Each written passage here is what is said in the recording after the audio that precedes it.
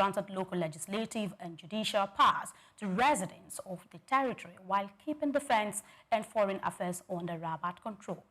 The Algeria-backed Polisario Front, which seeks full independence, has rejected the proposal, while Algeria has warned it will not support any resolution endorsing Moroccan sovereignty. The draft also seeks to renew the mandate of the UN peacekeeping mission in Western Sahara, MINUSO, for another year and request a strategic review of its operations. The vote comes amid growing international support for Morocco's stance, with the US, France, and UK, and Spain all backing Rabat's autonomy framework. Away from that news, the number of Americans filing for unemployment benefits dropped to 219,000 last week, showing that the labor market remains stable despite lower job creation. Economics said the decline supports the Federal Reserve's decision to pause further interest rate cuts for now. However, hiring remains weak as companies, including Amazon and automakers, continue to cut jobs amid economic uncertainty and automation. Continued claims rose slightly to 1.96 million, indicating that hiring has slowed even as layoffs increases. And that's the news this morning. We say many thanks for watching. Do well to follow us on our social media platforms at SOUQ News Television. My name is Grace Komalafe, and coming up shortly is SOUQ Business Landscape. Please stay with us.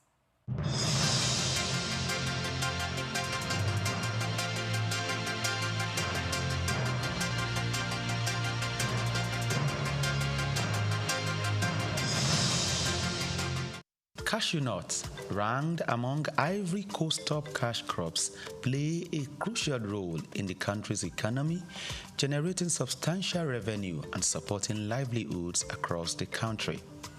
As the world's leading exporter of raw cashew nuts, Ivory Coast contributes an estimated $800 million annually to its economy and also serves as a vital source of income for over 410,000 families, particularly in rural areas where few other opportunities exist. Cashew trees flourish in Ivory Coast northern regions, including Bondukau and Savannah, known for its high-quality nuts and extensive plantations, just as Worondogu and Bagwe in the north central and northwest are also emerging as key producers. These regions not only drive Ivory Coast cashew production, but also support local livelihoods and economic growth. However, the country with over 29 million citizens is yet to fully realize the potential of its cashew industry. Despite being the top producer, the country processes only 7% of its cashew domestically, resulting in lost opportunities for value addition and job creation. Specifically, a recent data reveals that only 22% of the country's cashew nut output was processed domestically in 2023, even as the volatility of global cashew prices poses risks to farmers' income and overall economic stability. Concerns also arise regarding labor practices in some cashew farms and the environmental impact of deforestation for new plantations. To address these challenges and maximize the benefit of its cashew industry, Ivory Coast must focus on key strategies moving forward. These include investing in local processing facilities to boost job creation, export value, and farmers' incomes. Furthermore, the Ivorian government body overseeing the cashew sector, ARECA, must promote fair trade practices and ethical sourcing to ensure better prices for farmers and improve working conditions. Sustainable farming practices will also help to protect the environment and ensure long-term cashew production. According to a recommendation made at a workshop organized by the World Bank, tax exemptions and access to credit facilities will help to tackle some of these challenges. Furthermore, the private sector can also invest in research to develop high-yielding cashew varieties, improve processing techniques, explore new cashew products, as well as develop and implement digital platforms that connect farmers to market in order to facilitate financial transactions. Organizations like the Africa Cashew Initiative (ACI) must also assist in data compilation in the value chain at macro, meso, and micro level. By addressing this and harnessing its cashew potential, the country can further enhance its economy and build a more sustainable future for its citizens. Israel Adeyemi reporting for SOUQ News.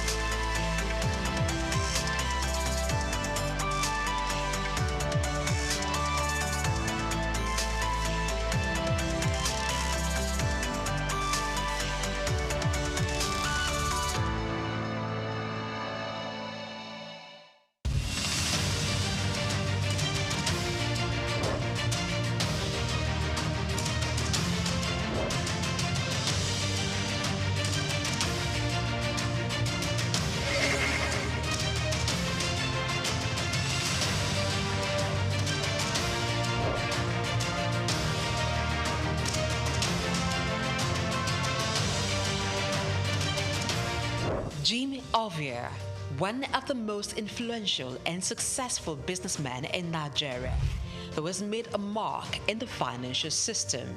He is the founder and chairman of Zenith Bank, one of Africa's largest and most profitable banks.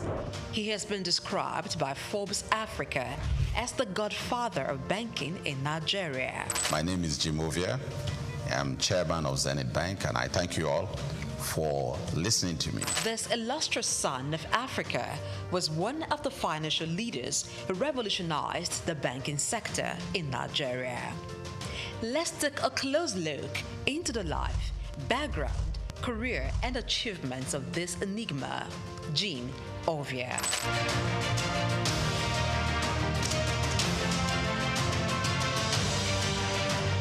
Jim Ovia was born on November 4, 1951 in Agbo, Delta State, Nigeria, to a large family as the second son of Chief Obi Olihe of Agbobi in Delta State. Being one from a humble background, Jim attended local schools as he had lost his father at the tender age of 4.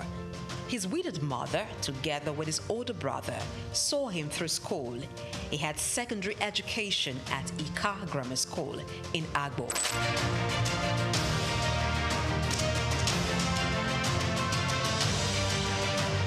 Due to his interest in business and technology, he proceeded to the United States to study business administration at Southern University, Baton Rouge, Louisiana, USA, where he obtained a bachelor's degree in 1977. He furthered to University of Louisiana, Monroe, Louisiana, and bagged a master's degree in business administration in 1979. Jim Ovia is also an alumnus of the prestigious Harvard Business School.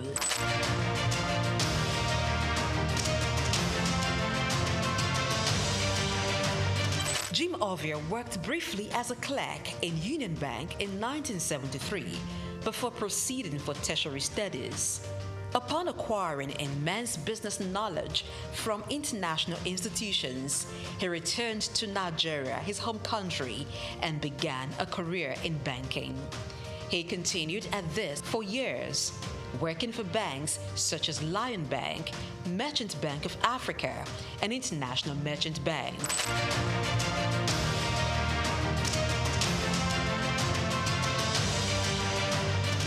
after many years in the banking industry. In 1990, Jim came together with some colleagues to found one of Africa's largest and most profitable bank, Zenith Bank. The bank was established with a vision to provide excellent customer service, innovative and technology-driven banking. Zenith Bank flourished as it drew customers who sought excellence in financial services. What started with an asset of $4 million and about 50 staff has grown into over $24 billion in assets and shareholders' funds of more than $3 billion as of June 2022. Zenith Bank is listed on the Nigerian Stock Exchange and London Stock Exchange. Jim Ovia served as Zenith Bank's Chief Executive Officer and Managing Director from 1990 to 2010, and then Chairman from 2010 to 2014. After a brief break, he returned as Chairman of the bank in 2016 and remains so till date. Under his leadership, Zenith Bank has grown to become one of the leading banks in Nigeria and Africa, standing tall among some of Nigeria's first-generation banks of repute, a feat rare for second-generation banks established in a time of tension between military and civilian regimes and economic instability. We will build our own roads to our branches if we're building branches in some cities, towns where the roads are not good enough. We have also bought power plants, generating sets to power electricity into our building. When we do all this, we also even had dug borehole to supply water to the building. When we do all this, what I personally call it is BYOI. Bring your own infrastructure or build your own infrastructure. Jim Ovia served as Zenith Bank's Chief Executive Officer and Managing Director from 1990 to 2010, and then Chairman from 2010 to 2014. After a brief break, he returned as Chairman of the bank in 2016 and remains so till date. Under his leadership, Zenith Bank has grown to become one of the leading banks in Nigeria and Africa, standing tall among some of Nigeria's first-generation banks of repute, a feat rare for second-generation banks established in a time of tension between military and civilian regimes.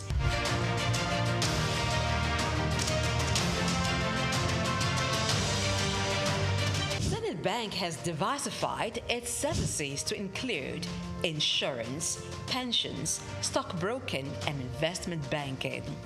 The bank has won awards and recognition for its performance, governance, innovation, and social responsibility, inspired by its chairman's belief in giving back to community. Really, it's my special pleasure, my honor indeed, for this opportunity offered by AAI to be awarded in the category of Business Leadership Award for 2017.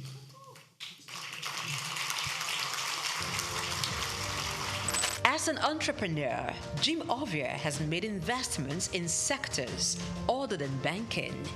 They include oil and gas, telecommunication, real estate, power generation, media, and most recently, education.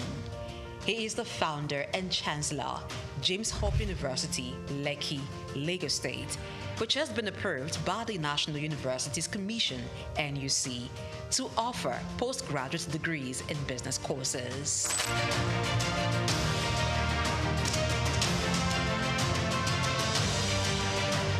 Jim Ovia is a man who believes in giving back to society. He has engaged in philanthropic works through his foundations, Mankind United to support total education, MUSTE, and Youth Empowerment, ICT Foundation. These foundations award scholarships to indigenous students and promote information and communication technology in Nigeria through various initiatives. Ovia has made donations towards courses and institutions. They include Nigerian Investment Promotion Commission, NIPC, Nigerian Internet Group, NIG, Lagos State University, and National Information Technology Advisory Council, just to mention a few.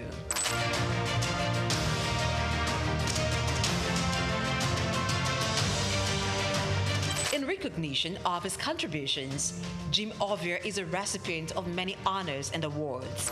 In 2012, the University of Benin awarded him an honorary doctorate degree. Former President Muhammadu Buhari in 2022 conferred him with the national honor of the Commander of the Order of the Federal Republic, CFR.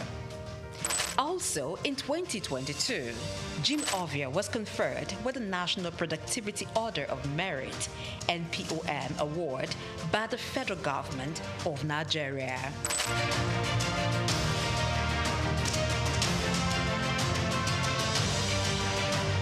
Jim Ovia is a proud member of the World Economic Forum, the Nigerian Economic Summit Group, and the Institute of Chartered Accountants of Nigeria.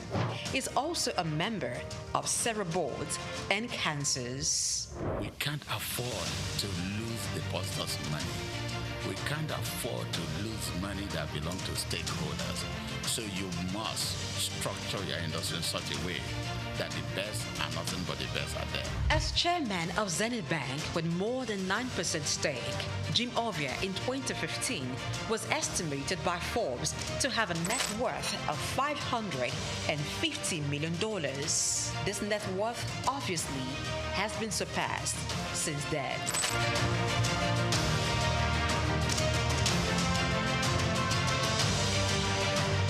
Jim Ovia, as a business person, founded 5 companies.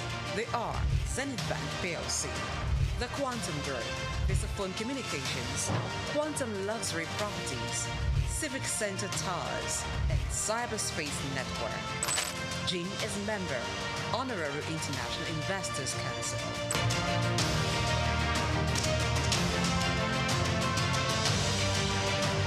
Kay Ovia is CEO, Quantum Markets Limited, a firm that offers stock brokerage services. She sits on the board of several organizations and is chairman, board of directors of Cyberspace Limited, a leading software engineering company. Cyberspace Limited is one of the pioneers in provision of internet services in Nigeria, providing network and software services. Kay, being at the head of a tech giant in Nigeria, teamed up with her husband, Jim, to strategically deploy robust IT infrastructure at Zenith Bank, which resulted in the development of digital products and technology-driven banking in Nigeria. Kay is an alumnus of Enugu State University of Technology, SOUQ, where she holds an MBA in management. She is much given to philanthropy, with several initiatives to transform lives, particularly those of the underprivileged. One of her projects targeted at children and youths, Star Rising Talent Hunt, aims at discovering and projecting hidden talents.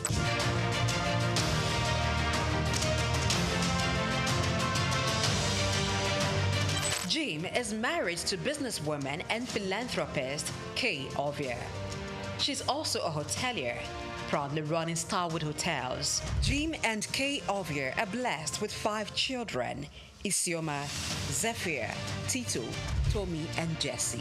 As a family man, Ovia enjoys spending time with his family. He also likes reading and traveling.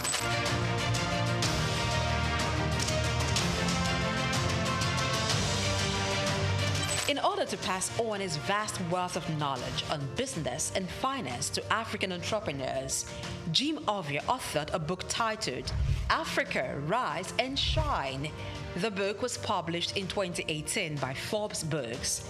The book was written after he featured in an issue of Forbes, and it became the magazine's best-selling edition in Africa, that it had to be reprinted 4 times. The book, Africa Rise and Shine, paints the picture of his humble beginning from the small town of Agbo in Delta State, and against all odds, pushed through to become a global business icon while providing insight on how to conquer challenges in African markets, taking advantage of the opportunities.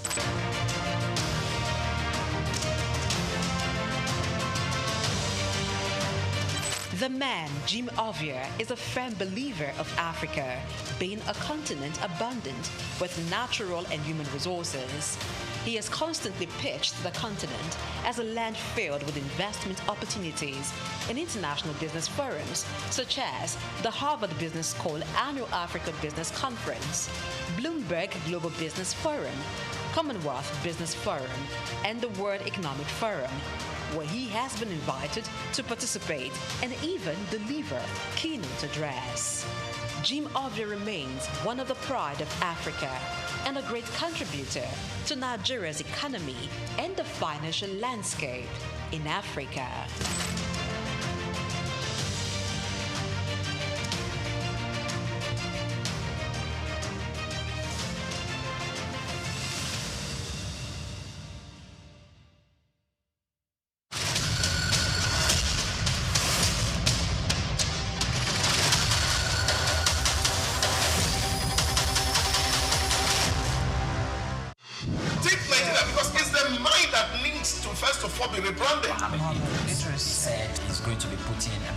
Labor, Nigeria content and materials first. If you say Nigeria first and it is just us down here that, are pushing that agenda, it's going to be a big struggle. Do you think Nigerian firms, Nigerian organizations should start looking at getting their staff involved in this market or buying to keep for their staff? Within this side, let's also learn citizen diplomacy, see something. This is SOUQ Business Landscape.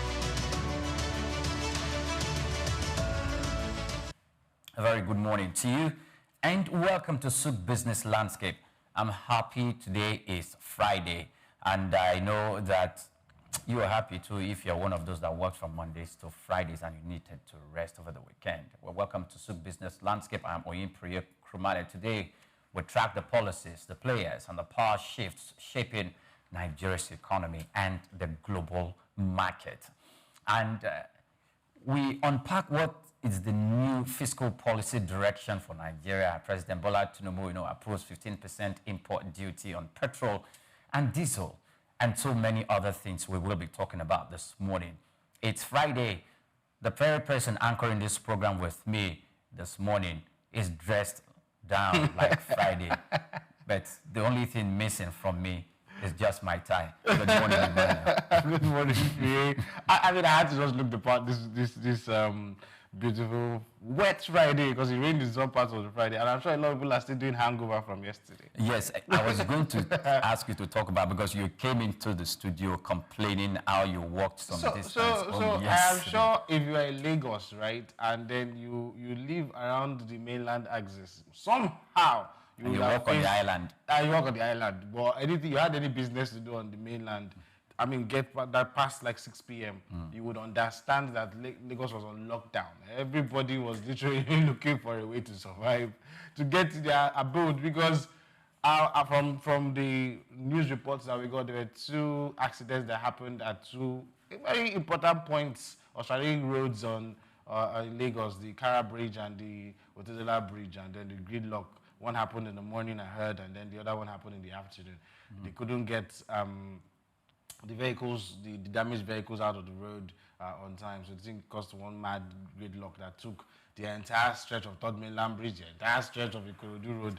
So imagine people who were living on the island, hoping to go home and then start to prepare for today that is Friday, that is weekend, and then you spend almost your nights in traffic. So we're getting home at 10, 11, 12. I had to come down at Anthony and did the very interesting work. Exercise. The good thing is, because I was telling one of our colleagues downstairs, I said, it reminded me of secondary school days, because my secondary school was around that area. And then as young people there, we always like to go home in groups. So when you are just thinking about the reminiscing of what happened during the day, nobody remembers where you get to K2 by 12. We all treks down that route. So walking yesterday kind of felt like that. Although, you know, when you're over a certain age, there's something that nobody recommends. So it's not an interesting exercise at all. No. Let's not forget Amin Mukhtar, who is joining us virtually from the United States. Good morning to you, Mukhtar.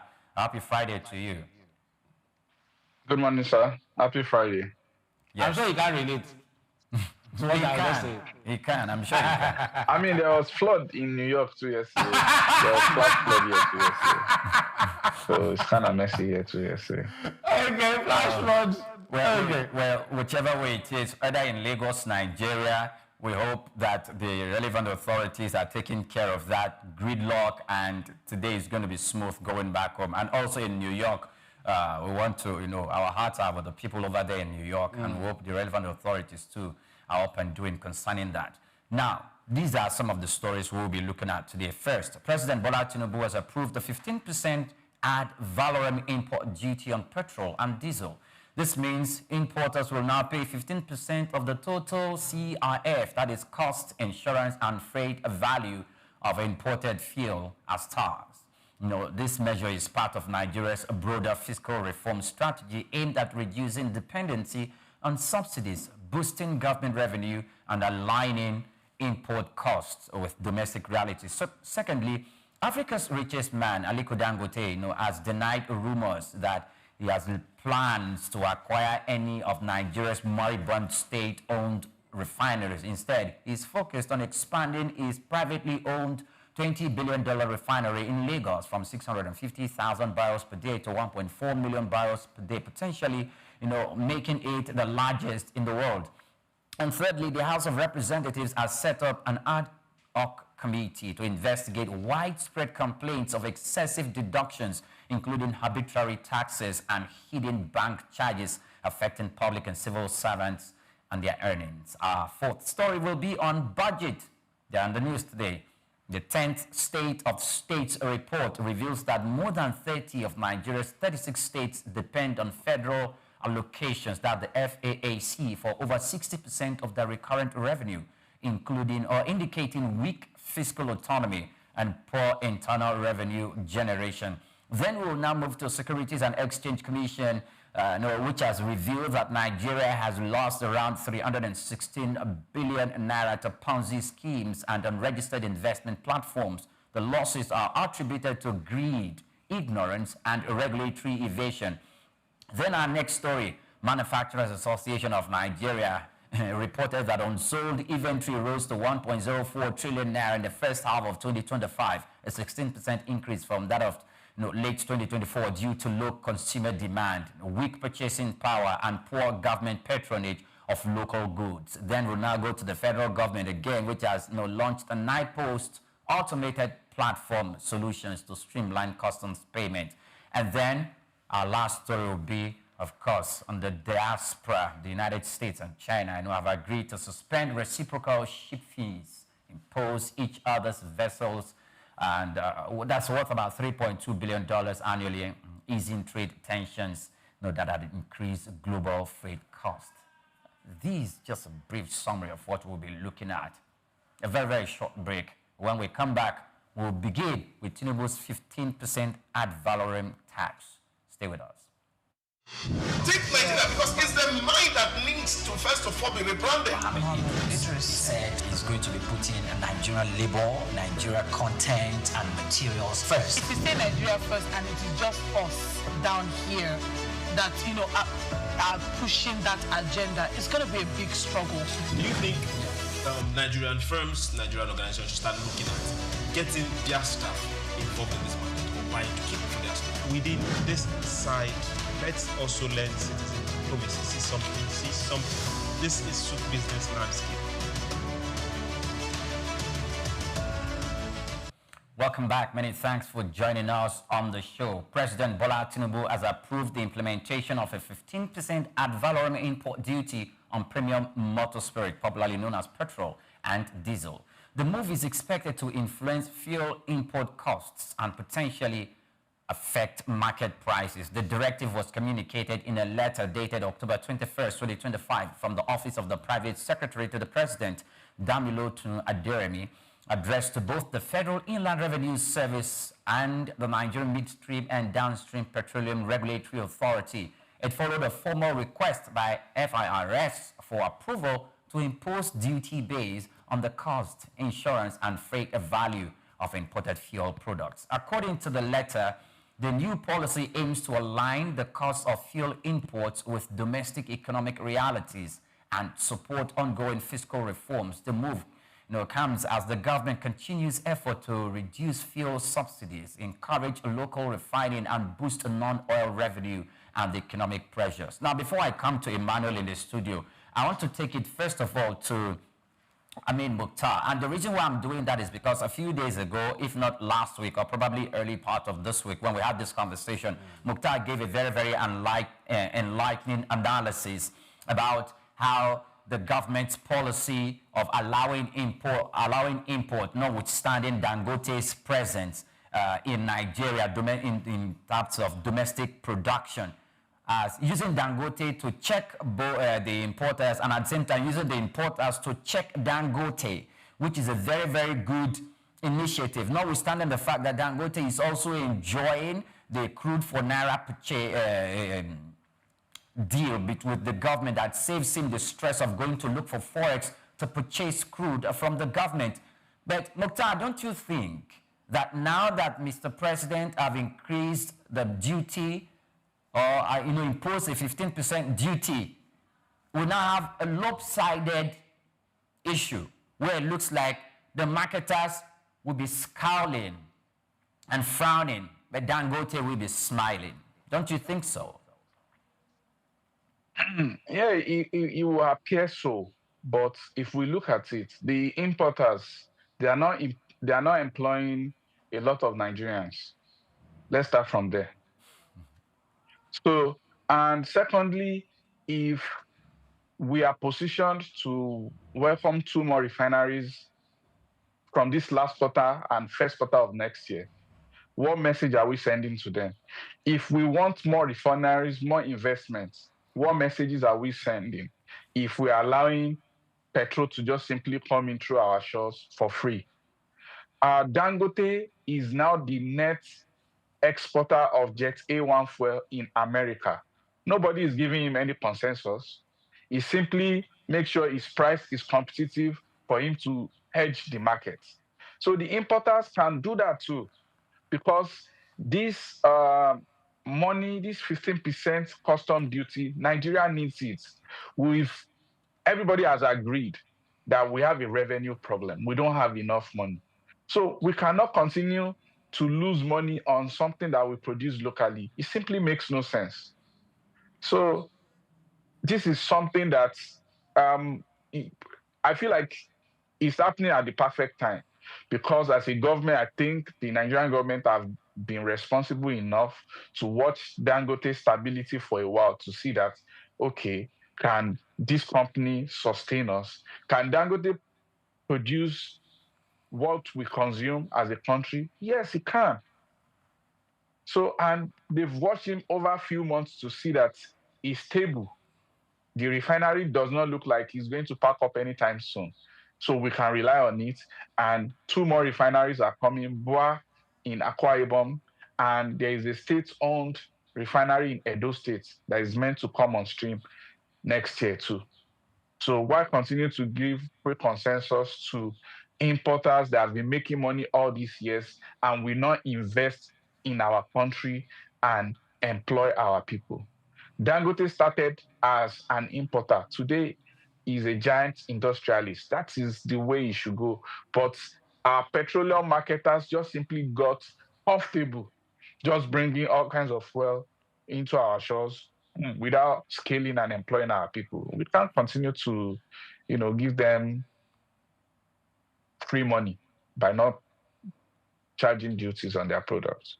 Okay, thank you very much. I partly agree with you, but please allow me to disagree a little bit. The reason why I'm saying that, some of those refineries that you mentioned, they are yet to come into the space. I think we all want to do that, where we can completely stop the importation of refined products into the country.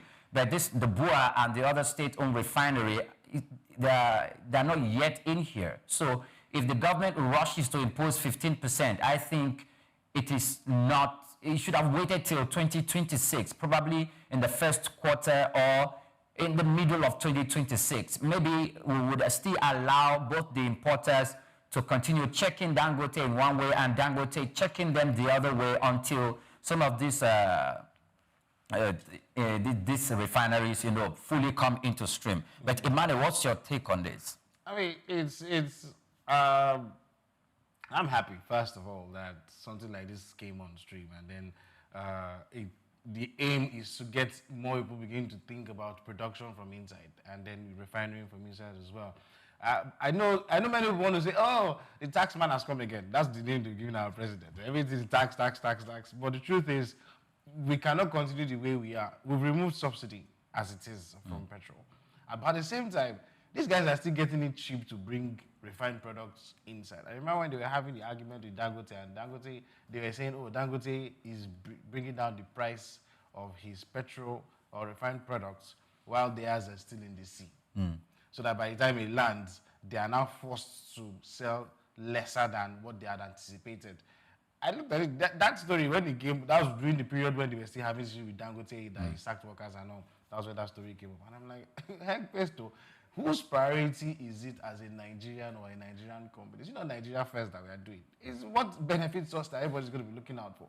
People don't even do so much. Just like Mukhtar said, you're not even adding value to whatever it is you're doing. You're just importing refined products and bring it down here. In your check, the value chain is not so, it doesn't employ so much of people. They're now thinking of another opportunity that can, as a government, and somebody is now thinking you want to go against it. No. However, the kind of arguments many of them want to bring up is, okay, fine. What is the capacity of the ones already refining here? Is it enough to take care of local demand? The figures are still shaky, because before you say, oh, how much do we consume maybe per day or in a year of refined products? It's arguable. But if the aim is so that we can have more local refineries, maybe modular refineries or smaller ones, if not necessarily the bigger, because I know the next story is going to like a sub to it. Okay. But if we're going to get into smaller refineries doing things, just like we were doing with electricity last time, more states can maybe do their own refineries and they are, something like that. Perhaps you're going to employ more people, you're going to shake up the economy. There's good pluses to it. If we look really negative, we may not even grow. All right. Now, please, let's move on to our next story because it has one way or the other. It's connected to this story. Yes.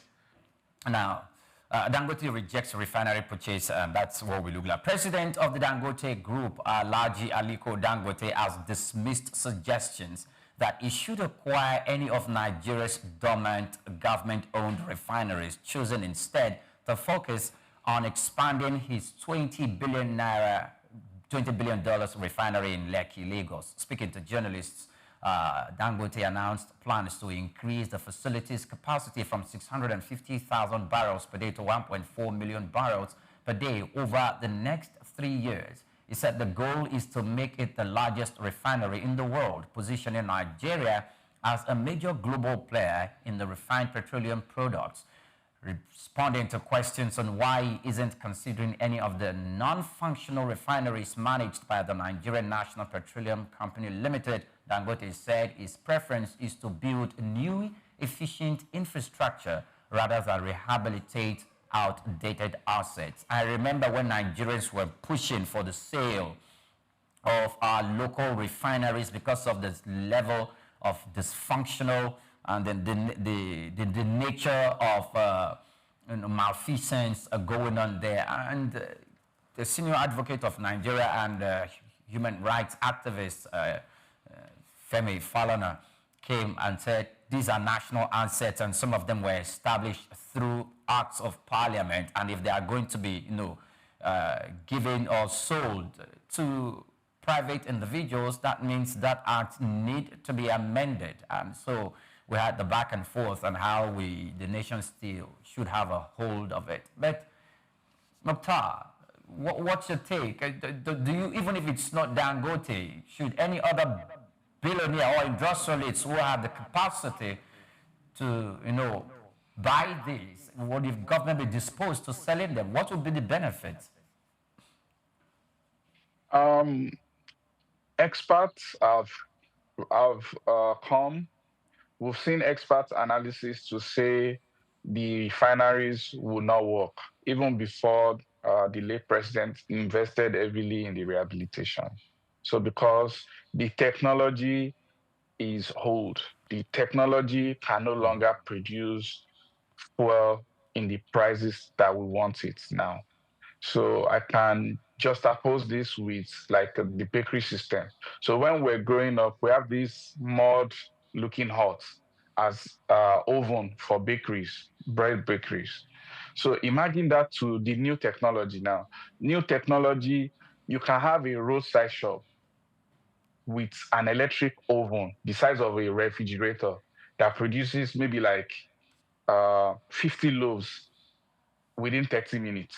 And you can do that as many times as possible. So I've seen bakeries that their factory and their warehouse is the same place by the roadside, and people just queue and they make fresh bread and they sell. So imagine when there's that technology, when you can have a oven the size of a refrigerator to produce, and somebody is now asking you to go and buy that mud looking house oven, that old oven, where you need like 10 people to operate it. Do you understand? So that is exactly what it looks with this refinery. So it's old technology. And the Buhari government has seen the rehabilitation, completed under this government. And the same thing that Ojulari is saying, that when the product from that refinery is pricing double the cost of the average fuel price in the market.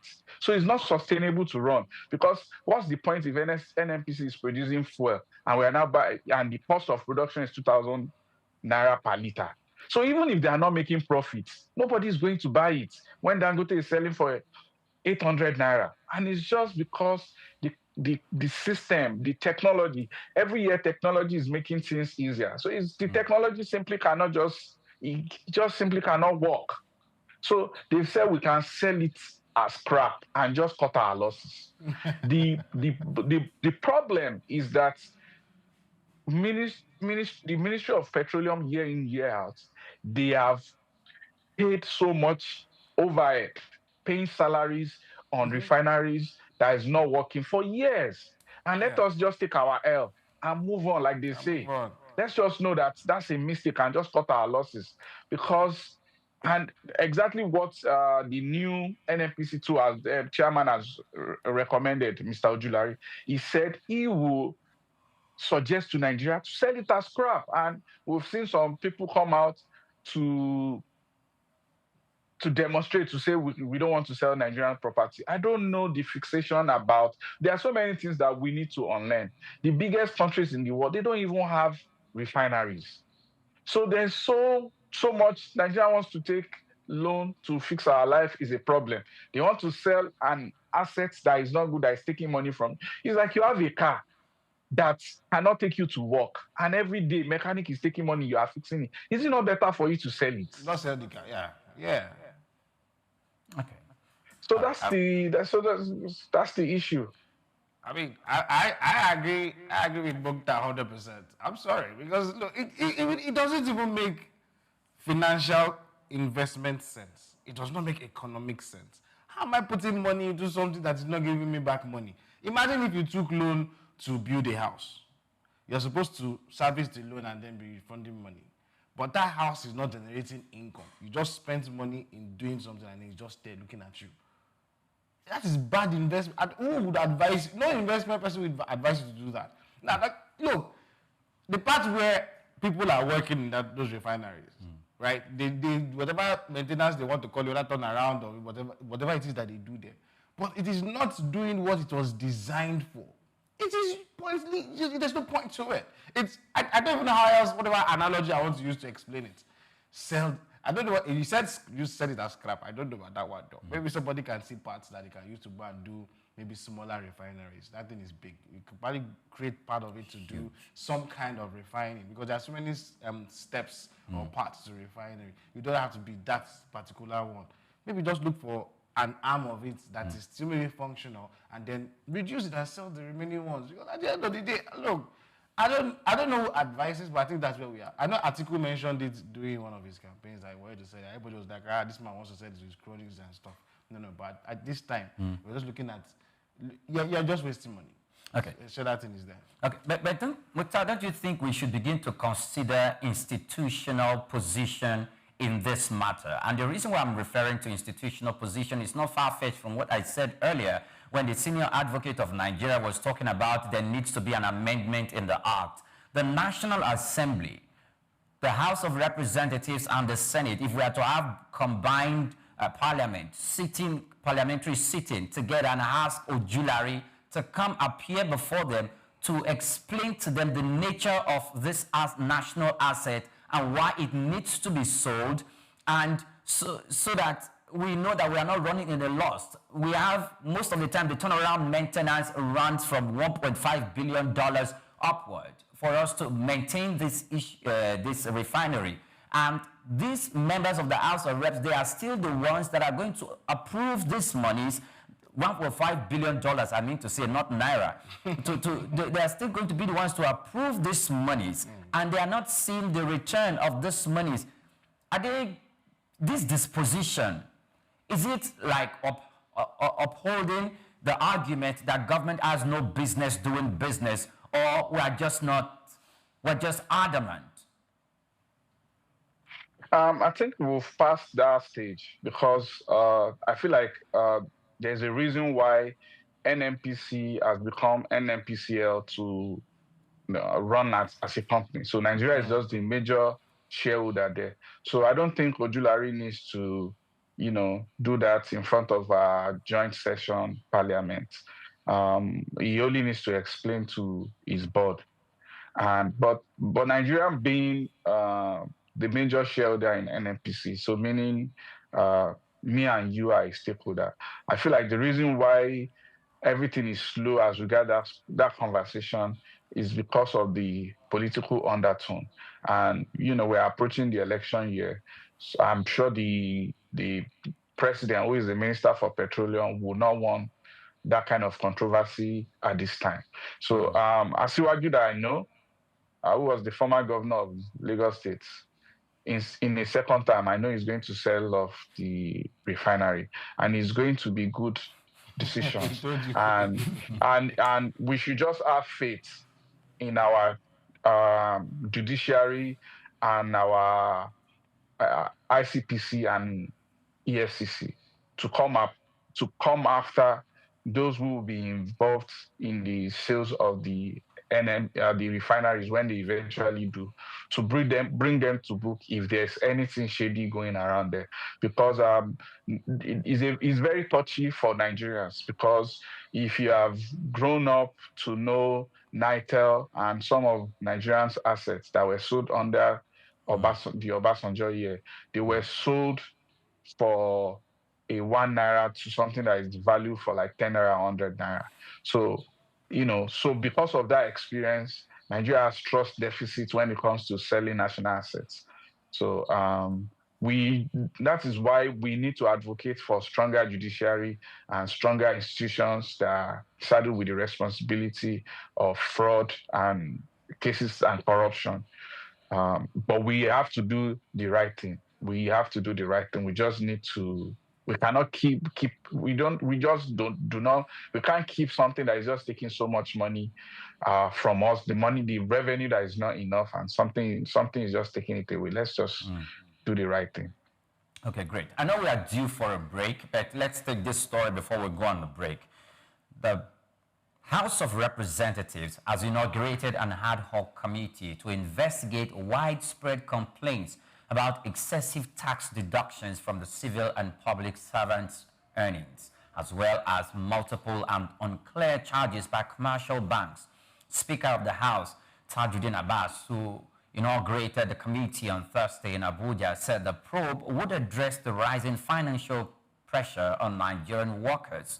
The committee is chaired by Kelechi Nwogu, a lawmaker representing Rivers State. Many Nigerians have raised concern over shrinking incomes, blaming arbitrary taxes, levies, and unexplained bank fees. A civil servant says that the deductions are deepening financial hardship amid inflation and stagnant wages. If Swift was sitting here or Olumide was sitting here, they are going to start recounting the stories and the experiences. Not that I don't have. I also do have. When you mention that, it's like you don't relate. Because there are a lot of people out there who would complain a lot about these deductions. And the thing is, a lot of persons feel like, okay, this is 1,000 naira deduction. And after ranting for a while, just like, okay, I'm going to go to the bank to, express my displeasure. These deductions are becoming too many. And at the end of the day, you are a busy person. You'll be in the office.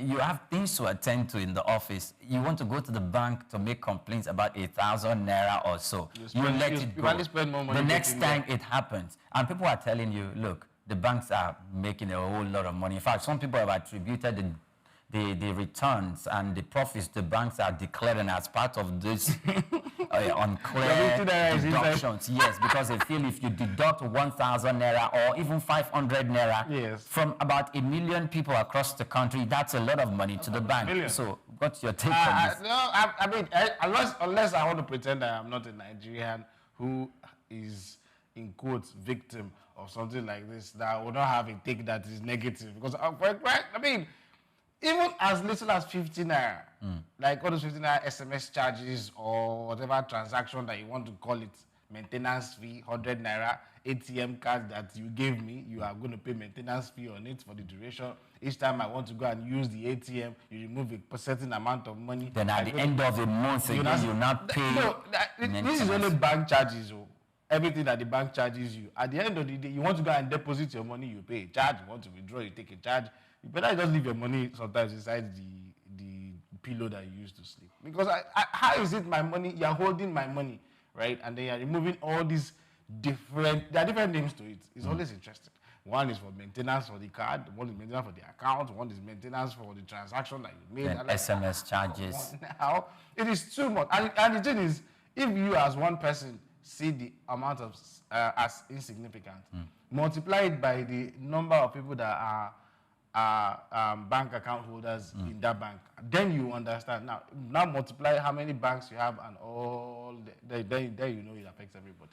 Mukhtar, is this how banks operate in the United States? Why did you do that to you? No, sir. No, sir. Okay. In the United States, if you have $2,000 in your account, if you come back after a year, you get $2,000 50 naira or $2,000 100 naira. In Nigeria, if you have 2 million naira in your account, after 6 months, go there, you see 1.9 something or 1.8 something from charges. And my background is accounting. My internship was with a firm, and some of what they do is they consult for big companies and rich people that have around accounting billions. They help them recover excess charges. So I know this is not allegedly. This is my own personal account of what happened. So we'll take bank statements of accounts that run in billions and we'll recover 30 million, 40 million, we'll take a fraction of it. And then we'll write to the bank. All the banks that were in Nigeria within 2010 and 2012, all of them were doing it. And we'll recover 30 million, 40 million for people that have accounts that are like 5 billion, 6 billion. And then, we just write proposal to a rich man and just say, you don't have to do anything, trust us, send your bank statement. We just want to help you recover excess bank charges. And then 30 million, and then we'll split it 50-50. And the man is happy to part away with it because it's not even money that he's expecting. Wow. This is my own personal experience. It's not like this is my personal experience. So here in America, nobody charge you for ATM card. Nobody charge you for even its replacements. Nobody charge you for SMS. It's so ridiculous. Bank is supposed to be making money from trading money, not milking their customers like that. So you just look at your phone. You're not doing anything on a Monday morning. You see 300 naira SMS charge. You see some ridiculous card maintenance, like you said. is ridiculous. Why are you charging me to issue an ATM card when at every time I use the ATM card, you still take charges? It makes no sense. Do you understand? The ATM card is a product for you because you make money on the transaction. So why are you selling it? Why? Because, okay, you are charging 1,000 naira. Nobody that has an ATM in Nigeria that will not use the card maybe 50 or 100 times in 2 months. So, and you take 30 naira, you've made the 1,000 naira back. So I feel like the government and CBN and the House Committee on Banking have been sleeping and been doing great disservice to Nigerians because the banks in Nigeria have been taking us for bread and tea for too long. And banks like Kuda Bank have shown that you can run a bank in this country without charging and taking people's money as you feel like at will. So it almost look like the chairman of the bank would just say, okay, I want to buy a Brabus. How much is a Brabus? And then they say, how many customers do we have? Okay, divide the price of the Brabus by the number of the customer. 300 naira. Then that's 3 billion. You are going to buy the Brabus. It looks like that's what is happening because you just see ridiculous charges. And when you go to the bank, our bankers are very, very rude. They are very rude. They just tell you, that's the bank policy. I mean, we can do better as a people. So I'm happy this is happening, better late than never. The CBN needs to wake up to and make sure they save us from these banks in Nigeria because we can't keep money at home, especially with the value of the naira now. Yes. So we cannot keep our money, we cannot carry it along. We have to put it in the bank somehow. And the banks like Kuda, they are not NGOs, they are making money too. So how are they surviving? You are supposed to make money from trading money, give people loans, and that is why they are reluctant to give people loans because they are comfortable taking our SMS charges, and that's enough for them.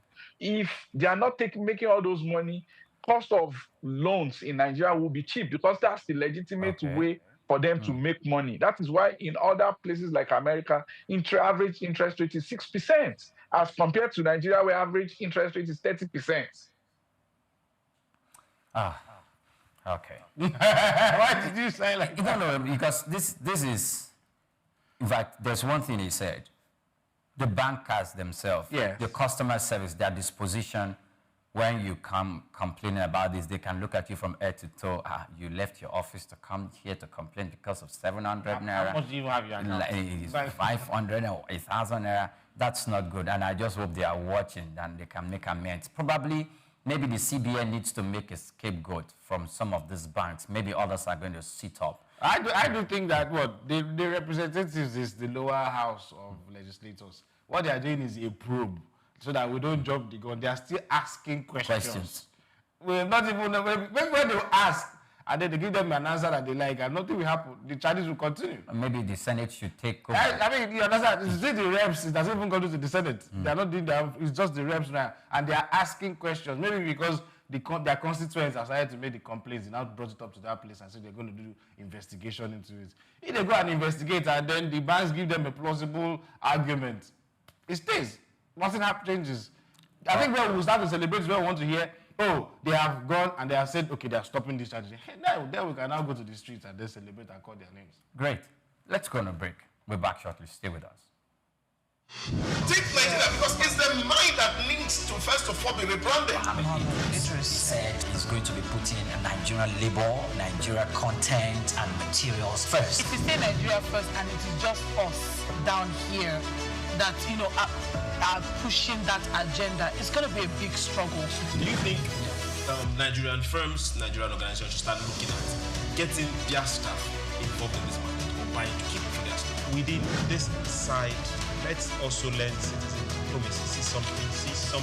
This is SOUQ Business Landscape. In Africa, and there's one man who has consistently been a household name and index of reference in the business arena. The name Aliko Dangote apparently stands tall. The Africa's richest man clearly benchmarks success, wealth, and prosperity.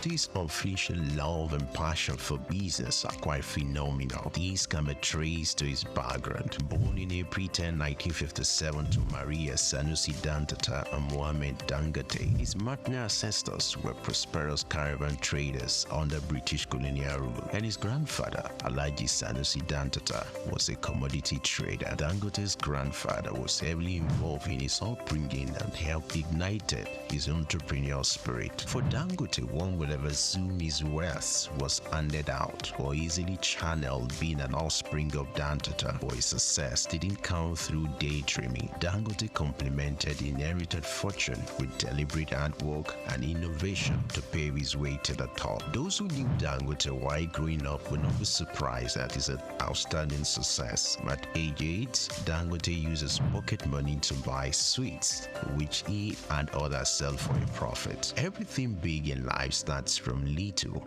Taking a clue from this, Dangote, from a seed loan of 500,000 obtained from his uncle, started business, which he traded commodities and business supplies, primarily cement. By 1981, his firm was successful that he had incorporated other businesses and established the Dangote Group. His empire extended to foodstuffs, including sugar, salt, wheat, cement, haulage, and other business concerns. Among his holdings were Dangote Industries, Dangote Bale Nigeria, Dangote Cement PLC, Benue Cement Company PLC, Dangote Sugar Refinery PLC, Dangote Flour Mills, and Nascent Ally Industries PLC. In addition to his holdings in Nigeria, the Dangote Group has operations in several other African countries. With these giant strides in the business arena, Dangote will forever be grateful to his grandfather for giving him wings to fly. According to Forbes, an American business magazine, Dangote remains the richest man in Africa with an estimated fortune of $13.9 billion. Dangote is one Nigeria, highly decorated with honors as well. His urine service and huge investment also got him both local and international. Take Nigeria because it's the mind that needs to first of all be rebranded. He said he's going to be putting Nigerian labor, Nigeria content and materials first. If you say Nigeria first and it is just us down here that, are pushing that agenda, it's going to be a big struggle. Do you think Nigerian firms, Nigerian organizations should start looking at getting their staff involved in this market or buying to keep for their staff? Within this side, let's also learn citizen diplomacy. See something. This is SOUQ Business Landscape. Welcome back, many thanks for joining us on SOUQ Business Landscape this wet Friday morning. I'm still in the studio with Emmanuel Amolo and, of course, Amin Mukhtar joining us from the United States. Now, let's move to our fourth story. The 10th edition of the Budget State of States report has shown that more than 30 Nigerian states remain heavily dependent on federal allocation to fund their operations, raising concerns over long-term fiscal sustainability. The report, titled "A Decade of Subnational Fiscal Analysis, Growth, Decline and Middling Performance," was unveiled on Tuesday in Abuja. Budget, a civic tech group focused on fiscal transparency, said the findings reflect a troubling trend of poor revenue generation at the state level. Speaking on Wednesday, a budget executive noted that at least 30 states, excluding Lagos, Ogun, and Enugu, relied on FAAC, that the Federation Accounts Allocation Committee, for more than 60% of their recurrent revenue.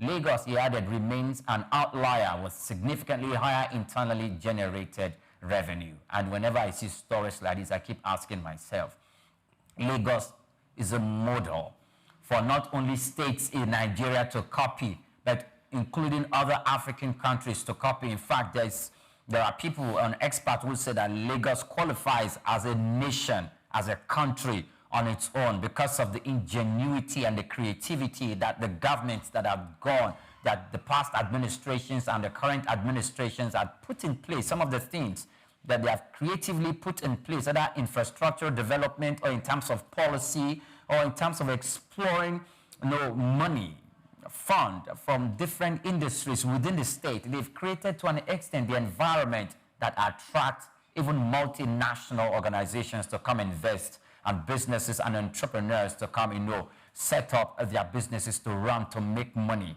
And little wonder we have people trooping into the country, into the state rather. But why are other states not towing same line? What is wrong with Bayelsa State? What is wrong with Delta State? What is wrong with some other northern state? What about Niger State? We know Umar Bago is doing something well there because they've prepared to plant rice for consumption for urban cities like Lagos. But what are other state governors? What are they doing now that they have more money coming into their hands by way of subsidy removal? Where else are they channeling that funds to? Is it for revenue generation, or is it going to service other needs that we're not going to generate more money for the state?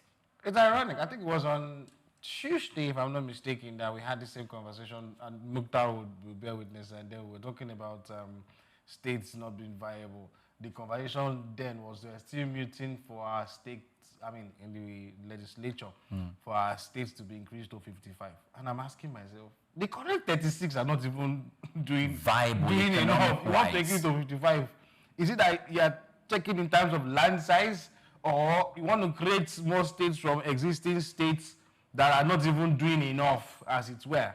Because nobody will tell me, you want states to be broken into two so that it's already sustaining itself. It's politics. In terms of land mass, in terms of population size, we can argue between Lagos and Kano, which people have more in terms of population, based from the last census.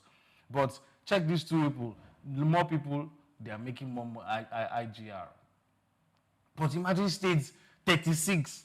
And what is half? Sorry, I'm sorry. Half is 15 or 16 or 17 or 18. My math is bad. But you are talking about 90% of your states are not even raising money from themselves, from within. They are waiting for handouts. It's free money. Because there is free money. You're asking that question, why are they doing it? It's free money. It makes people lazy.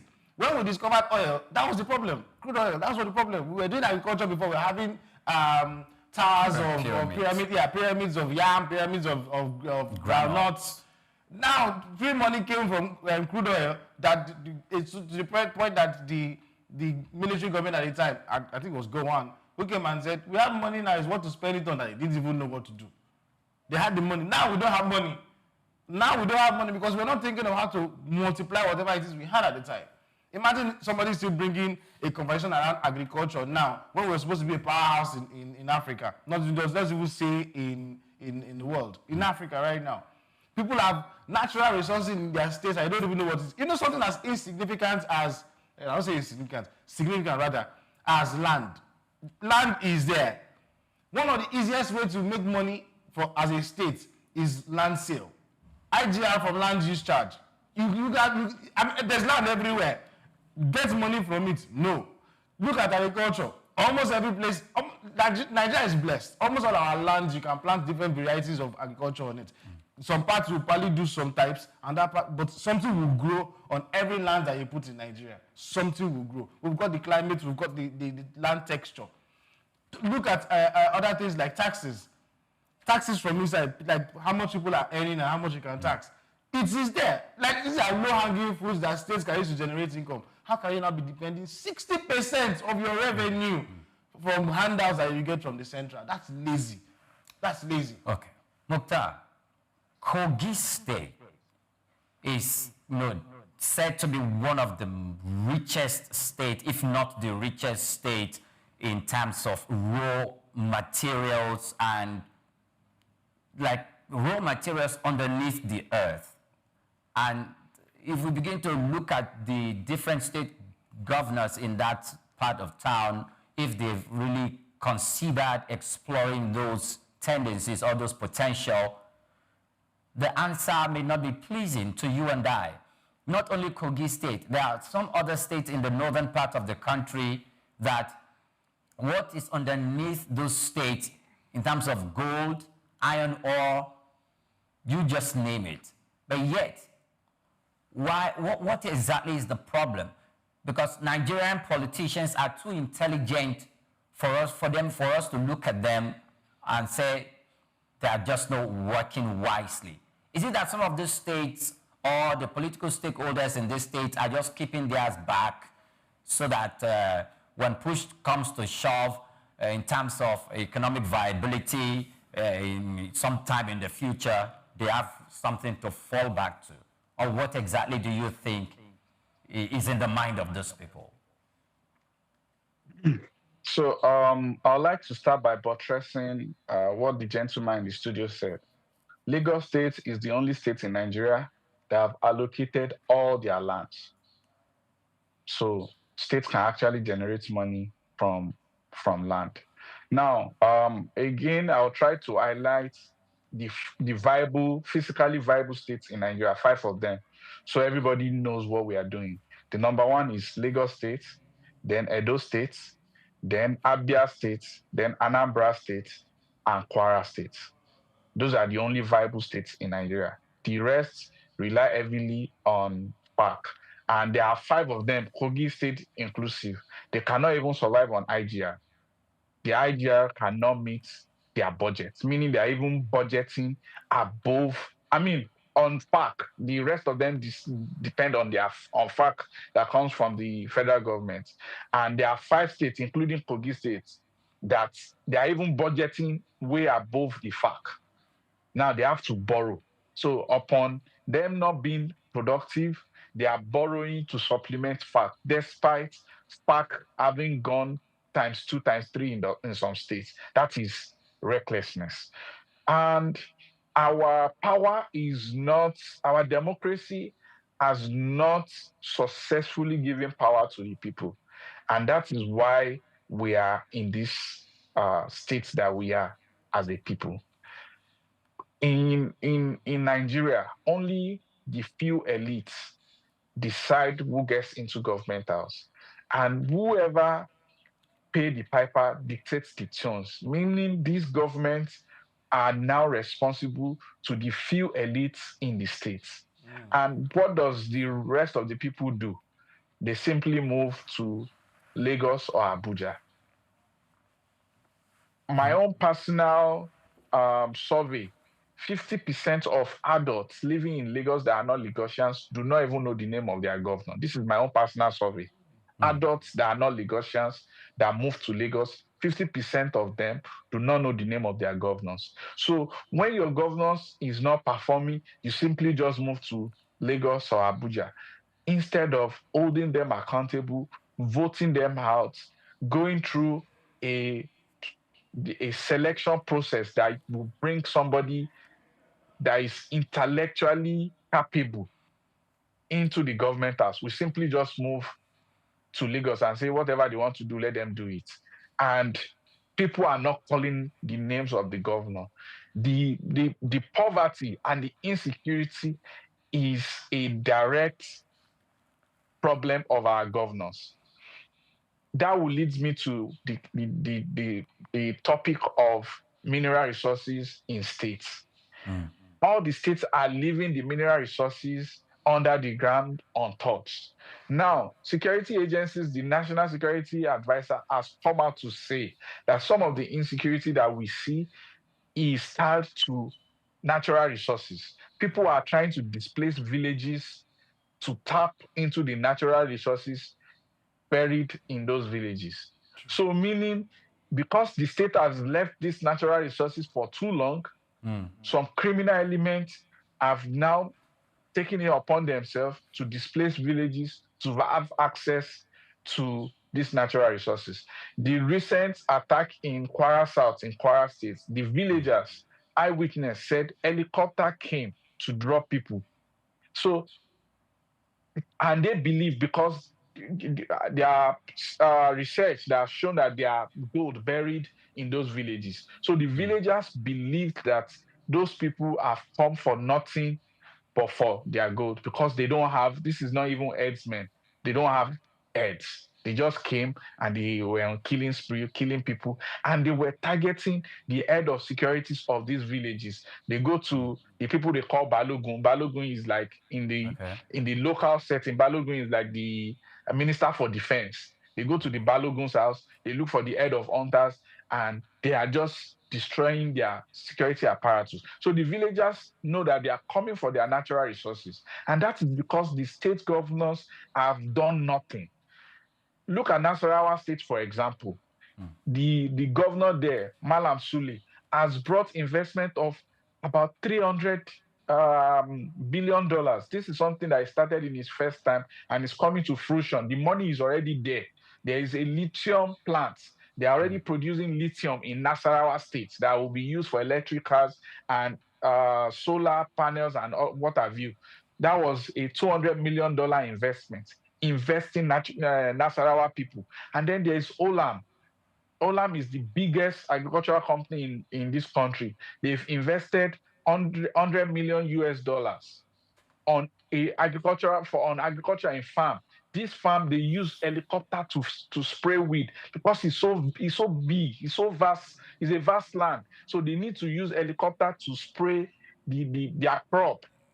So the governors need to continue to engage both local investors and international investors. Dangote has come out to say they are in know of so many people that have cash, but they don't have the stomach to invest their cash in Nigeria. Because guess what? Money investments is good money. Banks give these billionaires as much as 20% interest. No risk. Just bring 1 billion. I will be giving you 200 million every year. You don't have to do anything. So look at the headache in recruitment and the bottleneck that these governors give some of these investors is too much. They ask for this, they ask for that. So it's too much. They would rather just leave their money in the bank and be earning interest on it. And they just go to parties and buy cars every other year and travel out. So imagine you have 10 billion, you have 20 billion. You are making about $1 billion in interest, doing nothing. Won't you rather do that than go through all of this headache? We've seen Dangote over the years come to the TV countless times. The last one was about Pegasan. It's too much headache. So these are the things that we need to look at because these people, they have options with their money. They don't have to start factories to make money off of it. They'll just put it in the bank and the bank will break the money into pieces and borrow me and you at 30%. And they give them 20% of it. It's good business for them. So, and again, some governors, it is their plan to impoverish their citizens. So there is nobody that can upsurge them. They feel like if the elites, they don't have money because we know how expensive election is in this country now. So if they feel like there is no prosperity, people won't be able to sell their vote, one. And if there's no prosperity, people will not be able to come together to say this is the person we want in power and crowdfund him. In New York, for example, permits me to bring you here. There is the mayor election coming that is happening now, will be decided in few days, in about 3-4 days. The front runner is a 35-year-old man that the young people are queuing behind. He's 35-year-old without no real governance experience. But his ideas resonate with the youth. It's like the Peter Obi of New York that I like to say. He's just saying everything like governance is not rocket science. Like this bus fare is killing people. Train fare is killing people. This, rent. So I'm going to freeze rent for 5 years. Your landlord cannot. He's just saying all of this common sense. Like it takes me nothing to do that. I'll just sign a paper. And nobody can increase your rent. And now he has 80% chance to be the mayor of the most important, the most populated city in America. And his young people, he's get all the Gen Zs to go register. First, they went into the Democrat, they got into the party, won him the primary there. It's like young people putting somebody in APC and winning the primary for him in APC. That's what they did. And he has 80% chance now. Now, his campaign is the biggest. And when they look at the average donation is $80, $100. It's money from, low-income earners, because he's giving the message that resonates with them. He's saying, don't worry, bus that take you to work, you no longer have to pay. Like the city can pay for it. Why are they asking you to pay $3? And you have candidates that have corporations, that have millionaires that are giving them 2 million, 5 million, and they can't make as much as somebody that people are donating $80 to. So let me bring you home.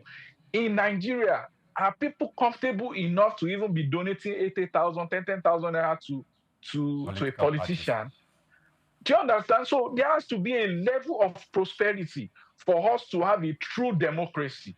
If not, the democracy is going to be for whoever can buy, for the highest bidder. Our democracy has a price tag, and that is why it looks like there's a deliberate attempt to keep us in poverty so that we don't have a choice. So they go to the villages. If we and you are elites and we can say, okay, we don't need 20,000 to sell our vote, what about our cousins and our family, our uncles in the village? They will sell it. They will sell it. And we, the elites that will not take money, that won't sell our vote, our life is too precious to us. We don't want to come out on election days because of election violence. We'll say we'll rather not die.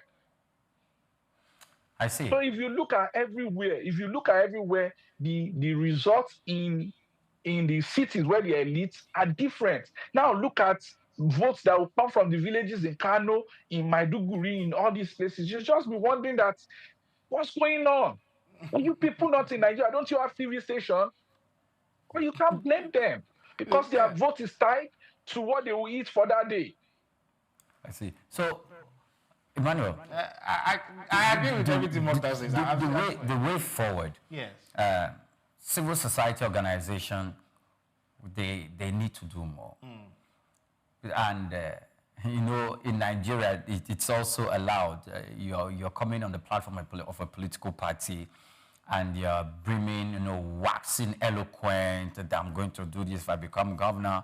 I'm going to do this if I become your rep in this constituency. I'm going to. We've not seen much of that, and when we see that coming, we see the politics that is peculiar to Nigeria becloud such ideas. Let me sweeten your thoughts here. Because I've interacted with a couple of civil society organizations, the ones that you think would champion these. Yeah. Many of them are funded by the same politicians. So what are you talking about? You want them to come and preach something against a political party that is already funding them? Many of them are not even funded well. NGOs that even things have, many of them, you see them look up a hand to many of these people. Many of the donor agencies that you think, okay, many of them are still funded by the same affluent people who want decisions that favor them. So what are we talking about? They influence the policies. It just goes around in circles. While we're still on this, is because of, we have Nigeria now with 36 states. Like 30 of them are not economically viable, but they existed. He made a valid point when he said, you give me my FAC allocation. I put it in a bank. It's there, getting me interest. I don't need to touch it. Because I know the next month, another one will come in. It's every month it comes in. So I might have decided, okay, 1 month. I know the irony. Since fuel subsidy got off, there's now more money for the states. Not as many of them are jumping ship now to go to one political party. Don't worry, we know. There's more money. There's more money in the system. It also means that you can now have enough money to execute if you want to go for a second term. The system is already there. It's playing for you. Yeah. Bro, I just give you an example. If this month the salary comes, the allocation comes in, I don't need to spend anything in it.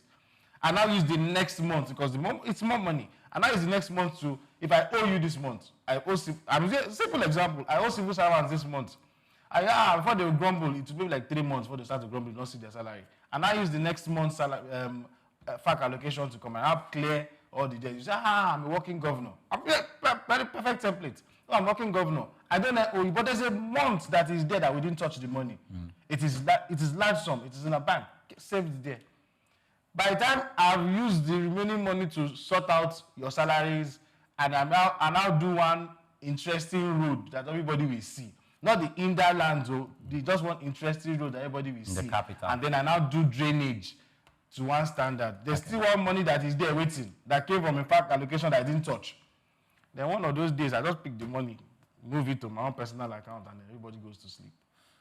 ICPC, I know they do a lot in terms of all these checks, but we know some of the rots that happen in this system. That's why, you see, nobody will say don't share FAC allocations to the states.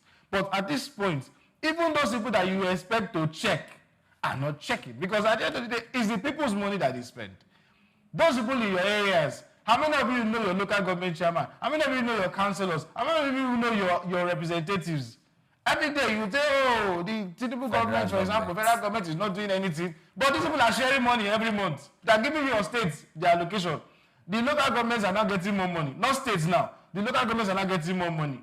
How many of you know your local government chairman? The man that's supposed to fix your streets, not the main road now, the ones in your street in front of you. Your primary health centers, your primary schools, because they are the ones responsible. Because people don't even know who is responsible for what anyway to even ask. Your primary schools that your children go to, they are supposed to not pay. They are not supposed to pay because those things are supposed to be taken care of, they are subsidized. Your primary health centers, these are questions that you normally, as you listen to what we're saying, you should ask questions in your community, not even your state governor, because that's even a stretch. Government is supposed to come closer to the people, but the people are not even asking questions. Okay. Now, IGR is a very interesting conversation.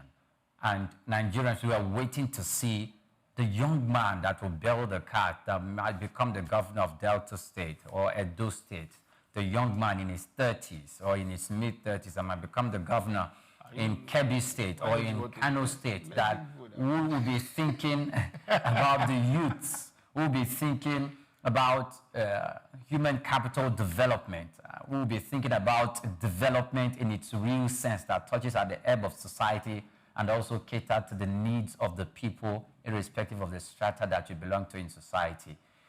We will have them someday, and that day is not far. Let's move to our next stories. The Securities and Exchange Commission, SEC, has revealed that Nigerians have lost approximately 316 billion naira to Ponzi schemes and illegal fund managers over the years, blaming the persistent trend on widespread greed and ignorance. Abdulrasheed Dan Abu, head of FinTech and Innovation at SEC, disclosed this in Abuja during a training session for financial journalists at the Commission's Journalists Academy. He presented a paper on combating investment fraud where they outlined the nature of Ponzi schemes and how they continue to thrive. Dan Abu described Ponzi operations as fraudulent setups that pay returns to existing investors using funds from new contributors without any underlying legitimate business. He warned Nigerians to always verify the legitimacy of investment opportunities and consult SEC before committing funds. Now,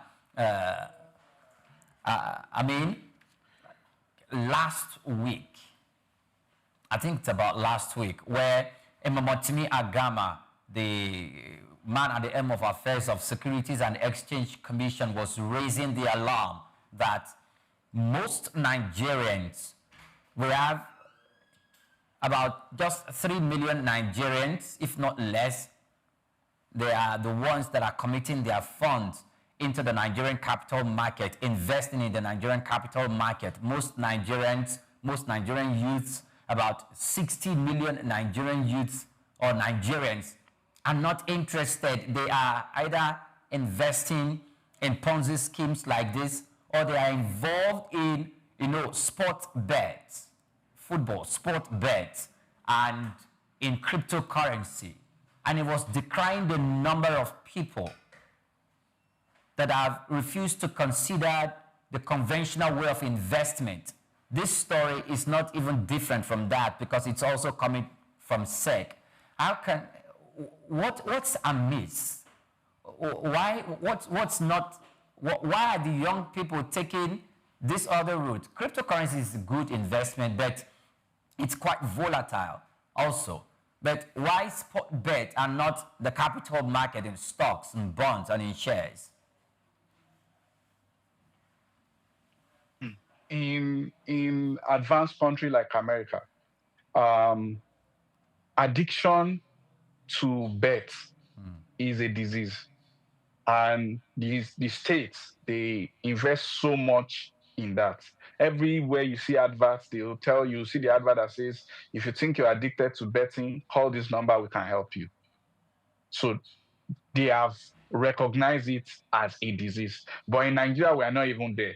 In Nigeria, National Orientation Agency and the National Assembly has a lot to do with social media regulation at this point, because before now, the NBC has banned, they regulate messages that come on national TV. But national TV is no longer what it used to be. Now, the national TV is Instablock, Tunde Ednut, and the likes on our phone. That's where we get all of our information. And, it's so unfiltered. People just come and put all kinds of information on this place. And we are not all adults. You and I can see an information and filter and see through the rubbish. But there are 16-year-old, 17-year-old that do not know better. So we need to do that for the generations to come. I know Nigerians is very touchy to them when we talk about social media regulation, but we know that the social media is now bigger than the traditional media. So we have to regulate it because of the information that we consume. China, for example, now has come out with a law that says you cannot talk about anything professional if you don't have a degree in that field. So you cannot just come and start telling people, take this thing, you lose weight. Or if you do this investment, you make money when you are not a financial expert. You go to jail in China. That's the new law. So, and that's the second biggest economy in the world. We cannot say we are more advanced or we are more developed than them. So there's a reason they are taking that. There was something that happened in the United States 2 years ago. Somebody on TikTok cooked chicken with a certain painkiller as a challenge. And do you know that there was emergency all over America because 16-year-old, 15-year-old, they were using the same painkiller to cook chicken and eating it, and they were falling sick. So that's something that can happen from social media. Now, to now go back to our story, there is so much information about overnight wealth everywhere in Nigeria on the social media. So an average Nigerian believes in money miracle, that there's something that they can do that will make them a millionaire overnight. So now, when you have a belief, anything that looks like your belief looks like this is God speaking to you. So imagine somebody prophesies in your life and say, oh, I command uncommon money. I command money that you do not deserve. You become a millionaire. I've seen it. And then you now see somebody that now say, put 2 naira here. You get 2 million. You say, this is what my afa is telling me. This is what my pastor is telling me. So we need to look at all this information. And Nigeria as a people, we are greedy. At the time when there was CBEX in this country, where people lost a lot of money, let me put this out there. Do you know that there was another Ponzi scheme called PSEX for Nigerians in diaspora? It is not popular because it was designed for people that are earning in pound sterling, Canadian dollar, and US dollar. That also crashed and they lost a lot of money. But because there are Nigerians in diaspora, that is why it's quiet. PSEX, if you have your time, Google it. A lot of Nigerians lost money. So even Nigerians in diaspora that are in a fairer economy are still investing in Ponzi scheme because it's something that over the years we believed in overnight wealth and in sudden wealth. That is where National Orientation Agency comes in. They need to clamp down on some of the terrible information that they are putting into people's head. And you see people that are even in their 60s, professors, you wonder why they believe this. It's because, you see, something that you've believed over the years from when you were a child is difficult to unlearn. So no matter how much you grow in life, a system, a belief system is very, very, very difficult. That is why it's important that we plant good seeds in the mind and in the brains of the future of this country. And there is a parallel line with overnight riches in Nigeria, the greed, with our unemployment. Nobody wants to build real business. Nobody wants to build real factories. people are looking for something that will turn to another money tomorrow.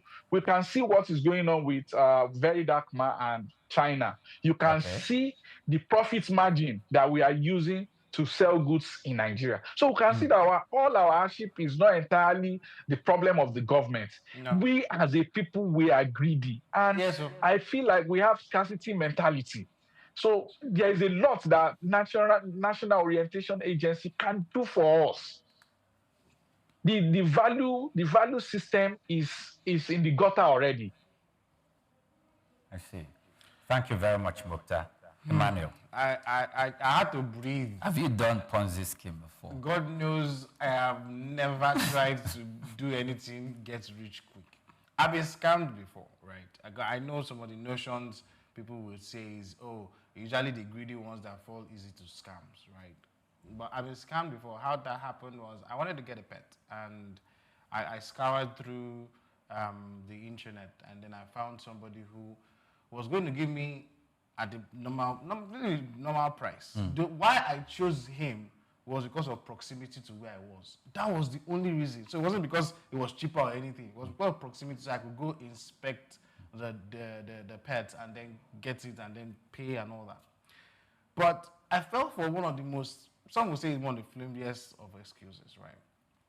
And then he said, oh no, before you come, make some purchase so that I can keep the dog for you. It was a dog. I wanted to get it as a pet. I'll keep the dog for you. And I said, okay, fine. I saw the picture, he sent me the video and everything. I said, okay, fine, I'll pay a part of it. After I paid, time to go and see the dog. And then the person said, I'm not around. It kept going on and all like that. I'm not around. The next he says, okay, you know what, because of time, let me send a dispatch rider to bring it to you. I said, okay, no problem. Since you are not around and this thing is here, send the dispatch rider. Now, he gives me the contact of the dispatch rider. I call this guy. He says he's on his way. Remember, I paid half of it. Along the way, this is something that I could easily have gone to pick. He comes and tells me, oh, his vehicle got damaged. That can I please send him some money so that he can fix the thing and then bring it to me. It was getting late. Now, it had not dawned on me then that I was being scammed. I now paid half of the remaining half to him to fix his vehicle to bring. So I was now left with a quarter. And then at that point, the guy now says, oh, I'm almost where you are. This is the real life story. I'm almost where you are, but the guy who owns the dog says I had not paid him complete. That he needed to pay the full amount of money, otherwise he will not bring it. That was when I was like, hang on a minute, what is really, really going on? I paid 1/4, I'm sorry, 75% of the amount. And I told the guy, I said, okay, no problem. Now I know I've been scammed. You know what? Take it. I didn't even escalate the matter. Why I brought this in is, when you see Ponzi's like this that happen, it's this get-rich-quick syndrome that usually pushes it. People just want to make money at any means, even if it's at the detriment of the next person. I see this thing. He mentioned one of the most famous on the CBEX one, even though they came back again with a new name. But if you check, every year, I think I did a check as far back as, was it 2011 or 2012? Every year there's a new one. In Nigeria. The same people. It might be the same people, but every year there's a new one. MMM will come, they will bring a new name. There was one that came with tapping. People will come and be tapping their screens and everything. That was so embarrassing at some point. You enter inside a vehicle, somebody's tapping. I'm like, what is this? And the gaming on became a thing. Once, let's say 20 years back, nobody was doing betting now. But it came and it became a wave. People rode on it. Once they would do it, they would just flash somebody who will win maybe like a humongous amount of money. And then you now, man, that one day to become my turn. Then you keep going on and going on. It becomes an addiction. I had to do a research. I now went to a betting site close to my house. I would sit there, because then I used to do a night shift. So I'll wake up in the morning, I'll come home in the morning to sleep, but I'll just take some time. I'll do my research for like 2 months. I'll go to this place. You will see young boys who are supposed to be going to school. They will come in there, like on their way. They will come in there, because they know those ones also have betting rules and all that. They will take off their uniforms. When they get in there, they will now sit down. When it's the break time, they will now go back to school. Like, there was things that I saw. There was one woman that came there to beat her child. That the money I gave you to go and buy something, the boy wanted to double it. before you go and buy. And take the profit and give the rest. Look, the Ponzi setting is weird. There are so many, whether there's a spirit to it, but it's just let's get rich quick. This miracle things, something that you did not pay for, you suddenly get it. Nobody has patience anymore to want to grind. It works for some people because, of course, there are success stories to these things. But unless you are maybe at the top of the ladder, you will not get anything. The rest of you will keep struggling and struggling until another one fades, another one enters. I don't think it's a mindset thing. Okay. It's a mindset thing. I was even asking somebody, what do influencers really do? That make you want to go and do it? What do they really do? Do they really influence you to do it, or do you share your own thoughts into having to make some kind of decisions or financial decisions? Anyway, I will get better. We'll get there. We will get better. But you know what? The Securities and Exchange Commission, including the Central Bank of Nigeria and other relevant government agencies, should fish out some of these people, some of these organizations, not only blacklisting them, but making sure that they are caught. If whatever technology to require to do that, it should be done.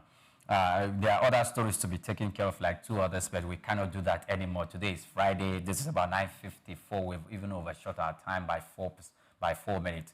I want to say a very big thank you to Amin Mukhtar, who will always drag, prevent him from going to bed on time from New York. Thank you so much for joining us. It's Friday, and we wish you a very splendid weekend. Thank you very much. You're very welcome. Yes, I'm really looking forward to have a very restful weekend because, like I said, yesterday had drained me, and then today is Friday again. We have to grind a bit, but by tomorrow, please, nobody should call me. I'm going to switch off my phone. I have a very, very luxurious weekend. Great. Oyin Kromale, good morning to you. Many thanks for watching. Take Nigeria because it's the mind that needs to first of all be rebranded. Richest said he's going to be putting Nigerian labor, Nigeria content and materials first. If you say Nigeria first and it is just us down here that are pushing that agenda, it's going to be a big struggle. Do you think Nigerian firms, Nigerian organizations should start looking at getting their staff involved in this market or buying to keep for their staff? Within this side, let's also learn citizen diplomacy. See something. This is SOUQ Business Landscape. From Dubai to Lagos, Nigeria, and across the globe, SOUQ News TV is your #1 station focusing on business, economy, and development. With global digital reach, we connect Africa's pulse to the world stage. Welcome to SOUQ News Television, and here we go beyond the headlines. From breaking news, in-depth conversational programs, to market analysis and indices. From policies affecting growth to unique documentaries, from live event coverage to bespoke productions, we deliver content that connects you to the world. At SOUQ News Television, we provide news surrounding business, economy, and development, infomercials and jingles that stand out, short and long-form documentaries crafted to international standards, independent production spaces with full technical support, special coverage for individual and corporate events, a special form of documentaries through our prestige package, Immortals, where we tell your story the way you'd love it, and business support services tailored for small enterprises. SOUQ News TV, powered by FemWatch Limited, also home to the Isle 95.9 FM Lagos and Kasua 99.7 FM Kano, and Emirate News Television Abuja, together forming Africa's trusted media powerhouse. Storytelling, coverage, and connection that matters. SOUQ News TV, your home for business, economy, and development.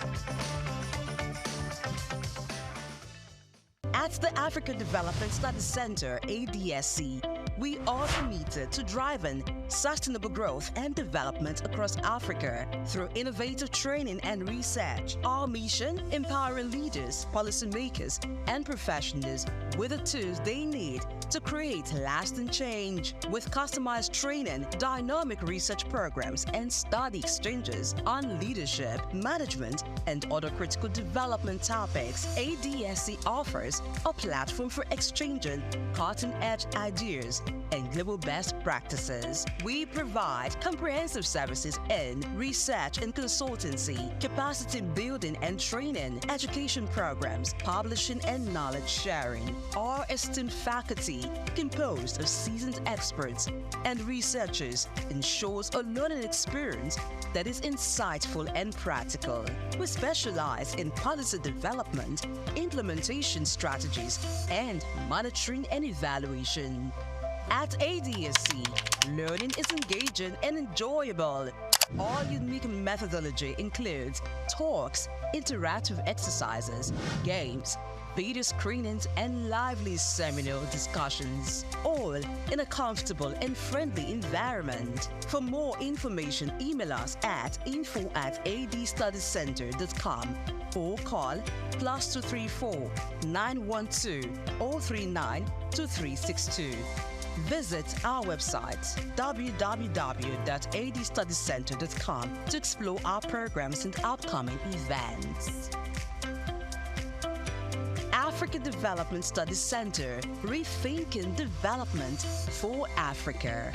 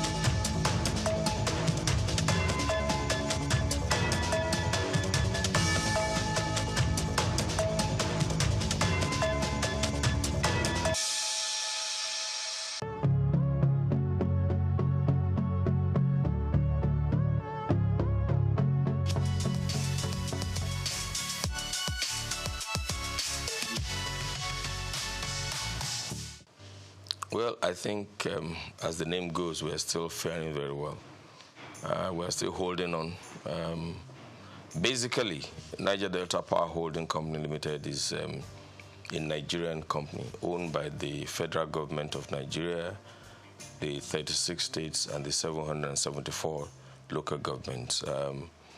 The federal government has 47% shares in NDPHC, and the 36 states and federal capital territory, plus the 774 local governments, own the remaining 53%. Originally, it was supposed to be a stopgap, build and sell power plants to increase the power availability.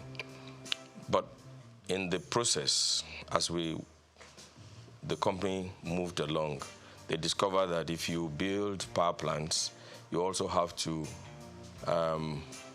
build complementary transmission networks. And then if you have transmission networks, you will also need the distribution network so that the power can ultimately get to the consumers. And so because of the gap that was in the sector at the time, Niger Delta Power Holding Company Limited was asked to build more power transmission networks, substations, injection substations. So over time, we had grown into the behemoth that we are today. Principally, we have 8 power plants functioning now, and then 2 are in the process of being completed. So that's what Niger Delta has been. But basically, I can say without any iota of contradiction that Niger Delta Power Holding Company Limited has been able to increase the capacity, the network capacity, by about 50%, and of course the distribution capacity by about 60%. We are capable of producing up to 4,000 megawatts now, but there are still some constraints in the transmission network, which is being addressed by the various arms of government and the various stakeholders in the sector.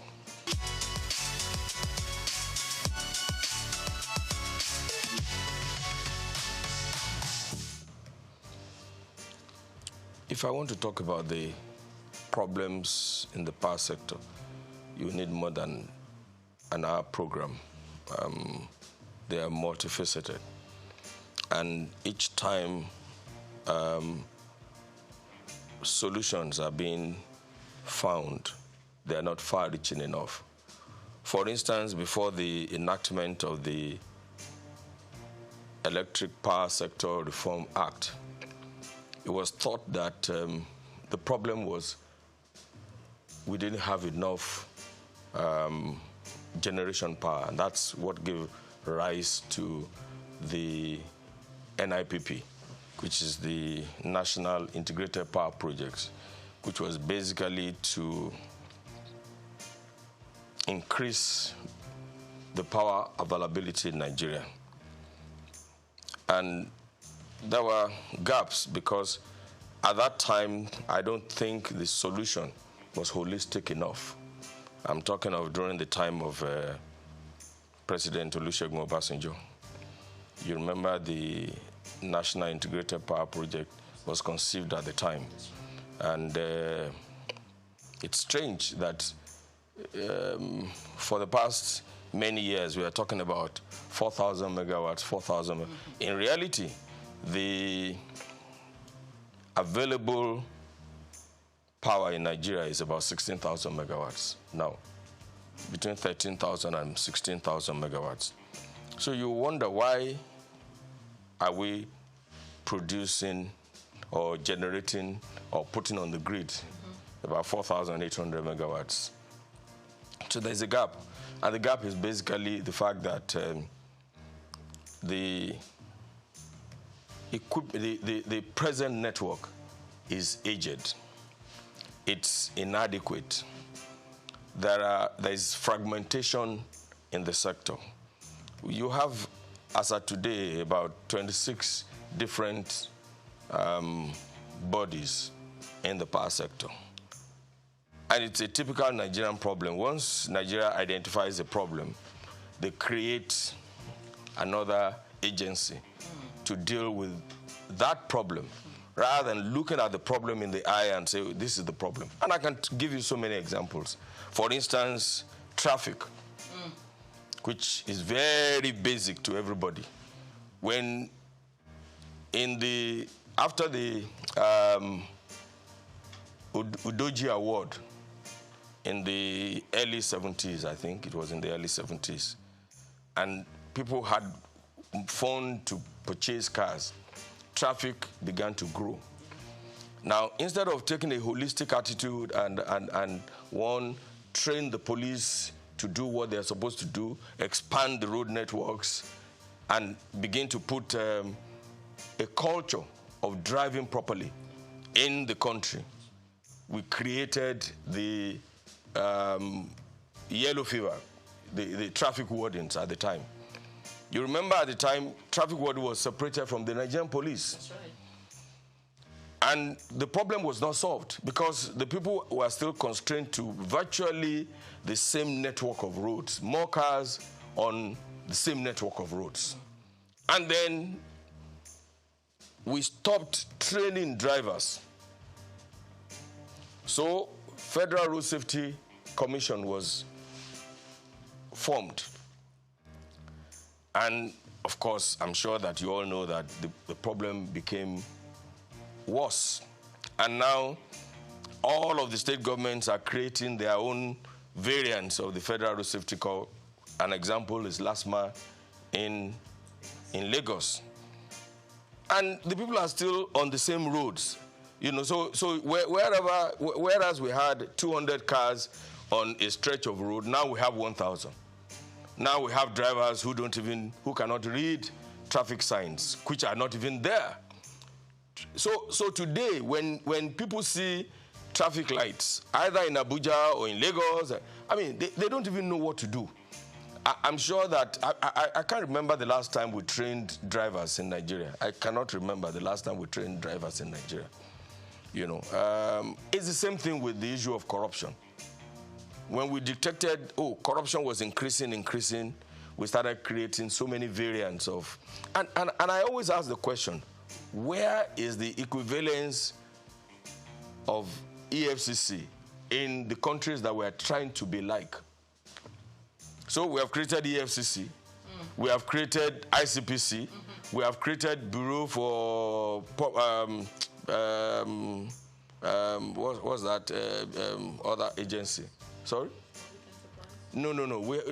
Those are another problem entirely. The BP and the BPP, you know. I mean, I'm talking of Code of Conduct Bureau. Okay. But in all honesty, can we say that corruption has reduced in Nigeria? Can we say that? So the problem is that we don't look at problems in the face and deal with the issue rather than creating bodies and bodies and bodies and bodies. We don't have the variants of EFCC, ICPC, and Code of Conduct Bureau in the countries that we're trying to be like. In this age and times, honestly, there are it's not rocket science. There is hardly anything you want to do that has not been done before or that is not being done in some other places. I mean, so you see in various sectors that once we identify a problem, rather than look the problem in the eye and providing solution to it, we create another body. It will appear to me that it is finding job for the boys, you know, and that is one of the reasons why we are where we are today. I cannot remember the last time anybody had to do driving tests to obtain a driver's license. I can't remember. In the US, if you want to obtain a driver's license, it's a long process. And I remember my daughter, when she went to the US at the age of 18, I remember when she wanted to go and obtain a driver's license, she called me and said, "Daddy, please pray for me." And I think the first time she went there, she didn't make it. And it was one slight error. And eventually, she had to go back, you know, to retake the test. So that's what I see that we're doing wrong. And that has virtually destroyed all the sectors. The power sector is faced with so many problems. I was trying to explain to you, for instance, that the discos have various coverage areas. And if you take them one by one, you will see that some of them are covering a landmass that is bigger than 2, 3, 4 African countries together. You know, somebody was on my secondary school classmates forum. Somebody was trying to do a comparison between Botswana and Nigeria. And I said, Botswana has 1,000 kilometers, square kilometers. But 70% of that is Kalahari Desert. So effectively, what they have is less than 100 and something thousand kilometers. Nigeria has a vast land. Botswana has a population of 2.5 or 2 point something million. You can't compare that to. There's no basis. There's no basis. And so if they have 1,000 naira, their GDP is likely to be higher than that of Nigeria. You know, Nigeria has 210 million people. Officially? Yes, officially. You know, you can see the population of Lagos. I'm sure that the population of Botswana is not as thick as Surulere alone. I'm not trying to give excuses for what we are in Nigeria or how we're doing things badly. But I'm saying that we have a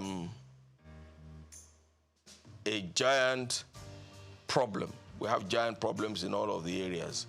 And we need to put our heads together to provide solutions to these problems. You know, you can say that Nigeria is a country in progress. I know that we have enough human resources. We have enough intellectuals to find solution to our problems. And I'm beginning to see that the government of President Bola Ahmed Tinubu is tackling the problems headlong.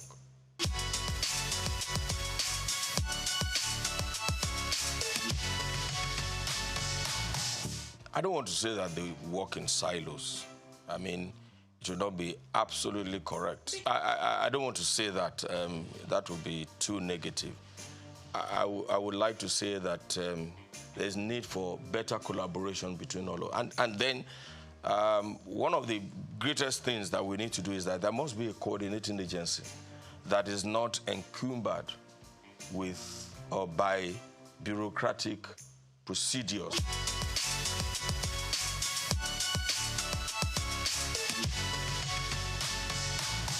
Okay, NEC is supposed to be the regulator in the society. Now, like I said before, if you have a regulator, they must be trained. And we shouldn't be ashamed to train our regulators and to ensure that we have the right people in those positions. But like I said, almost all the agencies in Nigeria, you find a lawyer heading an engineering company. You know, I mean, it's not done. And what happens is that I don't want to create a war between professions, but the truth of the matter is that if you are a lawyer and you have you're doing legal consultancy in the sector, that doesn't make you to be chief executive of a purely engineering company. You know, the last time it was an accountant that was in charge of one of the parastatals in the sector, and you know, even now that there's a new government, you see all kinds of people trying to outdo each other here and there. TCN, for instance, is supposed to be in charge of the transmission networks, okay. But you have the independent ISO under them. How is that going to work? I mean, that is supposed to be an independent, and it cannot be under TCN. Yeah. You know, the discos, for instance, who is supervising them? NERC is supposed to supervise them, but you have on the board BPE, you know, that has 40% of the shares, and they're supposed to monitor them. Are they doing that? And then now the Yoruba people say amukun eru ewo oni ewo saleni. That is, if a man is crippled or has bent knees and is carrying a load, it's not likely that the load will be straight because the legs are bent anyway. So that is the problem that we have. You know, the root cause, we are not attacking the root cause.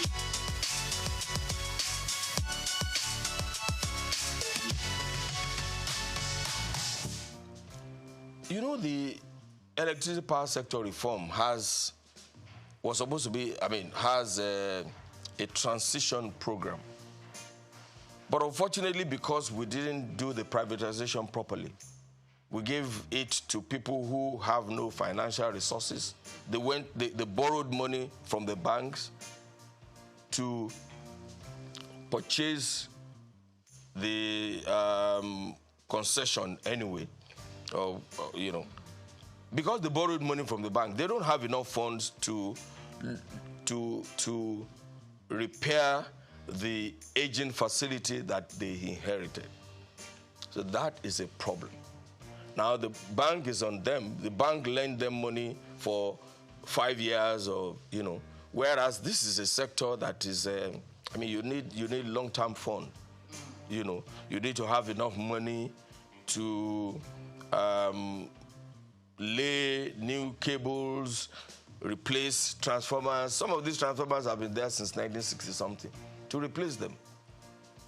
Look, where I come from in Ondo South Central District, we have not had power for up to 15 years now from the national grid. Everybody is an electricity generator company on his own.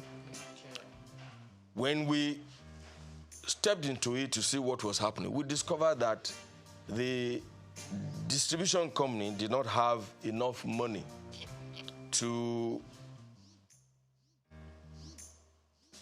repair the damaged distribution networks.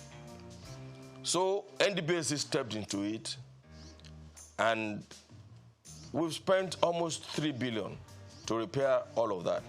3 billion. Almost 3 billion. I mean, we're talking about 6 local governments. At a point, by the time we had finished the reticulation of the networks in 5 of the local governments, we discovered that the source of supply is from Ondo. Ondo has a 2 by 30 MVA substation. One of that substation is gone. So it means that the distance of almost 100 kilometers from Ondo to Ore and to Ilaje, to Igbokoda area, to Mahin and Co. Just one single 33 kV line is coming from that. So by the time the light gets to Okitipupa, what you have is candle light. It's the same thing we saw in Lafia, for instance. For years, Lafia, even the government house in Lafia, was being operated on generator because the single line feeding Lafia and the entire Nasarawa state is from Abuja. So that's why we stepped in and built the 330, 132, 33 kV substation, which was commissioned early last year by President Muhammadu Buhari. And you can see the joy in the faces of the people. Now, in Ondo South Central District, for instance, they are building the NDDC, not NDPHC, is building a 132 kV substation in Uderinje, which should help to bring power from Omotosho and to that area. But they have been on it for years now. And without the completion of that, there's nothing that can happen in the place. They will still have candlelight. So these are the problems. Now, NDDC is independent of NEC. It's virtually independent of the DISCO. It's independent of the... But they are doing a good work because they have offered to do... They have identified the problem and they have offered to do it. But who is coordinating these activities to ensure that everybody is working? And you know, one of the things I always complain about is that since this past 6-10 years, for instance, TCN has... many of its projects are 85-90% completed. Some of the problems are just way-live, that the government should collaborate with the state governments to resolve. But what do you have? A substation is ready in Akure, for instance. A 330 kV substation is ready in Akure. The transmission line is supposed to come from Oshogbo to Akure, and another transmission line is supposed to come from Benin and drop in Akure. Because of way-live issue along the route from Oshogbo to Akure, that project has been stalled for almost 6 years. So there has to be an organization that is above neck, that is linked only to the president, that will look at all of these things. I talked about the fragmentation in the sector. You know, look, and let me tell you something.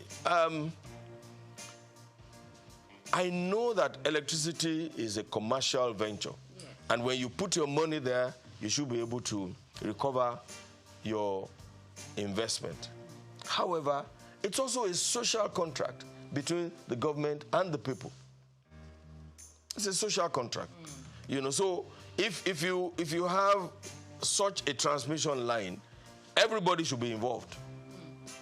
And I remember that it has to be a responsibility. I remember when we were doing a project in Owerri, and because the transformers have been there for a long time, we needed to remove the transformers to a workshop somewhere in Ikorodu there for repairs, so that when they take them back, it can function properly. And we had given authority to the EPC contractor to go and remove the transformer. But of course, when the community saw that they were removing their transformer, this was a transformer that has not been functioning for the past 10, 15 years. They refused to let them go, and the governor had to intervene. The governor also refused to let them take the transformer away. I had to personally intervene with the governor, speak with the governor, write an undertaking before the transformer can be moved to the workshop for repairs. I mean, it's not repairs, really, but you know they need to change the oil and make sure it's in good working condition, because it's been on the plinth for 15 years. So there has to be a coordinating agency that is devoid of bureaucratic encumbers. Initially, NDPC was created from the Federation account. The initial seed money for NDPC was from the Federation account. However, since we started producing electricity, let me put it that way, we don't receive subvention from the government. So our revenue is from the sale of electricity, sale of energy to the network and to what we call willing buyers. For instance, you will see that we still, even outside the country, we sell power to countries outside Nigeria. Yeah. So that's how we derive our... But because also we are owned by the 3 tiers of government, we have also embarked on working with the other sectors to improve the network. For instance, we build distribution. So from the profit that we have, we build distribution networks virtually in all. There is no state in Nigeria that has not felt the impact of NDPC. And then we, like I said, the transmission substation in Lafia was constructed by NDPC.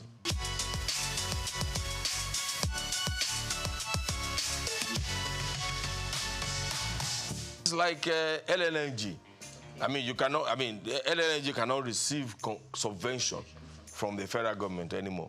I mean, of course, initially, government put in their own investment and the private sector put in their own investment. I'm hoping that we will move away from this structure in NDPC.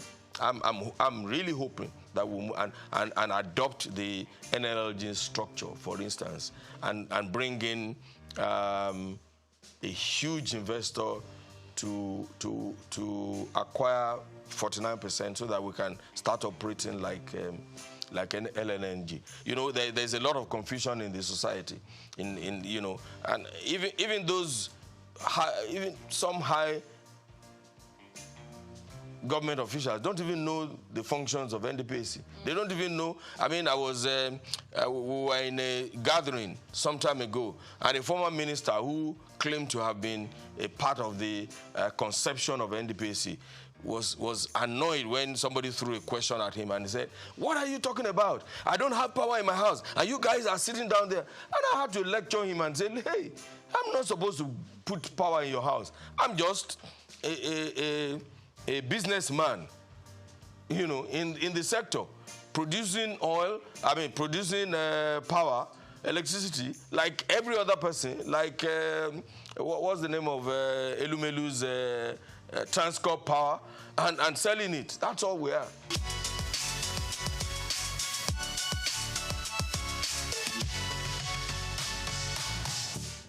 The problems are enormous. But I believe very strongly that the discos, as they are now, don't have the capacity. There has to be a restructuring of that sector. Under whatever you want to call it, maybe breaking their franchise into little bits. One or two of them are doing well. Eco, Disco, Ikeja Disco, yeah. Because, and also, you know, the problems are different. So, but for most of them, look, let me give you an example. If you need to, under Yola Distribution Company, I mean, you know how wide that sector, that part of the country is. If you need to take a 33 kV line from one town to the other, you may be doing 100 kilometers. Whereas under the Eco Disco franchise, 100 kilometers will do 2, 3, 4, 5 communities. So we need to restructure this discourse. We need to support the discourse to develop a new program tailored to reduce ATC and C losses. What is ATC and C? Aggregate technical, commercial, and collecting losses. Now, when you take power from Ondo, for instance, to Ilaje, 100 kilometers, by the time, and don't forget that along that route, you are dropping power for Ore, for Ajebandele, for this, for that. By the time you get to the end, what you have is candlelight. So you will need to And the discos don't have the finances to do these things. I said earlier that the privatization was not properly done. Okay. I'm not sure that those people have an understanding of what they were getting into. Everybody thought the power sector was like the telecommunications sector. But it is not. The amount of infrastructure that you need to put in place, physical infrastructure that you need to put in place for power is totally different from that. Because apart from your cell in telecommunication and the handset there's nothing that you need to do. You probably don't need to put poles, pay compensation. Fiber optic is for specific areas. For specific things, and it doesn't stop the telecommunication facilities. After all, they can use satellite. Yes, exactly, from functioning very well. Okay. So that the difference is, but you cannot send power remotely. You need cables, you need poles, you need transmission lines, you need all sorts of things. You need transformers.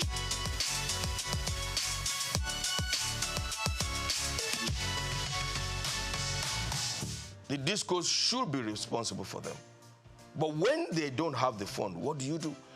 You can see that many of them, about 7 of them, are under receivership now. Some sort of receivership or the other. You can see. Because they borrowed money from the banks, and they were not able to pay back within the time they thought, I mean, they were going to be able to pay back. They were taking over.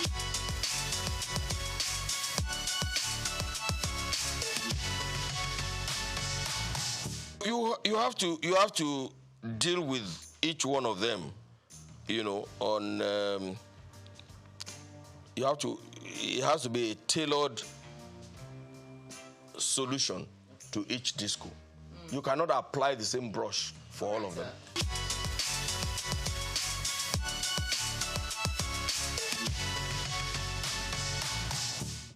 Well, the truth of the matter is that at some point there will be increase in tariff. However, this is not the time for it. I mean, Nigeria, I mean, we are doing a lot of reforms now. The removal of the subsidy has increased the cost of living in Nigeria.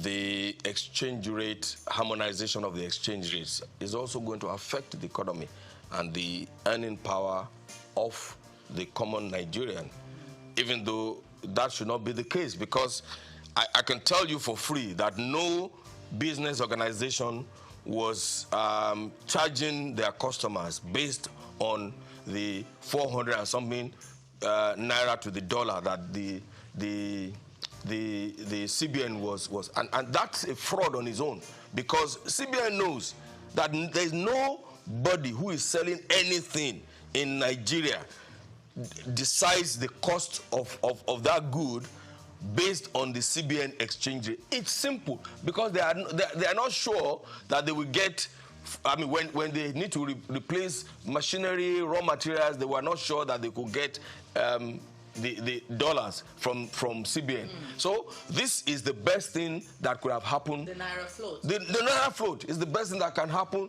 to our nation, Nigeria. And I'm surprised, because every expert and non-expert had been advising CBN to do this for so long. So I'm surprised that the CBN was reluctant to do what is needful, and that's about the corruption in the system. So this is not the time, and I'm advising government too, this is not the time to increase tariff. Honestly, subsidizing the power sector is not good for the economy, because the truth of the matter is that 80% of the subsidy in the power sector is being enjoyed by people who can afford to pay for electricity. That's the truth. The low tariff pays only the rich. You know, the poor people just take advantage, just like in fuel too. Look, if you have 10 cars and you put all the 10 cars on the road, the poor man has only one way to go, just to go to office and come back, and you know. But the man who has 10 cars will want, the wife will take one, the children will take one, the workers will take one, and that's what is happening in the sector. So yes, this is not the time to think about increasing tariff. It will look, in the past, everybody, the cost of diesel was very high, right? Now, a lot of people migrated to using petrol generators. Yes. Now the cost of petrol is even almost higher than the cost of, because petrol burns faster, you use more petrol for your generator than diesel. So, generating power in your house now, where you don't have power supply from the national grid, is a big problem.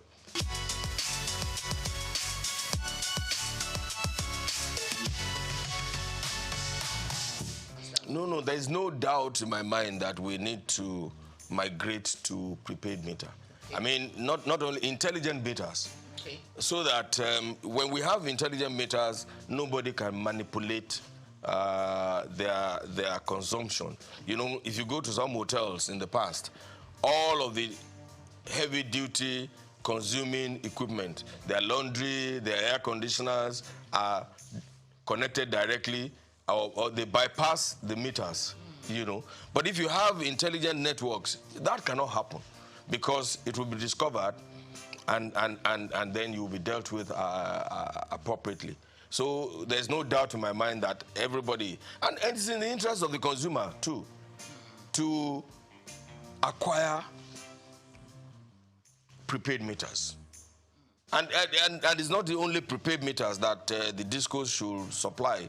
It should be intelligent networks.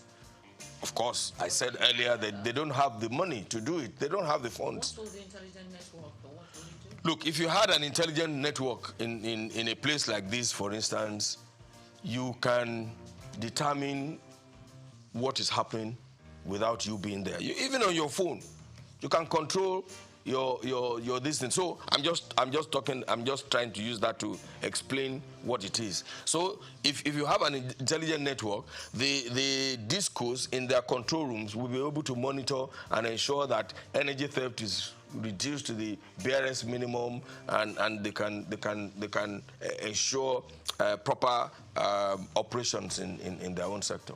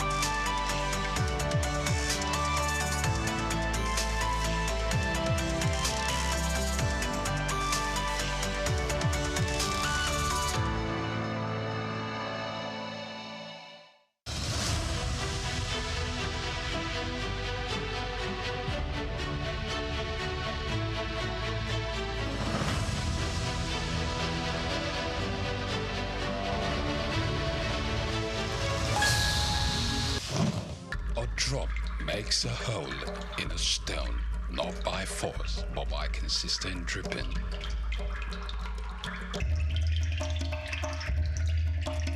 Nothing describes this woman more apt than her indomitable and consistent drive for excellence.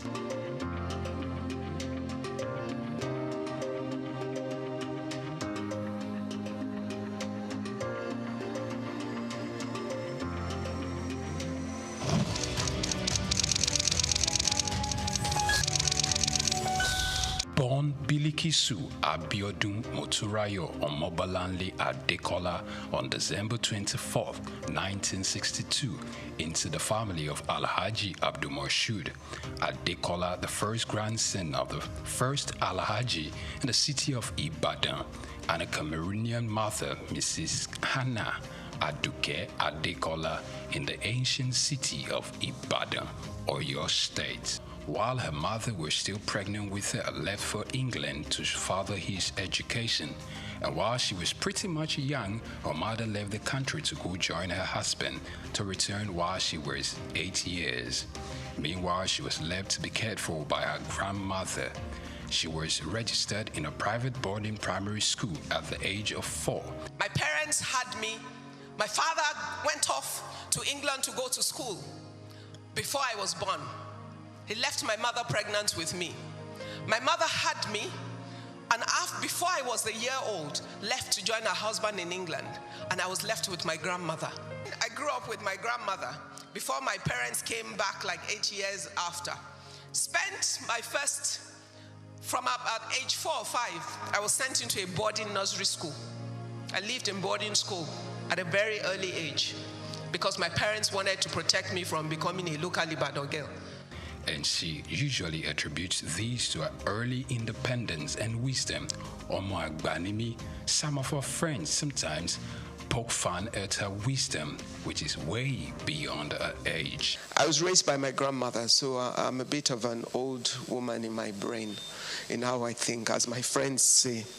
Her foray into business started at a very young age at her grandmother's shop where she sells salt. Little did she know that this was going to stand her in good stead in life. My first exposure to business was my grandmother's little shop where she sold salt. And I used to love to sit behind her little kiosk and help her to sell the salt. But who knew I was being trained for business in my future? While at secondary school, she participated in the literary debating group, excelling in it, which made her consider a career in law, though that didn't last. Also, it is worthy of note that Ibukun Awoshika could hold her own in athletics, earning her the nickname Rabbit because she could really run. As an athlete, if you want to run, and I used to be fast, they used to call me the Rabbit. Unsure of what career path she was going to settle for, she considered becoming many things at one point or the other of her life. After secondary school, she thought of becoming a medical doctor, but she couldn't stand the sight of a cadaver, so she let go of that idea. Later on, architecture was another fancy that caught her attention. Similarly, she also considered becoming a chartered accountant. Finally, only see she could work in a bank. I thought I wanted to be a doctor. Then I found out that they work with real dead bodies. I changed my mind very quickly. I then thought, you know what? I'd like to be an architect. I was good in sciences and had a problem if parents sentence you to science when you're good at both. So I ended up in Ife to study chemistry. By the end of my first year, I realized how much I hated chemistry. I could pass it, but I didn't love it. So then I thought, you know, I'd make a good lawyer. I debated throughout school. I used to represent my school in school's debate. So everybody knows that I can win an argument.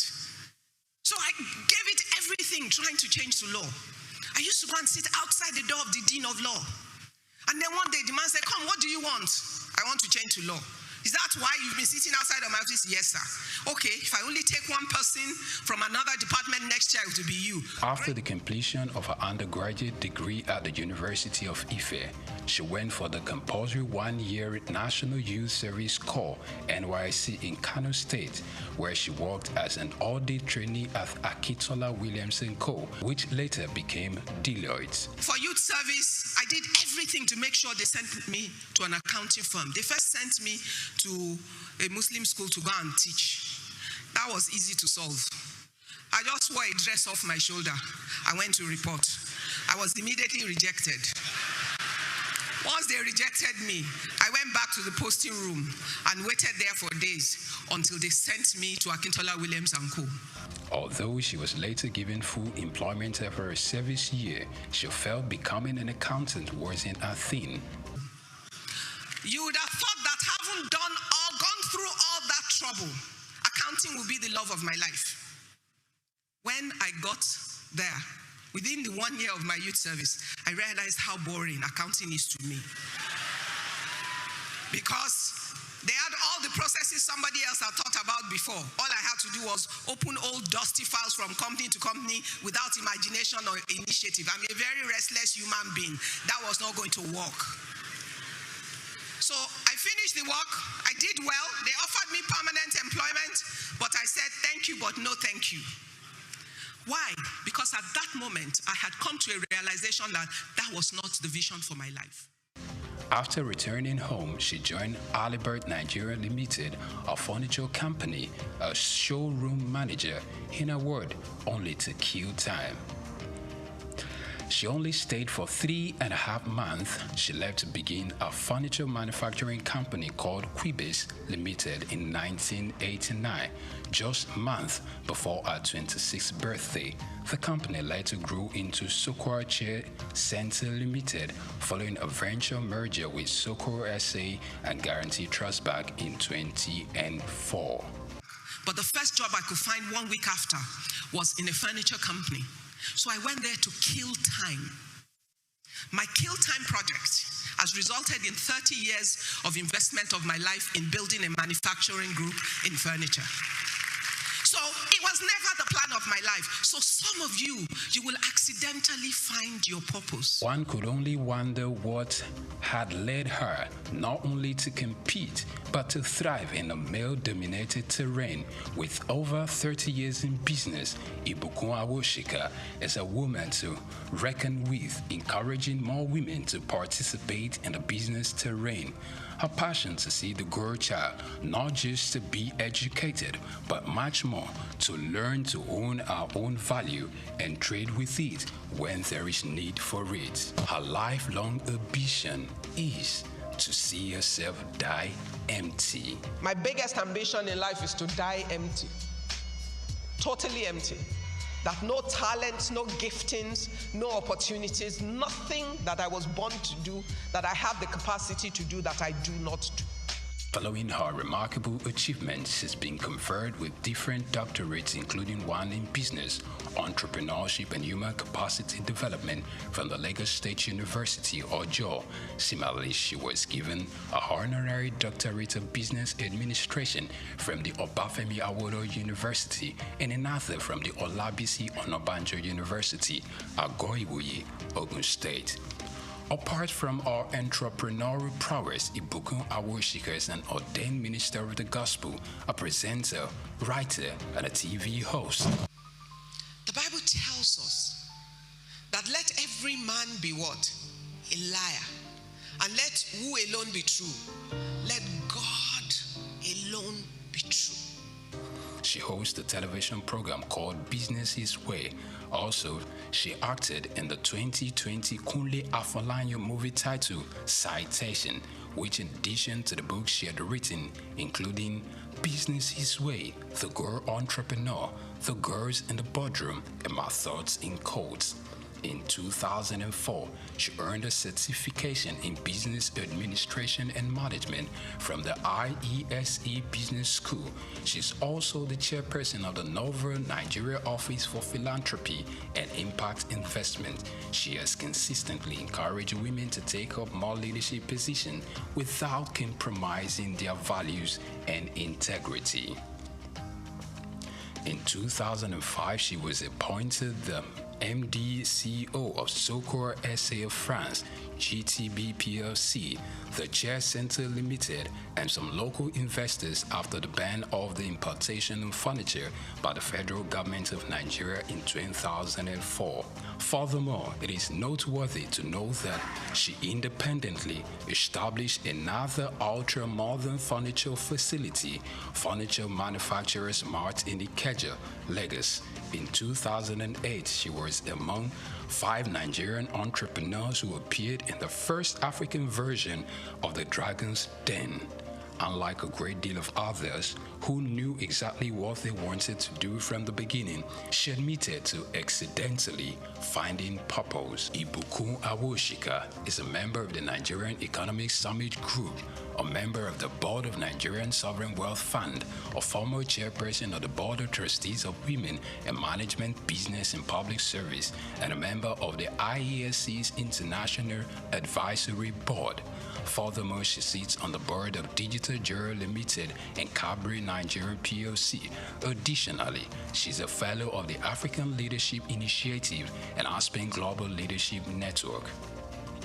History was made on the 7th day of September 2015. Following the resignation of Prince Ajibola Afonja, she became the first female chair of the First Bank of Nigeria in its 126 years of existence. Ibukun Awosika's Octo-Nigerian father, Abdul Moshood Adekola, who was a great influence in her life, passed on the 20th April 2020 after serving the Lord as an usher at the Fountain of Life Church in Lukbeju.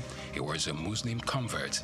He was converted few days before his 60th birthday. She got married on her 28th birthday to Abiodun Awosika, who is the Chief Executive Officer of Excel Exploration and Production Company Limited, and they are blessed with 3 fine young men, Oludola, Olufishika, and Olamiposi. To celebrate a life of impact at 60, friends and mentees surprised Awoshika by building the Ibukun Awoshika Sports Center at our beloved secondary school, Methodist Girls High School, Yaba, Lagos. This project took about 6 months to complete and had some of our mentees like Tara Durutoye and Didi Okuanu, Chichi Nwoko, and Bisola Runsewe. They marshaled it alongside a team of other successful people. She stands like Joshua upon the pinnacle of the Horeb, looking to command an army of a new generation of women entrepreneurs that wouldn't stop at anything to achieving their God-given dreams. For her, she believes that regardless of how illustrious her career is and how successful she could ever get in life, her family and husband remain the most important gift in her life. Ibukun Awoshika.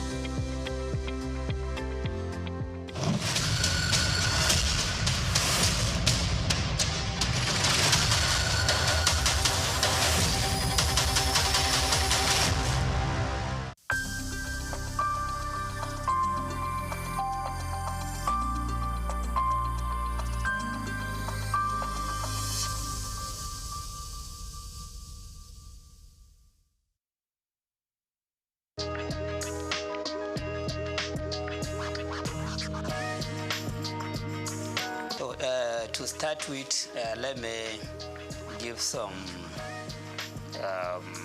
introduction to myself. As you said, I was a former commissioner of finance. I was a commissioner of finance during the Ganduja's administration from June 2015 to October 2018. I was there for 28 months, okay, as a commissioner of finance. And I had been with Bayero University, Kano, before I was appointed commissioner of finance. Still, I'm a professor of accounting in the university, but I double as a commissioner of taxation because at the Prince Abubakar Audu University, Ayumba, Kogi State, there was a chair that had been vested there by the Federal Revenue Service in 2011. And they invited applicant for that chair, and I was the successful person, successful applicant. So I still occupy that chair, even though the chair is not functioning. But I got the privilege of serving as the elected or selected professor of taxation in that university. So I am in the area of taxation. I have done a lot of researches in that. And then I serve as the Federal Commissioner of the Tax Appeal Tribunal. So it was on 15th November that our tenure came to an end, from 2018 to 2024 November. So you can see that I have been involved at various levels. on the issue of fiscal policy, tax revenue generation, tax revenue utilization. So this the reform that we are talking about was brought about by the president with a view to maybe perfecting the tax system in the country. So he formed a committee to advise him as to how to go about coming up with very good national fiscal policy, not just tax policy, and then how to reform the taxes in the country to make them better so that Nigeria can compete with other economies that are advanced in the area of utilization of taxation as a means of growing up the economy and achieving sustainable development. So this I know, the process and all that have gone into this project of reform. So bills were developed out of the report of that committee appointed by the president under the chairmanship of Mr. Tayo Oyedele. And for the first time in the history of forming a committee in Nigeria, we had a committee that the president has given the power of implementation. So it's not just about recommending something to him. It is about coming up with a report which will be convincing to him, and if he's convinced, he will ask them to be involved in the implementation of the recommendation of the report. So I think that is why the committee just presented the proposed bill to him without taking this bill to the public domain. Because of the trust that he has on the committee, he just sent the bill to the National Assembly for consideration, for passage into law. And in the bill, they even gave deadline as to when the bill to be passed into law. They expected that the National Assembly would deliberate on this committee, on this bill, to the extent that the bill will be passed into law before 1st January 2025, so that by 1st January 2025, the content or the provision in these bills will begin to be implemented by the government. 4 bills were developed and proposed. And then, unlike the expectation, the comment you made that people are more concerned about the administrative, tax administrative bill. What the bill that is generating the highest controversy is the Nigerian tax bill. That is the bill that has made provision for repealing about 11 taxes that are currently existing, including the VAT itself, including petroleum profit tax, including personal income tax, including companies income tax, and other taxes like capital gain tax, casino tax, etc., etc. And then about 14 laws that are related to taxation, including laws that are designed to exercise control over consumption, over production. They made substantial amendment on them, and then take the amended aspect, amended part of those laws into the Nigerian tax bill, which means that the laws have suffered from, or they have enjoyed consequential amendment. So this bill, which is expected to become an act by 1st January, is now becoming an amalgamation of most of the taxes that Nigeria is using now. Most of the taxes, those that have been repealed, part of them, part of the provision in them have been injected into the Nigerian tax bill. Those that have been considered for consequential amendment, they are also captured in the Nigerian tax bill.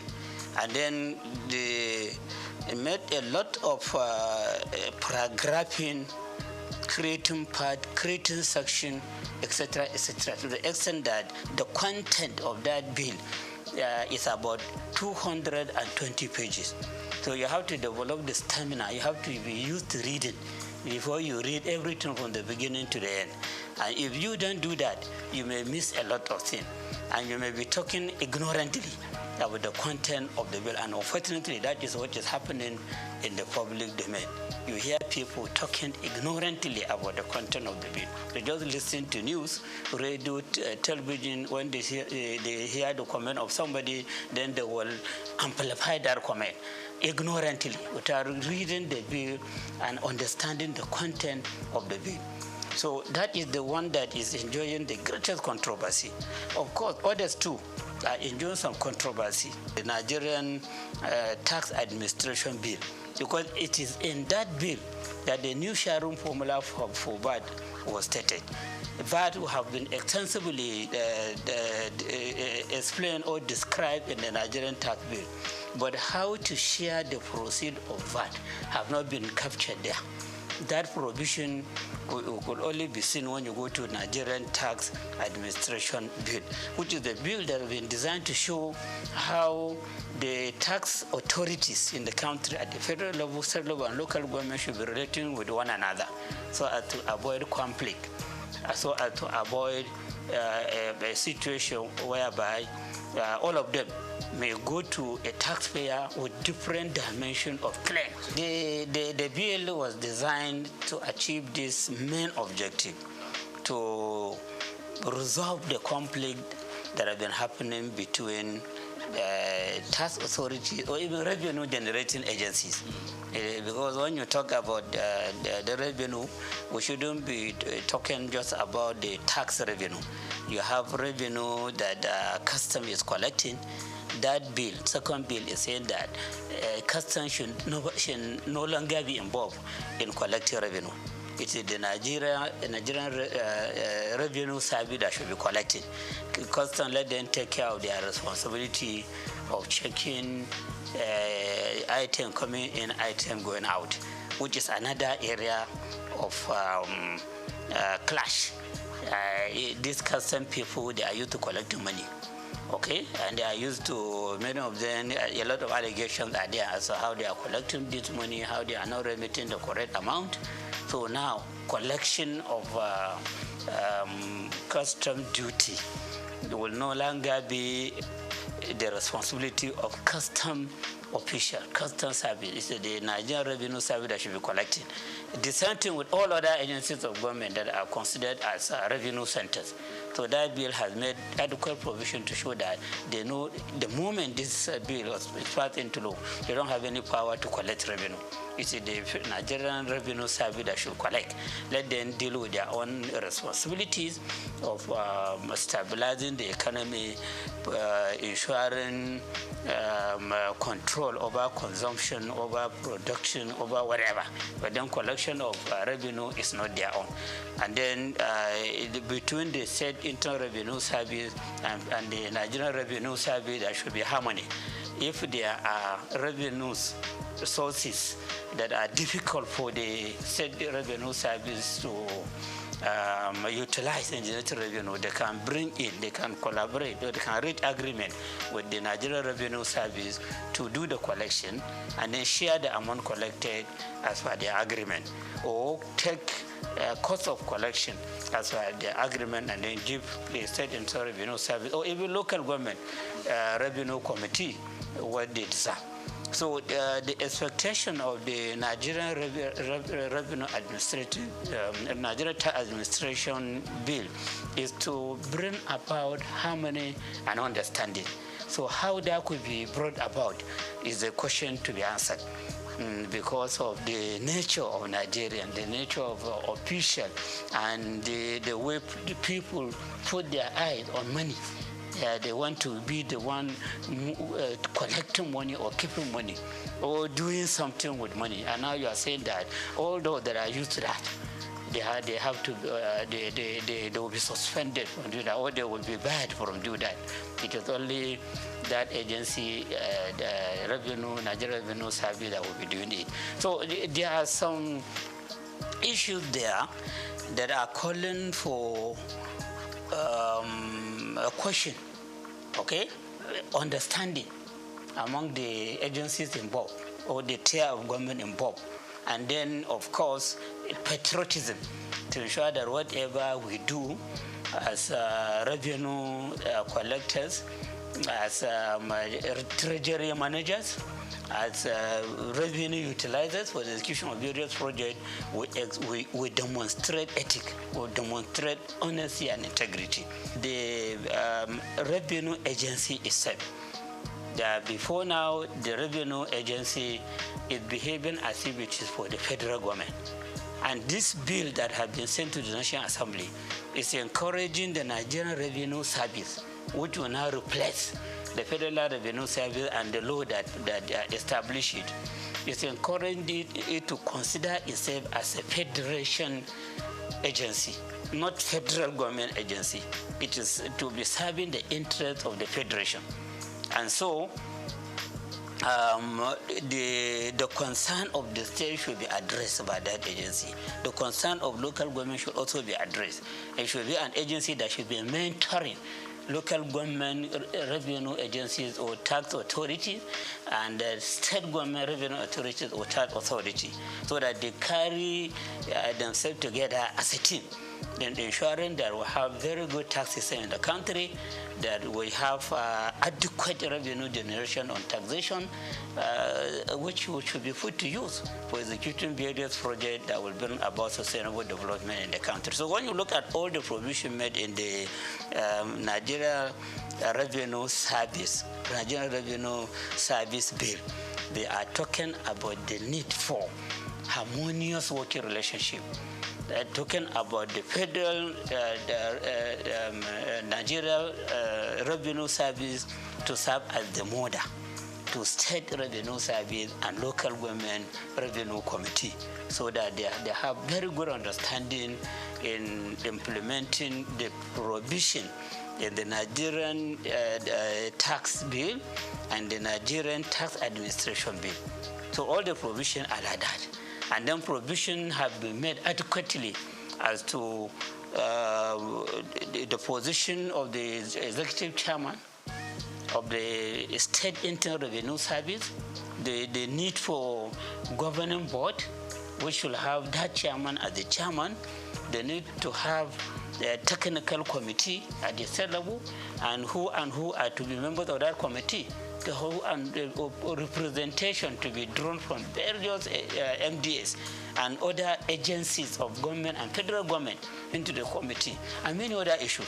And even at the local government level, there is a need for revenue, local government revenue committee, which should be chaired by the councillor in charge of revenue or finance at the local government level, and who the members are and their function. So when you look at all the provision there shouldn't be any controversy. Even if there will be controversy, it should be less. And it should be something that could be resolved. For example, personally, I will not support a situation whereby the chairman of the State Internal Revenue Service should also be the chairman of the board. This is against corporate governance system. And then the same person will be the chairman of the technical committee.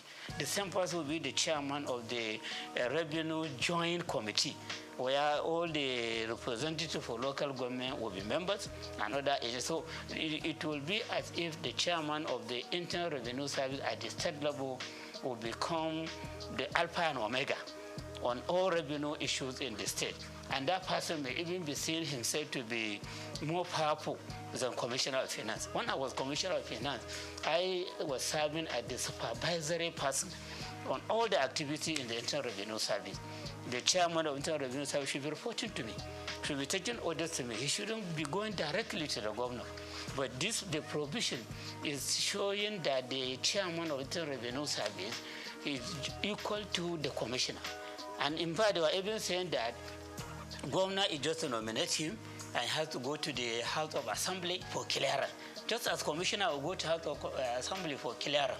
And there is no provision to show that this person should be answerable to the Commissioner of Finance. So something like this, I think many people may not see it, but with my own experience as a Commissioner of Finance, who have been intimately related to the Minister of Finance that time, I know the problem many states were facing as they empower the chairman of the Internal Revenue Service, they empower too much the accountant general against the commissioner of finance, who should be the supervisor to all these agencies of government.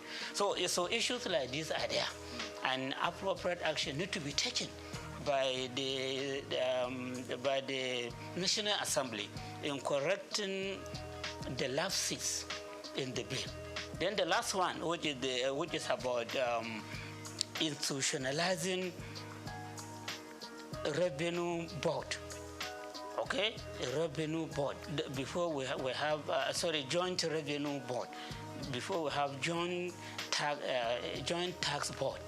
So now that joint tax board is an appendix of the personal income tax. It's just under personal income tax. So now the drafters of the bill, they will want joint revenue board to be on its own, have a law supporting it, so that at the federal level, where we have the chairman of the Federal Revenue Service, he will now serve as the chairman of the Joint Revenue Board. Then all the chairmen of the Internal Revenue Service at the state level will be members. Ministry of Finance will have a representative. Ministry of Budget and Planning will have a representative. And you have some other agencies of federal government that may send representatives into that board. So that board will be taking decision on monthly basis on where improvement should be made, how to solve problems between one tier of government and another, and many other things, which will be very, very beneficial to the president or the Federal Executive Council, and then beneficial to governors and the various state executive council on fiscal policy and on utilization of taxation to generate revenue and on utilization of the revenue being generated by these agencies. Because many people are having the feeling that the agency, they collect this money and they spend the money. But in real sense, they only collect. But they remit to the government, into the treasury of government. So while they collect, they have the responsibility of collection, they don't have the power to spend a kobo from the amount generated. It is the government that takes care of that. So the Joint Revenue Board has been given a lot of responsibilities in that bill. So when it becomes act, become a law of itself, so the Joint Revenue Board will now be more powerful than what we know before as Joint Tax Board. So this is just the summary of the bill that have been sent to the National Assembly for passage into law.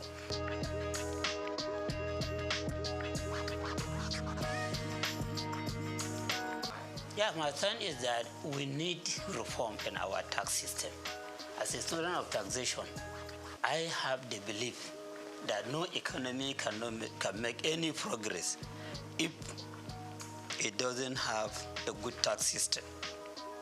Most of the economies of the world, or I can say all of them, all the developed economies of the world, they are tax-based economies.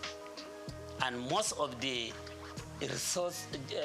natural resource-based economies, they are among the backward economies in the world. Look at it. All the members of OPEC, none of them is part of the G20. They have the revenue, they have the oil, they are producing it in great quantity, but they are still being considered as developing economies. Well, when you look at UK, Germany, France, US, other countries like that, they don't claim to be having enough revenue, enough oil to refine for their use and then to export the excess for sale. They don't claim for that, and that's why they don't belong to the OPEC, Organization of Petroleum Exporting Countries. They base their economy on taxation, but then they have very good tax system, which is just attracting minimal complaint. And the moment they hear some complaint from either the taxpayers or the tax administrators, they take appropriate action immediately, so that at the end, nobody will complain. And because of the reliance on taxation, the citizen of that countries, both natural and artificial person, companies and individual, the citizen of the country, as they pay tax, they have the right to demand accountability. They have the right to demand prudence. They have the right to demand transparency. And for that, those imposition of austerity, they are always in fear that whatever, if they steal a kobo, people will shout, this is our money. We contributed this money for execution of progress that will amount to a project that will amount to sustainable development, not for the money to be stolen. So this person that is stealing money, appropriate legal action should be taken against him. Sometimes you hear some leaders being hung. Sometimes you hear some leaders being shot, the firing squad, because of the misuse of public money. So members of the public that are contributing this money in the form of taxation, they complain. And then they insist on appropriate action to be taken. So before you come out and claim that you want people to vote for you to go to the parliament or to be the governor or the president or whatever, you will have it in your mind that when you go there, you touch public money, that may be the end of your life. Because the contributors of that money will be, their eyes and attention will be on the money. And the moment you misuse it, they will take appropriate action against you.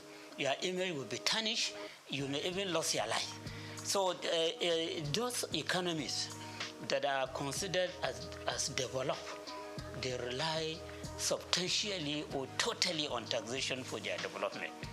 And then those economies that are reliant on natural resources, oil, cocoa, solid mineral, whatever, as they use the money from this to execute project, the members of the citizens of that country, both natural and artificial, they don't care if they see them stealing the money and abusing the money, because it's not their money. It's not their own contribution to the economy. Number one, the prohibition on VAT, what you said earlier has attracted a lot of attention from leaders in the northern part of the country. VAT could be addressed in two ways. Okay, the first way affect everybody, and then the second way is what the leaders in the north are complaining about. The first way is on the increase in the VAT rate. Increase in the VAT rate. We have never had a situation whereby progressive increase will be brought to VAT rate in any country in the world. From my region, I have never experienced it. But this is being brought about in Nigeria through these laws. They said VAT rate now, which is 7.5%, as per the Content of Finance Act 2020, will be increased to 10% from January 2025. Just about a month away. If the bills are passing to law, VAT will be increased to 10% of all VATable goods and services. And then just 1 year after, 2026, it will be increased to 12.5%. Then you have a small raise for 3 years. By 2030, the rate will be increased to 15%. So you can see the progression in the increase in VAT. And the moment you increase VAT rate, inflation will come up very powerfully, especially as you are increasing from 20 to 2025, 2026, you are increasing 2.5%. So the goods and services throughout the country, you see their prices going up. And there is no separate market for VATable goods and services and non-VATable goods and services. No separate market. Don't just feel that when you increase VAT rate, the increase in price will be on VATable goods only. All other goods and services, their prices will go up. And how do you survive that? Nigerians now are complaining about fuel subsidy removal, electricity subsidy removal, and many people have become unemployed. Many people have become disabled. Nobody, no any earner of salary can claim to be saving anything for investment. People are borrowing money to top up to the income that they have for survival. And those that have no work, they are complaining. We just finished induction for ICANN. About 3 inductees met me that if I have any chance for them to get employment, you are qualified as a chartered accountant and you are looking for jobs. So what about the secondary school leavers, diploma holders, and other people that have not even attended school? So unemployment is on the high side, and increase in inflation is a killer to businesses, because when you don't have people buying, you have to stop production. You have to stop providing services. And when you stop production, you sack your employees. And then you have more people go into the employment market and labor market. So increase in the VAT rate is a very big killer to an economy. And this is a problem that affects all the state in Nigeria. And our president himself in 2020, I could remember, when they are trying to increase VAT rate from 5% to 7.5%, he came up and warned the government that this increase in VAT rate will be harmful to the economy because of the inflation that it will ignite. That was during his, I think, 68 or 69 birthday lecture. When he was to comment, he talked harshly against the increase in VAT rate. And now the same government is accepting the bill to go to the National Assembly for increase in VAT rate on a continuous basis. So I see this as a very big mistake. The timing is very wrong. And then the policy, the idea of progressively increasing VAT rate, especially as Nigerians are complaining about the subsidy, fuel subsidy removal, electricity subsidy removal. So this is one thing that needs to be looked into. And as we are interested in generating more revenue through taxes, particularly consumption tax, we have to be very careful about the consequences of the increase. And this is for the whole country. So that is one part. The second part is about the sharing of the amount that will be generated.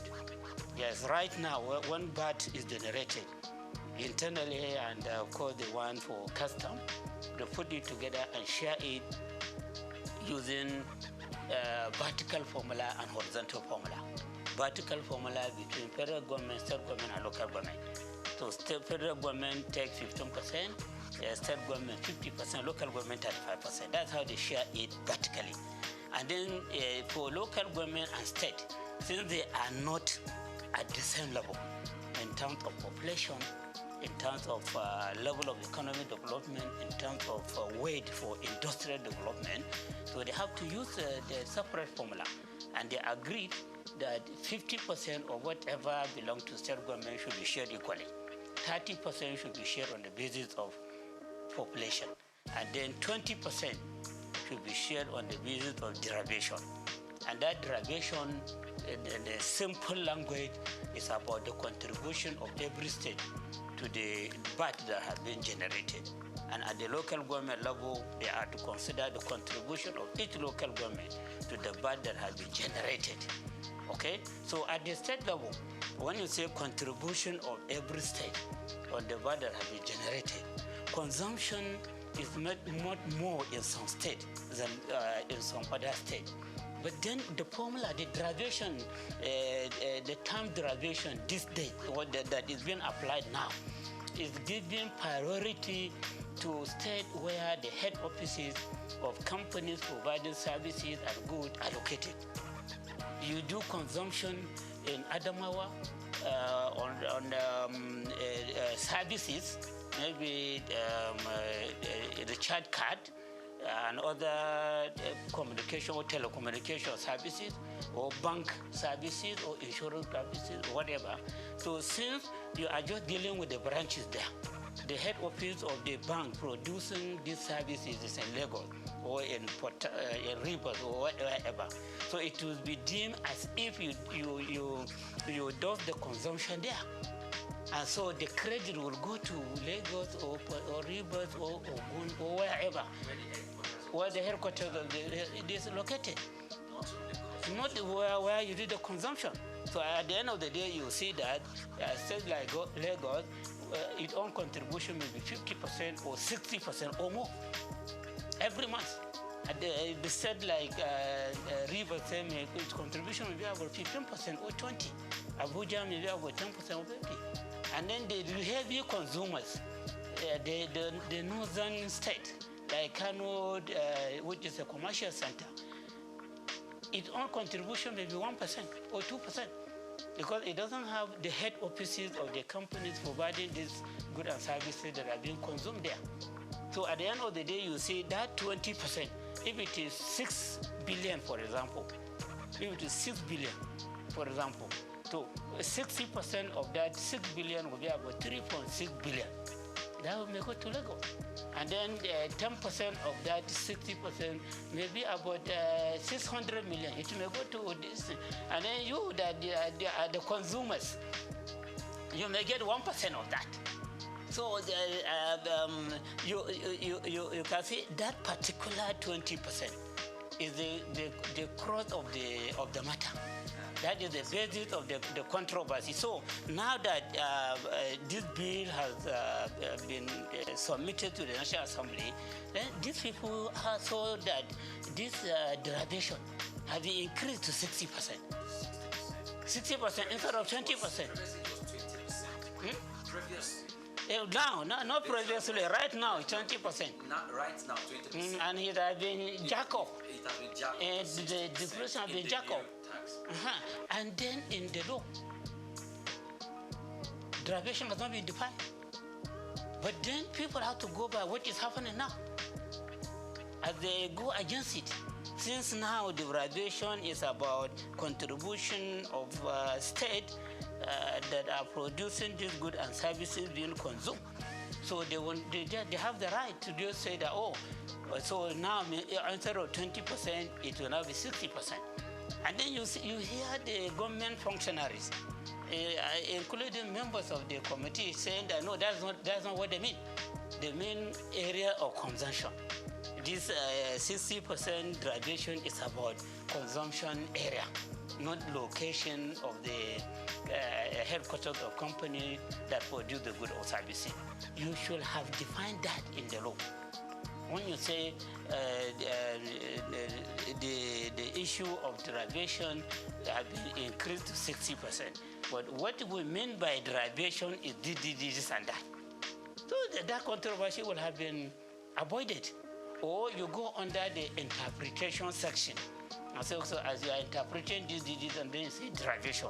By derivation, we mean this and that. That has not been done in both the Nigerian Tax Act and the Nigerian Tax Administration Act.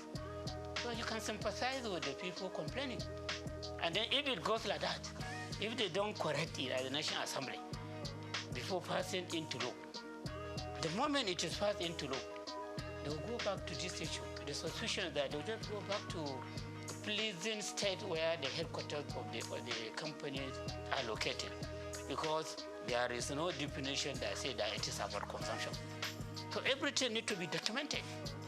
Yeah, in a society that is well informed, you should always talk on the basis of evidence. And evidence in accounting, we said you prioritize when you are to prioritize between two evidence, verbal and written. Written is more important than verbal evidence.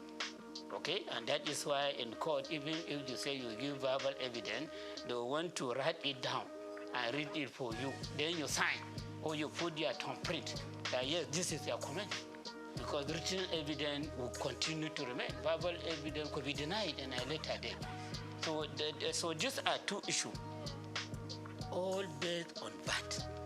And then you can appreciate why people are talking too much on this matter, to the extent that they don't even care to notice other lapses that in the act. But they, as student of taxation, I have to read and try to pinpoint lapses that need to be corrected so that we have a perfect reform on taxation or on revenue generation in our dear country.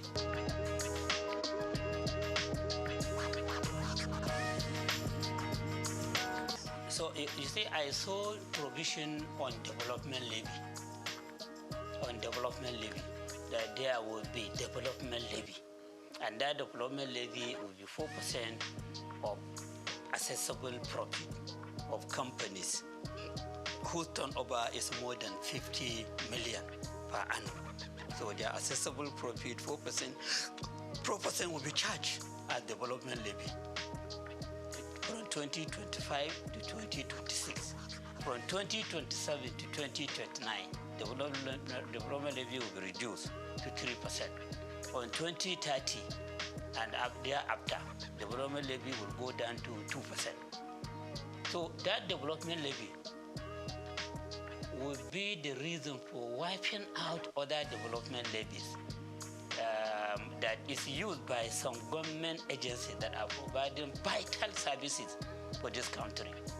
You have TED Fund, Tertiary Education Trust Fund. Now they are relying on 3% of accessible profit of companies for all the projects that they are executing across the country. TED Fund, as I hope you know it very well. So it's the one that is most of the infrastructure development in federal university, federal polytechnic, federal college education have been executed by TED Fund. They sponsor lecturers of various institutions to go for further study, to attend conferences. And they have what they call National Research Fund. They take care of all the researches that are being conducted by all these tertiary education institutions using that money. So TED Fund will now get some share from this new development levy. And then you have NIDA, Nigerian Information Technology Development Agency, which is given the mandate of making Nigeria to become an ICT economy. And that agency is relying on 1%. 1% of the profit before tax of GSM companies, banks, insurance companies, etc. These are companies that are pushing for ICT technology development. So the agency is the one to be monitoring the activities, and they want to be funding ICT development in various institutions and taking many other measures which should take Nigeria to ICT economic level. You have NASENI, Nigerian Agency for Science and Engineering Infrastructure. So that is an agency that has been given the mandate to make Nigeria become science and technology economy, to promote local manufacture of cars, local manufacture of motorcycle, and many other things that we show that, yeah, we have grown up as an economy that can compete with all these developed economies. So that agency is also relying on a particular share, I cannot remember, from what internal, I think, Federal Revenue Service is collecting. And now the government has introduced NEL Fund. So NEL Fund is collecting 1% of the total taxes, levies, etc. that are passing through the Federal Revenue Service. So these are 4 agencies of government that are relying on levies, charges, etc. for them to take care of the mandate given to them. So this development levy is designed to ensure that 3 of them are phased out systematically. Only NEL Fund, which is for giving loan to students, will survive. By 2030, that 2% that we are talking about, from 4% to 3% to 2%, the whole of that 2% will be for the NEL Fund. While all these have been put aside, it's up to the government to decide whether to disband them or to put them into the mainstream budgeting system. So in 2025 to 2026, TED Fund will get 50% of that 4%. And Nelfon will get 25%. NIDA will get 20%. NASEMI will get 2%. So by the end of 2026, NASENI, NIDA will no longer get anything from that development levy. So they will be on their own. It's up to the government to decide whether to cut them out or to continue to fund them through the budgeting system. And then by the end of 2029, TED fund will not be getting anything. But from that 27 to 29, they said TED fund will be getting 66 and 2/3%. And NELDA will get 33 and 1/3%. That is what will happen for 2028 and 2029. By the end of 2029, forget about TED fund. It is only NEL fund that will be getting that 2% development levy that will be charged. So you can see that by 2029, all the three agencies that have clear mandate for moving the Nigerian economy forward, they may either be passed out or they may be taken back into the mainstream federal government budget. And agencies that are used to being independent, are going to working on target, how can they survive under the mainstream government budget? So the other implication is that as you have on the NEL fund, even before transferring everything to NEL fund is there to give loan to students. All this money that will be coming to you just for giving loan to students. So this shows that a Nigerian student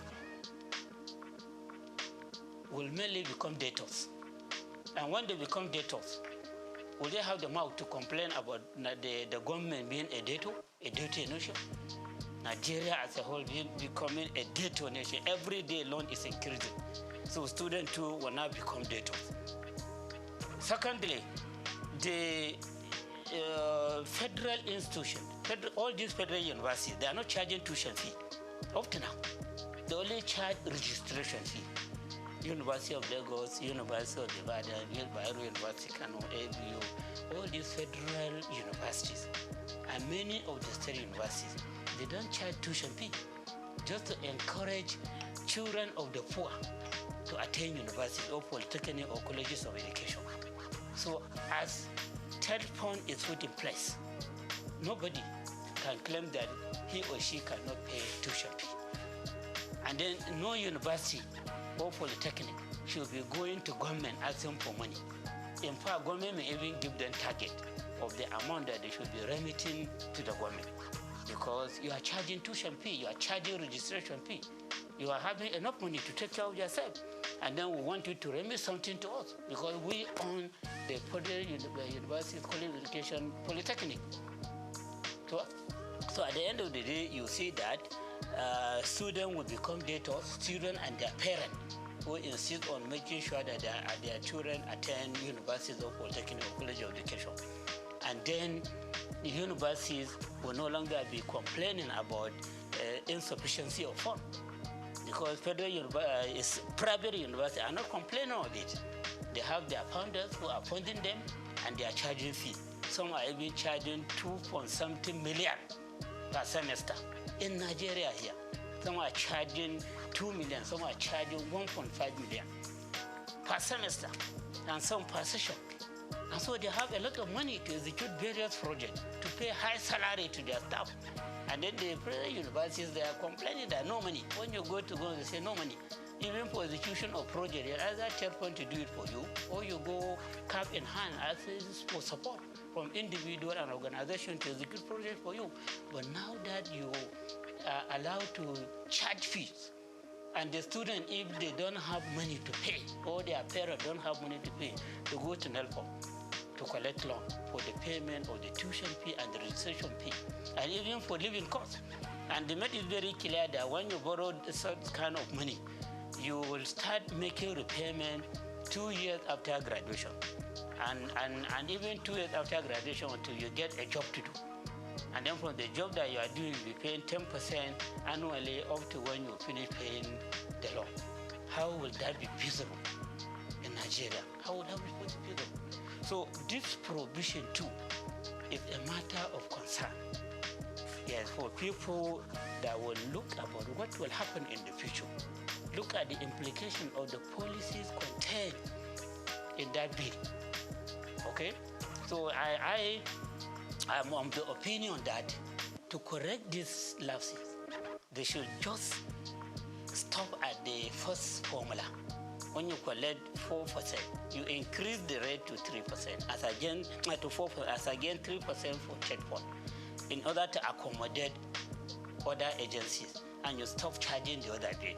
And then, so the first year they said 50% will go to checkpoint, which is like reducing what checkpoint is getting from 3% to 2%. I hope you understand. When I say 50% of 4, that is 2. Before checkpoint is getting 3% of the accessible profit. So we can manage with the decrease from 3% to 2%. And then NEL fund, which is the baby of the government, will give you 20%. Okay? Then NISDA, which is having very clear mandate of making the Nigerian economy an ICT economy, 20%. Then NASENI, 5%. Saying we don't care much about the technological development that may come to manufacturing cars, motorcycle, etc. We give them 5%. And then allow them to look for means of further funding themselves. So you stop at that, but not to scrap any of these agencies. So that's my own advice. Okay? So that is another important area that needs to be addressed in this bill before they are passed into law.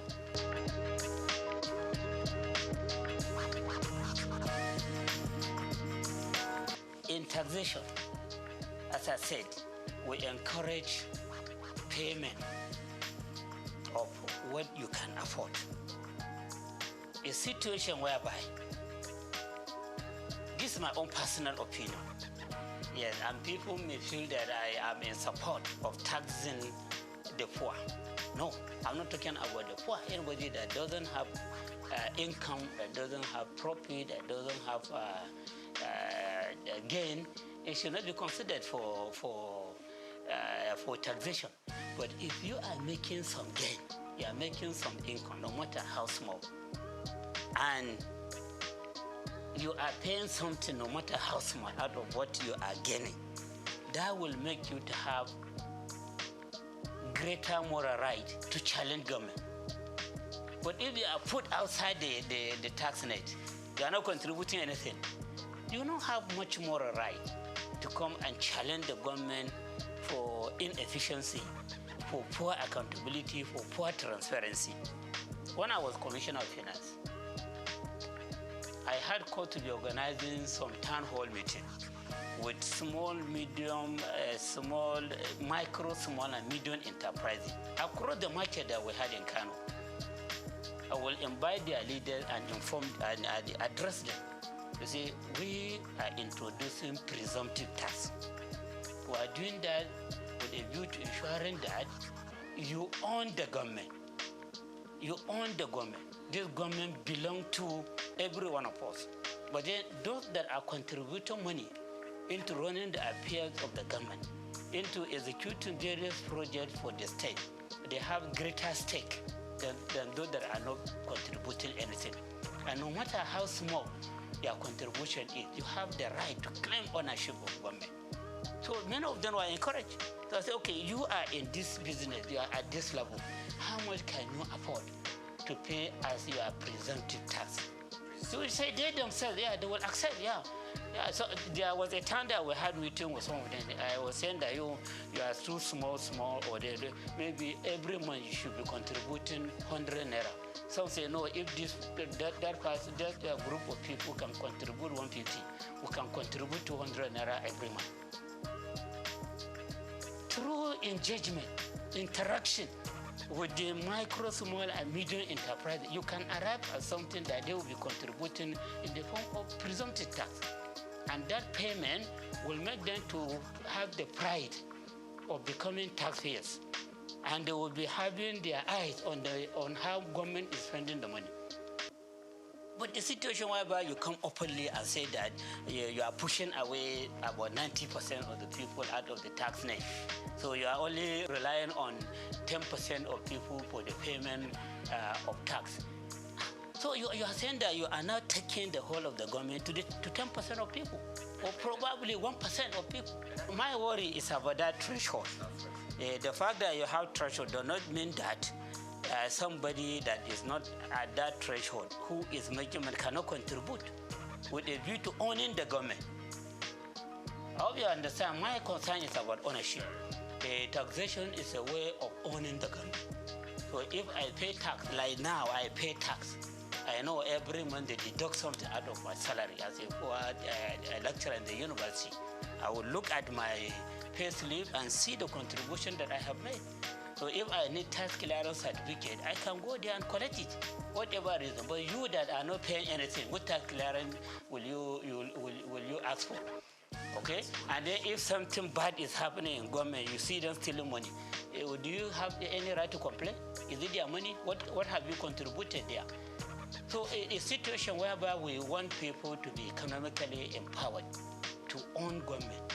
And then we are now having a reform that is saying that that is even proud to say that about 90% are made not taxable, even presumptive tax. So in other words, I am of the view that as we claim for transactional tax to be paid by the rich and luxury asset to be taxed as that are at the lower level, they should also be paying some presumptive tax, even if it is 10 naira per month or 20 naira per month, so that those rich people claim that the government belongs to them, this one too will say, yes, the government belongs to us. So provision like this is not there in the act. All they are just claiming is that they have pushed people away from the tax net. And pushing them away from the tax net, just pushing them away from ownership. So you are just surrendering the whole of the government to very few people who will now be teleguiding those in the position of authority.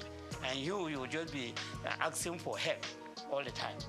Where you can also claim ownership with pride, or no matter the amount that you are contributing to government.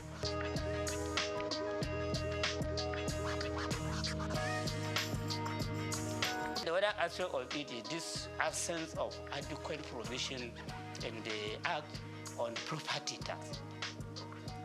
Property tax, yes, property tax. Like I was talking about luxury asset. Those with luxury asset, they need to be taxed on the value of this luxury asset so that we generate more revenue. Those that are doing the transaction of high volume of money, they need to be taxed for this transaction. That's what we call transactional tax. So you can see that as we are talking of relieving the poor or income earners from tax, from this tax rate, we are not talking much about taxing the rich in the bill. It is not clear as to how properties of the rich people in this country who are very small. Someone was even telling me that in Nigeria, where you say 99% of the wealth of the country is in the hand of 1% of the people in the country. That 99% of the people of this country, they own only about 10% of the wealth of the country. What a gap. If this is true, we have not done any study empirically to ascertain this figure. But you can see some sign of it. And you need taxation to bridge the gap. And then as you are arguing for the bridging of the gap, you now have a reform that is throwing away 90% of the people from the tax net. And then the people drafting the bill are even proud to say it. So I have reservation on this. If I found my way, I will agitate for appropriate correction to be done. And that does not mean that I'm agitating for the taxing of the poor. I'm talking about those that can afford. They are not for the personal income tax rate, but then they pay presumptive tax with a view to owning the government, with a view to ensuring that the government is not allocated to only the very few rich. And then these few rich, in the other way around, there are no adequate provision, there are no clear provision to see how their wealth will be taxed.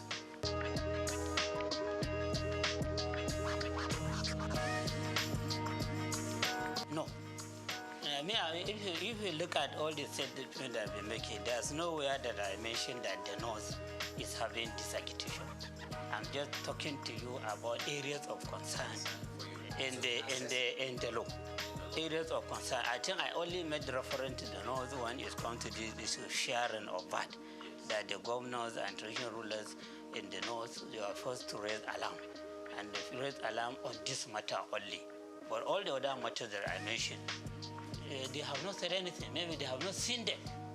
They don't have this perspective that I have. Okay, so I am a Nigerian first before becoming a Northerner. So I talk as a Nigerian. My concern is about the Nigerian people. And the Northern people are also part of Nigeria.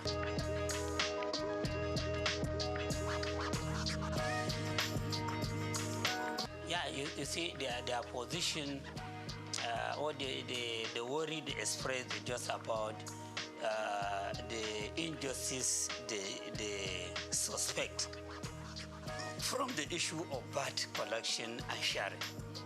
And even that provision has been made perfectly, I doubt very much if they will complain. And then secondly, they may be having the suspicion that the drafters of the bill were just reading the mind of the president. A president who was a governor in Lagos State, who developed, people are just having the feeling that he was the one that developed the Lagos agenda, which is about making the Lagos State to have a special status in Nigeria. And special status is just about maybe putting it in a position higher than other governors, but not up to the level of the federal government. And then when you are targeting that special status position, then a lot of things could be designed that will be favoring Lagos. So those that are attaching the bill, one, they are doing that in view of the formula they discovered, which may not be, will not augur well for them on the VAT allocation.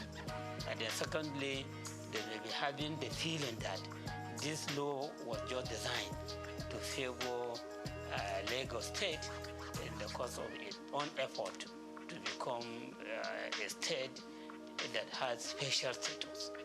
Okay? It says so that will make it to be seen as if it is a country of its own, even though it's not up to the level of country, but it is higher than all other states in the country. Probably this may be the reason why they are agitating. The one that you can see clearly is on this issue of VAT, and then they have other suspicion. So that is another worry that I have. The issue of trust. Trust, what some experts call trust deficit. Yes, will be promoted greatly by this bills if corrective measures are not taken. All these issues that I mentioned, I did that honestly as a Nigerian. By all standards, I should be accepted as a Nigerian.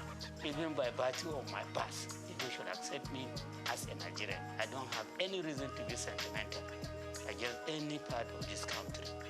I don't have any reason to be favorable to one region against another.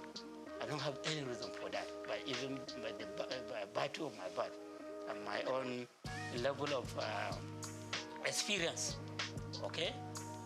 And of course by my age, somebody that is around 60. So that person should only be thinking about what you meet when you die, when you reach your goal. Okay, so I think to be fair to them, we can say that their worry is mainly about that issue, and then all other issues are suspicion.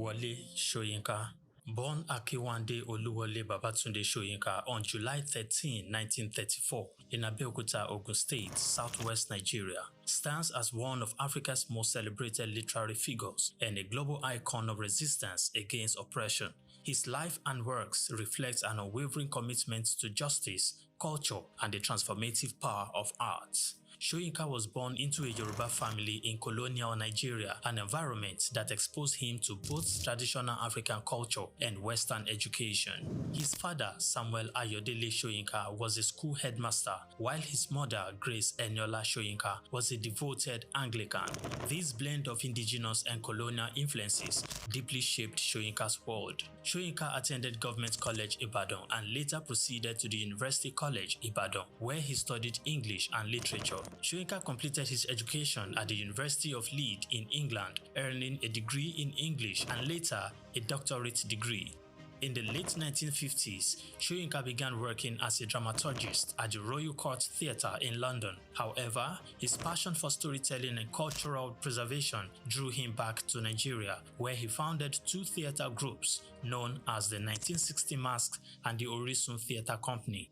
Soyinka's works, often a fusion of Western dramatic techniques and African themes, address universal issues of justice, freedom, and human dignity. His early play, titled A Dance of the Forest, which was introduced in 1960, written to celebrate Nigeria's independence, critically examined the nation's socio-political trajectory, setting the tone for his career as both artist and activist.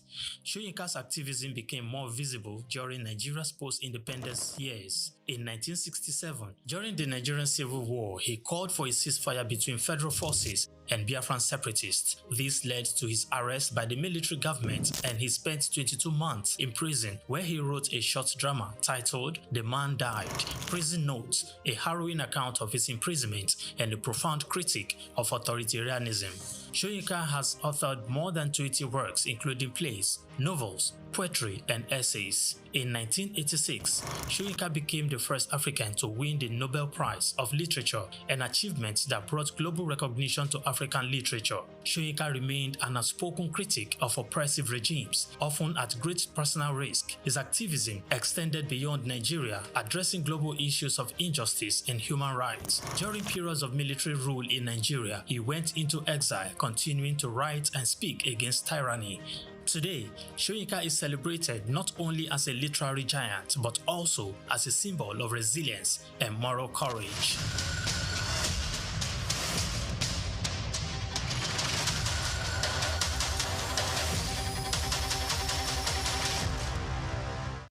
From Dubai to Lagos, Nigeria, and across the globe, SOUQ News TV is your #1 station focusing on business, economy, and development. With global digital reach, we connect Africa's pulse to the world stage. Welcome to SOUQ News Television, and here we go beyond the headlines. From breaking news, in-depth conversational programs, to market analysis and indices. From policies affecting growth to unique documentaries, from live event coverage to bespoke productions, we deliver content that connects you to the world. At SOUQ News Television, we provide news surrounding business, economy, and development, infomercials and jingles that stand out, short and long-form documentaries crafted to international standards, independent production spaces with full technical support, special coverage for individual and corporate events, a special form of documentaries through our prestige package, Immortals, where we tell your story the way you'd love it, and business support services tailored.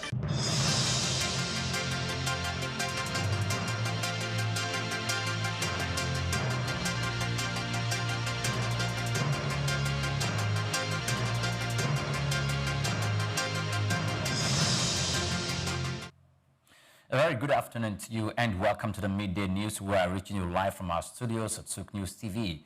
I am Oyin Priye Krumale. Now, the federal government has begun disbursing funds under the Tertiary Institution Staff Support Fund, an initiative designed to enhance staff welfare, productivity, and innovation across the country, the tertiary education system in the country. The scheme, launched under President Bola Tinubu's Renewed Hope agenda, has moved from planning to full execution with over 9,000 verified staff receiving payment in its first year, representing 28% of the 33,000 applicants from 219 institutions nationwide. The Minister of Education, Dr. Tunji Alausa, said the fund reflects the government's inclusive strategy with academic and non-academic personnel benefiting in a 30-to-70 ratio. He described the initiative as a milestone for staff welfare and institutional rejuvenation, noting that it was designed not just as financial aid, but as a strategic investment in Nigeria's knowledge economy. Now, the federal government, in collaboration with state governors and private investors, has raised nearly $500 million to establish solar manufacturing plants across the country. The Minister of Power, Adebayo Adelabu, announced this during the Nigerian Energy Conference in Lagos, noting that the initiative would boost renewable energy production and position Nigeria as a key player in Africa's clean energy market. The move follows agreements reached at the Nigerian Renewable Energy Innovation Forum, expected to deliver 4 gigawatts of solar manufacturing capacity annually, equivalent to nearly 80% of Nigeria's current power generation capacity. Adelabu said the investment would support local production of solar panels, batteries, and meters, reducing dependence on imports while driving industrial and technological advancement. He revealed that Nigeria had begun exporting locally made solar panels to Ghana, describing it as a major breakthrough in regional renewable energy trade. He emphasized that with the scale of production being established, Nigeria was set to become the solar manufacturing hub for West African region and beyond. Now, President of Dangote Group, Alhaji Aliko Dangote, has dismissed suggestions that he should acquire one of Nigeria's ailing refineries, insisting he would rather expand the $20 billion Dangote Refinery in Lekki, Lagos, from 650,000 barrels per day to 1.4 million barrels per day. He said buying any of the government-owned facilities managed by the Nigerian National Petroleum Company Limited would only attract accusation of monopoly.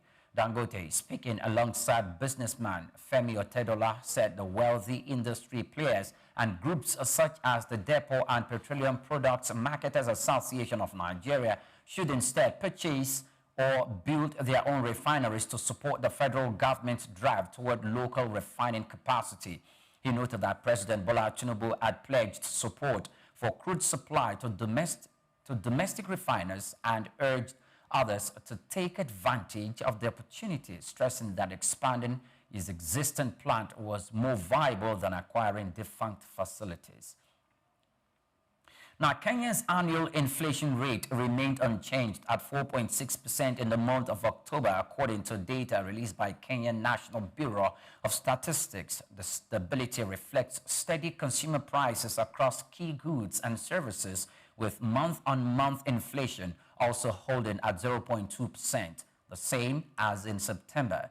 The inflation level stays comfortably within the government's target range of 2.5 to 7.5%, giving policymakers space to maintain a moderate monetary stance. Earlier in October, the Central Bank of Kenya reduced the benchmark lending rate from 9.5% to 9.25%, citing room to stimulate growth while inflation remains subdued.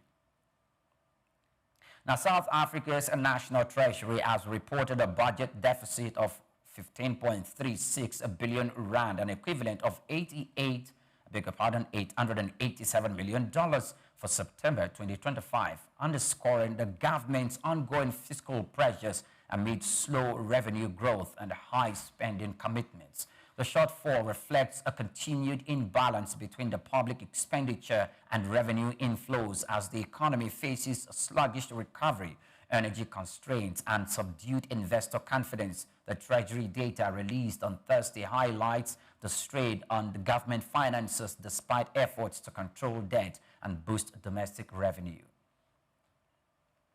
Now, many thanks for watching. Do well to follow us on all our social media platforms at SOUQ News TV. Coming up shortly is Just Africa. Do stay with us. Hello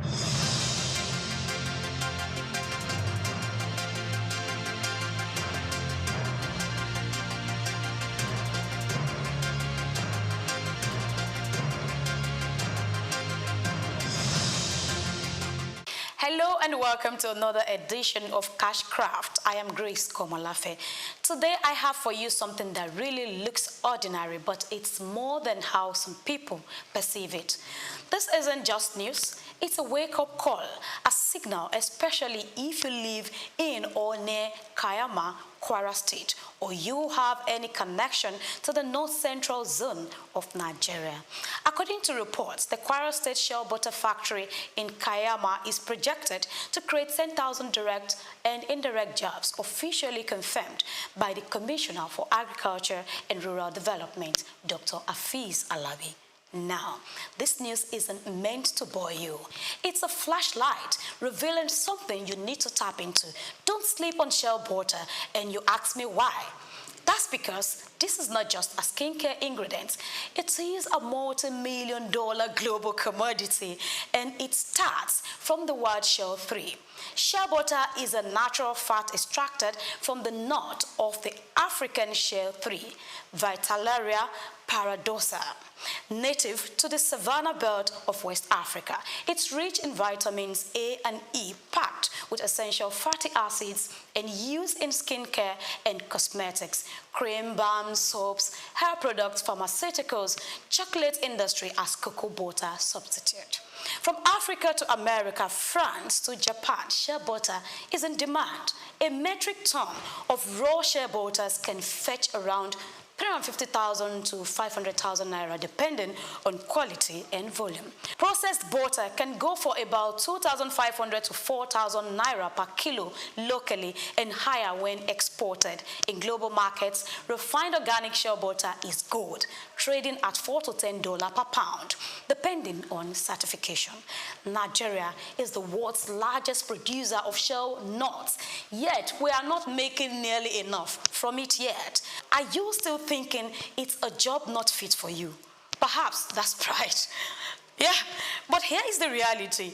Anyone can go into this, male or female, young or old, educated or not. It's not about the job title, it's about your operational model. Now let's take a look at ways to tap into the shea butter business. 1. Shea nut collection and selling. If you live near wild shea trees, you can gather and sell nuts in bulk to processors or exporters. 2. Local processing and packaging. With basic training and equipment, you can extract and sell raw shea butter to traders, beauty salons, or markets. 3. Skincare line startup. Infuse shea butter into soaps, body butters, hair food, lip balms, brand it, sell online or offline. Let's go to 4. If you are thinking export, then join cooperatives or secure necessary certifications like NOP Organic, Fair Trade, or EcoSat to export high-value shea butter. Now we move to 5. Value chain services. Offer drying, logistics, aggregation, quality testing, or training services in rural communities. If you are in Kwara and ignoring this, then you are sleeping on what could become your ticket out of poverty or your ladder to wealth. Kayama is becoming a hub, and the government is backing it with infrastructure and policy support. So why miss out? While this is not a professional advice, remember to do these things to get started. 1. Join a shea producer cooperative. Example, National Shea Products Association of Nigeria. You can search for a whole lot of them. Attend local trainings, workshops, often supported by NGOs and donor agencies. Start small. Even with 50,000 to 100,000 naira, you can begin processing locally, packaging neatly, label professionally, even if you're selling on Instagram. Now, research export guides from NEPC, Nigerian Export Promotion Council. The Kayama Shea Butter Factory is only one part of the story. You are the next chapter. Don't let ignorance or pride rob you of this golden opportunity, whether it's as a collector, a processor, or a brand owner, ShareButter is calling. Will you answer? That's it on Cashcraft, where we turn everyday ideas into smart business moves. I am Grace Komolafe, helping you start up your day and making it count. Bye. Lesotho, a country like no other on the African continent, and in fact, like no other in the world. Nestled entirely within the borders of South Africa, Lesotho holds a unique geographical distinction. It is the only independent nation on Earth located entirely above 1,000 meters in elevation.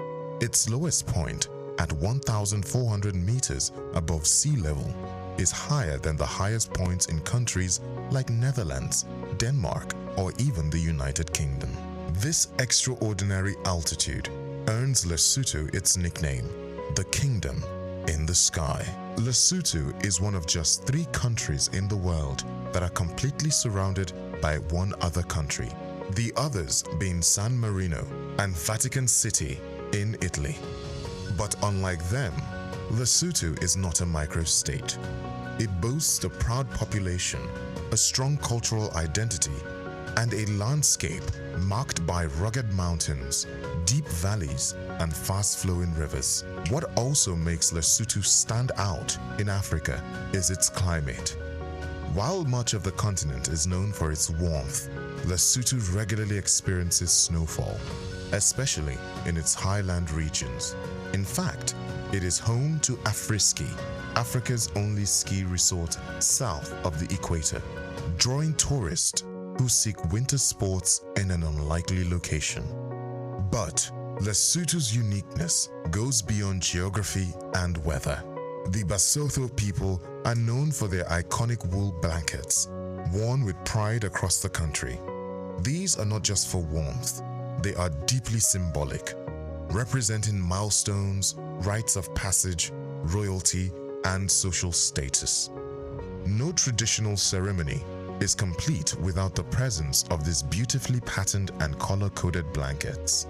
The traditional Basotho hat, or mokrotlo, is another national symbol, so important that it appears on the country's license plates and currency. Lesotho also harnesses the power of its water.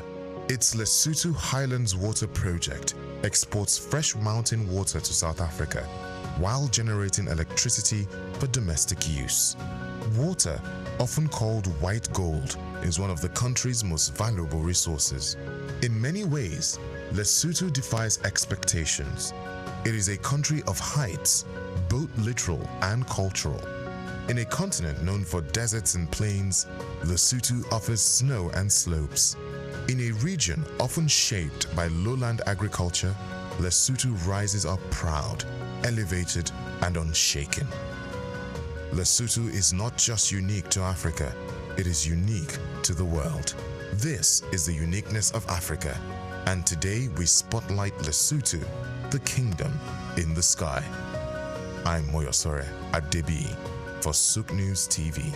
Senegal stands tall as one of West Africa's most stable and forward-looking nations, a country where tradition and modernity blend with remarkable harmony. With its strategic location on the Atlantic coast, Senegal has long served as a gateway for commerce, diplomacy, and cultural exchange across the continent. From the historic island of Gorée, an enduring symbol of the transatlantic slave trade, to the vibrant streets of Dakar, pulsing with art, music, and entrepreneurship, Senegal's story is one of resilience, evolution, and pride. At the heart of Senegal's progress lies its democratic maturity. Often hailed as a beacon of stability in the region, Senegal has consistently demonstrated peaceful transfers of power and a robust civil society. This political foundation has allowed the country to focus on critical areas of development, including education, health, infrastructure, and innovation. The government's plan, Senegal Emergent PSE, launched in 2014, outlines an ambitious path towards sustainable economic growth, infrastructural development, and social advancement, positioning the nation as a rising force in West Africa. Senegal's economic landscape is diverse and expanding, from agriculture and fishing to digital services and energy. The country continues to attract foreign investment and regional partnerships. The new city of Diamaniadio, a flagship project under the PSC, is transforming into a hub for technology, education, and governance, reducing the strain on Dakar and symbolizing a vision of decentralized, inclusive development. Culturally, Senegal is a powerhouse. The influence of Sufi Islam, particularly the Mahrite Brotherhood, has shaped not only spiritual life, but also economic cooperation and communal cohesion. The nation's music, literature, and visual arts are internationally celebrated, with artists like Youssou N'Dour and filmmakers like Ousmane Sembene leaving indelible marks on global culture. This rich cultural identity reinforces a sense of unity and purpose, even amidst economic or political challenges. Socially, Senegal continues to prioritize youth empowerment and gender inclusion, with over 60% of the population under the age of 25. Investments in education, vocational training, and entrepreneurship are vital. Women's roles in politics, business, and civil society are increasingly visible and impactful, further strengthening national development. Senegal also leads in diplomacy and regional integration.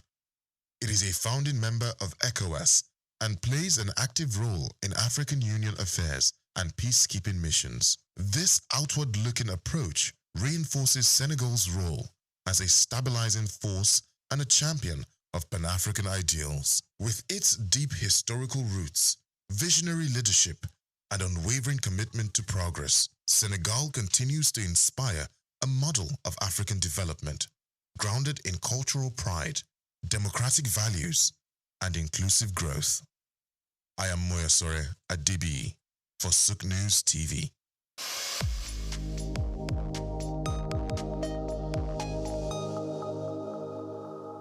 Madagascar, the world's fourth largest island, stands as a geographical and ecological marvel of the southeastern coast of Africa. Isolated from the African mainland for over 80 million years, this island nation has evolved into a biological treasure trove found nowhere else on Earth.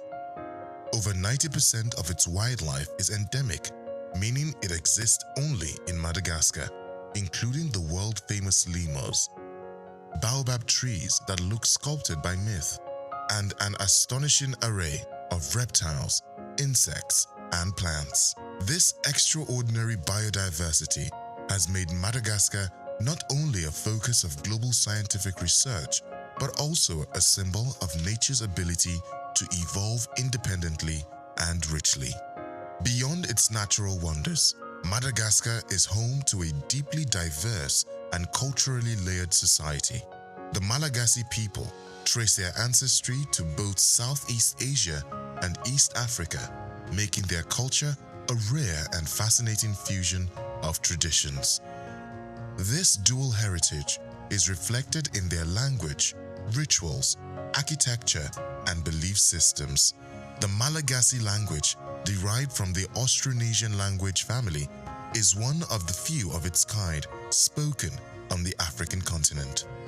This cultural hybridity also extends to cuisine, dance, and storytelling, blending African strength with Asian intricacy in daily life. Madagascar's history is equally distinctive. It developed powerful pre-colonial kingdoms, including the Merina Kingdom, which unified much of the island before French colonization in the late 19th century. Unlike many African countries, Madagascar experienced a relatively centralized monarchy before colonial rule. Since gaining independence from France in 1960, the country has navigated political instability, economic hardship, and natural disasters. Yet, it continues to strive toward democratic governance and sustainable development. Strategically located in the Indian Ocean, Madagascar is positioned as a crucial maritime node for trade, conservation, and regional diplomacy. Its economy, while heavily reliant on agriculture, fishing, and mining, is beginning to explore tourism as a sustainable development path. The island's unique biodiversity, combined with its warm hospitality and rich cultural heritage, makes it a compelling destination for ecotourists, adventurers, and scholars alike. In the face of deforestation, climate change, and poverty, Madagascar's story is one of resilience and irreplaceable natural wealth. It serves as both a warning and a wonder, reminding the world of what can be lost through neglect and what can be preserved through global cooperation and local stewardship. Madagascar is not merely another African country. It is an ecological arc, a cultural crossroads, and a national identity unlike any other on the continent. I'm Moyosore Adebiyi for SOUQ News TV.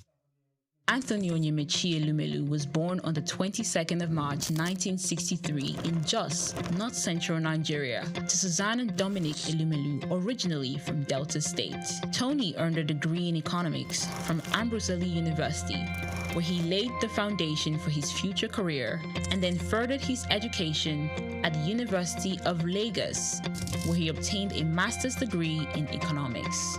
His academic journey also includes attending the Harvard Business School, where he completed the Owner of President Management program, equipping him with advanced business management skills. Tony currently serves as the chairman of Heirs Holdings, Transcorp, and United Bank for Africa, UBA, demonstrating his significant influence in the banking and investment sector. He founded the Tony Elumelu Foundation, which aims to empower African entrepreneurs through comprehensive training, mentorships, and funding opportunities.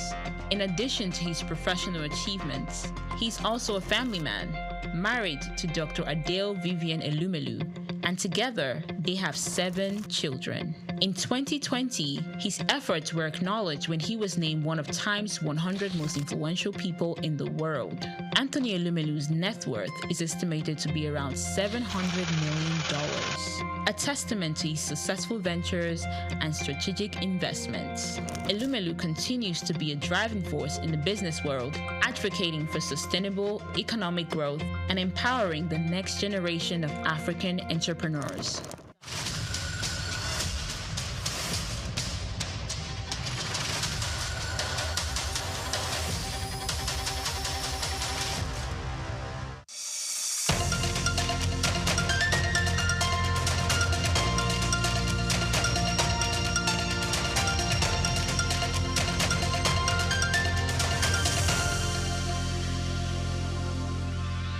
Hello and welcome to another interesting episode of Just Africa. And of course, here we spotlight events, individuals, collective responsibilities that shape the continent. And of course, today again, we will be having a very, very insightful conversation.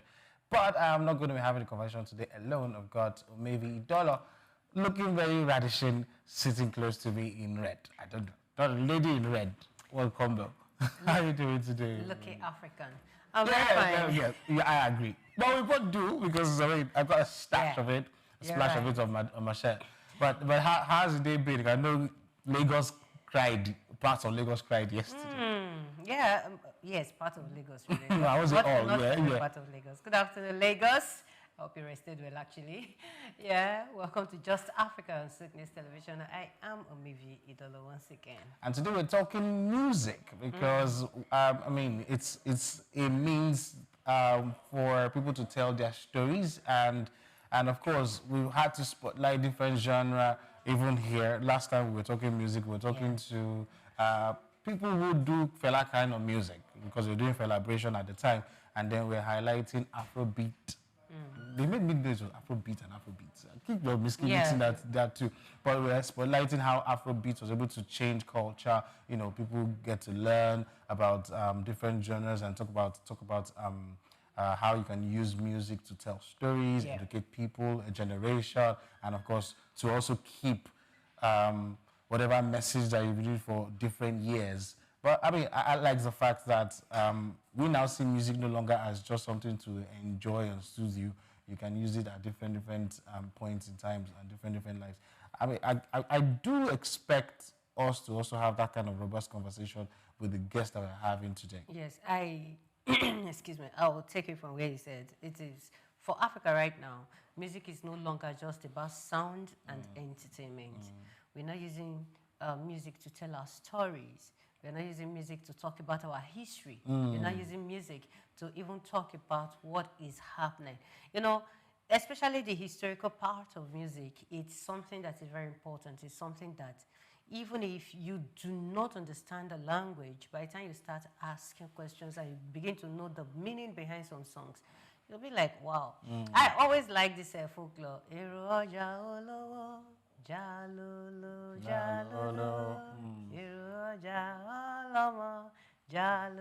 jalolo. You know, those are songs. So when I personally went asking someone, what is behind the meaning? They said it is the story of a woman who lost her child in the market. You know, so you see, there is a whole lot that music is doing in Africa. So expressing Africa through rhythm, it is something that, yes, we should be exploring more, because it tells our stories, it tells so many things about the African culture. All right, so, I mean, storytelling is something that we always do. And today we're going to be joined by a very, very interesting personality. And, of course, we're going to be talking about expressing Africa through rhythm and sound. And should I just mention his name yet? Okay. Nah. Anyway, we'll unveil who he is when we return from this break. Do not go anywhere.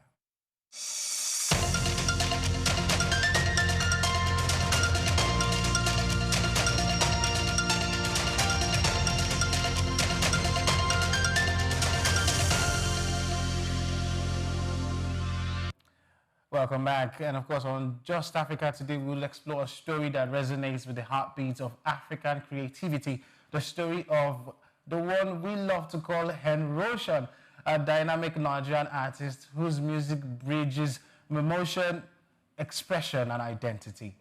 Known for his soulful fusion of rhythm and reflection, Hen Roshan is not just making music. He is creating a movement, one that celebrates depth, storytelling, and evolving sound of the continent. As he prepares for his upcoming concert, which is titled Hen Roshan in Expression, The Rebirth, holding on the 7th of November 2025 at Terra Culture, Lagos, we dive into the man behind the music, his beginnings, inspirations, and the message behind the rebirth. In an era where Africa's creative industries are gaining unprecedented global attention, Hen Roshan stands as a voice of renewal and authenticity, representing a new generation that believes art can heal, inspire, and redefine what it means to be African in sound and in soul. This conversation isn't just about music, it's about creativity as a tool to identify and, of course, evolutionize. It is about how artists like Hen Roshan are shaping Africa's cultural renaissance. One note, one lyric, and one story at a time. Hello and welcome, Hen Roshan with me. Hen Roshan, how are you doing today? Yeah, I'm doing good. I'm doing good. Thank you. Thank you so much for having me today. I wish I actually was in the studio with you guys, you know, to feel the energy, you know, and to sit beside the lady in red as well. All right, Roshan, let's dive straight in because time is never our friend when we're having fun, right? So let's start on time. Take us through your journey, right? Take us back to the beginning. How did your journey into music start? Well, I mean, it might sound cliche, but I mean, like every artist might really say they started up from, you know, the church choir, I mean that's my starting steps as well. I did start from the church choir, yeah, and when I knew music was a thing for me, I had to go from just singing in the church choir to being part of a music group at the time called Bright Stars in Port Harcourt. We were five in number, and at the time, there's this thing where when you have a particular vision and you see that everybody in a particular team does not see that same vision like you do, sometimes you tend to want to take the extra step, which I did, and decided to cut off the group and went solo. And since then till now, I've been releasing music, I've been performing, I've been just in and around the entertainment and music industry. Yeah. Okay, so I mean, everybody wondering erosion, invasion. Short. Please, what about erosion as a name? And of course, how does it reflect in the kind of sound and your personality in music? Okay, I mean, first, the name Henrotion actually stemmed from my name. My name is Henry. And way back, I had friends who, a lot of people call whoever answers or bears the name Henry. You hear people call them Henro. But for me, mine was more like some sort of discussion I had way back in school. Physics would say that a body is said to be in motion or not in motion where that body is at rest, right? And at the time I said to myself, I'm not at rest. I want to be in motion. I want to keep, living, keep surviving, keep moving. And that's how I got the word motion and Henro, and I brought that together and I had Henrotion, which simply means Henry in motion. Now that also has impacted my style of music, right? And so I do music for every single heart, really, every single heart out there that needs to be fed. Because I always say that music is the food for the soul, right? So it's important, and not just any kind of music, right? So that's my main focus, and having that name has really impacted on my craft as well as kind of music that I do, to always evolve and always keep having something to say that's going to be impactful in the hearts of people. Does that mean that your song is basically just soul and R&B, your genre? So I mean not just totally R&B and soul. So for me it's more like excuse me, it's more like how do I evolve, right? I mean, we have like the current vibe, the Amapiano sound and all of that. So what I try to do is I try to be in the time, but not lose who I am, not lose my source, not lose, my style in the time. So I mean, there's a song that I have out there already titled Economy, and that song was done in the Amapiano sound. But if you listen closely to that song, you also see that Henroshan was still trying to be, or still is Henroshan, because I'm all about the message. I'm all about what I'm trying to say to people, right? So I was speaking about the economy, how the effect of the economy. I was speaking about how we can live, above or beyond the status of our economy and all of that stuff. Yeah. All right, thank you very much, Henroshan. I like the name. Always emotion. Okay.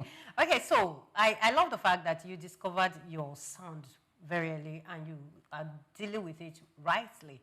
Now, how about other artists? What do they need to do? Because some persons can't really find their sound. They don't know where they really stand. Is there something, or was there something you did that enabled you find that sound, that thing that you knew would help you do well, that other artists need to find out as well? Well, I mean, for me, I would say first of all, you need to kill the whole competition spirit, right? I mean, if there's anybody you need to compete with, is yourself. Is how to better yourself. I see that in life, when people try to compete with other people, they tend to, go past their original self, because you're trying to be someone else. You're trying to go past somebody. If we are having more like a music competition, it's a different situation, right? But I'm just talking about life generally, and I'll bring that to the music. So musicians should learn to find peace in their sound. find peace in what you've decided you want to do as music, right? It's important. When you find peace at that, you see it's the music is just going to come to you with ease. It's just going to be easy on you, and that way you'll be able to identify what sound suits you best, be able to identify how you should, convey your whatever information you have.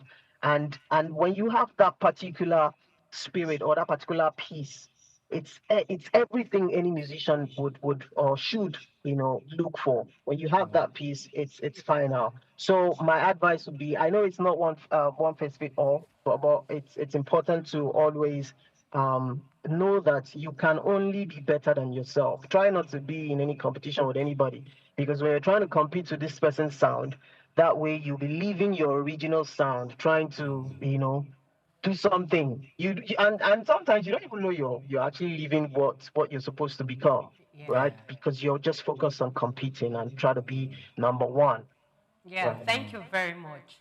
Now, we Africans, we have our own unique sounds, and they are much out there in the market right now.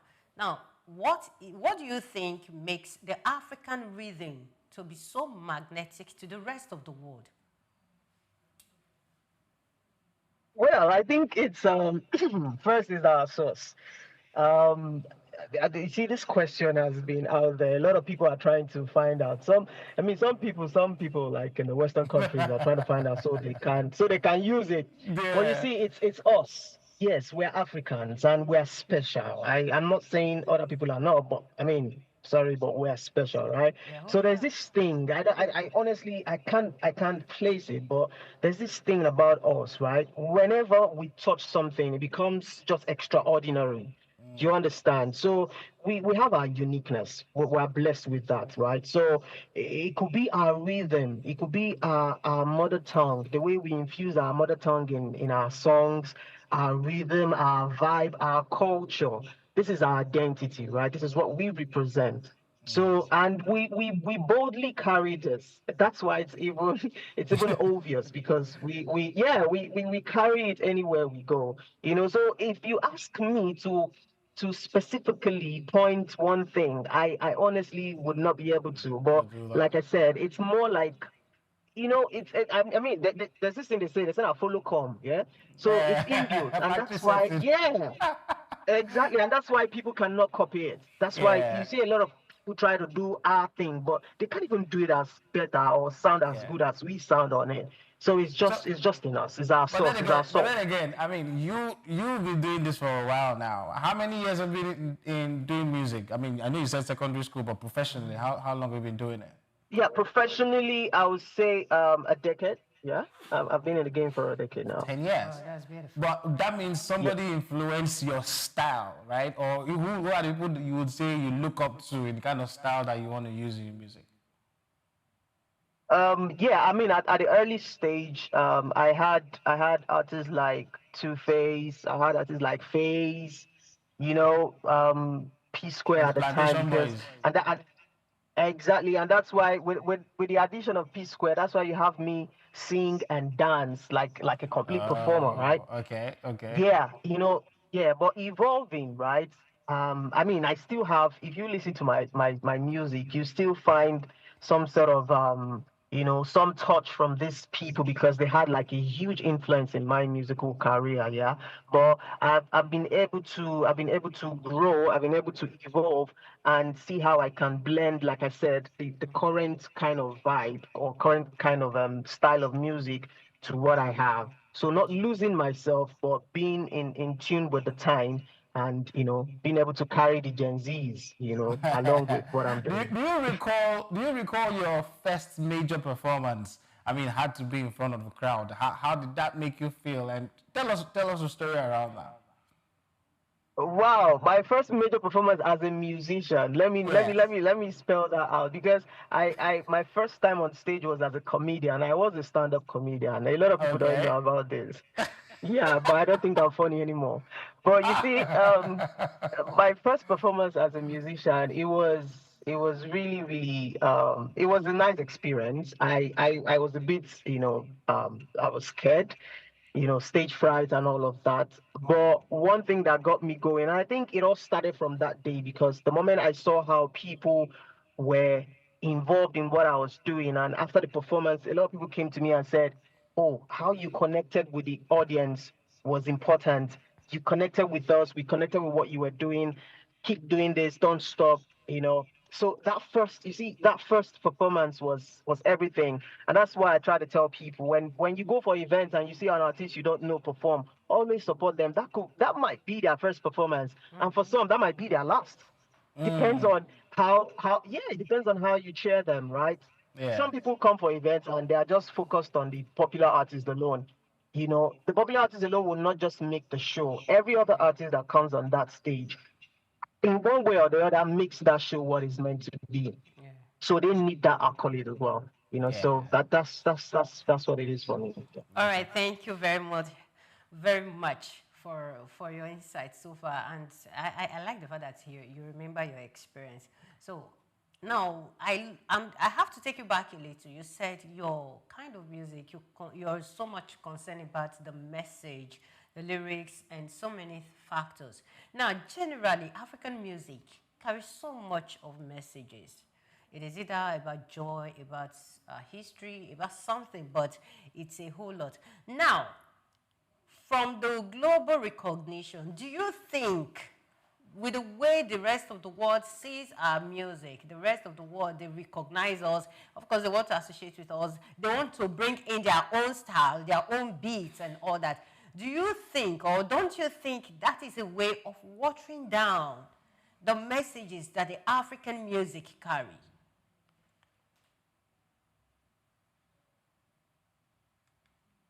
Hello? I think in the connection, we lost connection there. Anyway, we're going to bring back Henry in a few moments. Well, I mean, I already see, the good thing is he touched on something that I think every young artist or somebody who wants to become a musician needs to pay attention to. Stay true to your identity so that you don't lose yourself. When you now get a chance to be on stage, he did acknowledge that sometimes if your audience don't resonate with you, it can dampen your spirit. Yes. And then you need to find a way to balance it out. When you get stage fright, what do? I remember when I was doing training for public speaking, one of the things they used to tell us was there are different ways to look at your audience. Mm-hmm. If you look them eye to eye sometimes, you might lose off or you might tune off. So do what you would call scanning the room.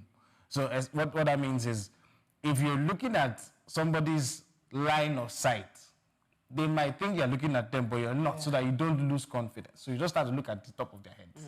That way, instead of talking to them, you're not shy, you're not bending your head, but at the same time, you're avoiding eye contact, so that keeps you in check. There are different strokes to it. So I like this one approach to that system. And with the kind of music he does, it actually means that anybody can do a very meaningful music. For me, I don't just go for the melodies. I don't just go for the sound. Sometimes, not sometimes, most of the time. Yeah. For me, it is the lyrics, the words, the meaning, you understand? So you don't just come and you sing anything and dance to it. No, I can do that. So someone like him, I'll listen to his kind of song, you understand? And so, but some artists will tell you that, and that is why we have so many kind of songs in our music industry today. They tell you that when you follow the trend, when you follow what is happening in the entertainment industry, nobody wants to listen to good songs or to songs with clean lyrics. You understand? So they believe that until you start using vulgar words, until you start saying some things that are not very okay, especially you want to listen to a particular song for a family in the midst of children. There are some things that you can actually not say, and they tell you that is what is selling. That is selling right now. Anyway, we have Heroshan back with us. Heroshan, are you there? Yeah, I'm back. I'm back. Sorry for that glitch. We had network issues. Yeah. We understand. Yeah. So I was asking before the network glitch, if the global recognition, because they want to collaborate with our kind of music, Africans, we do beautiful music, just like you said. You are so concerned about the lyrics, the messages, and all that. But sometimes, because we want to be recognized globally, some artists tend to bend their rules. They want to fall to the side of global recognition. Now the question is, don't you think these global recognitions are dampening or watering down the messages that the African music carries?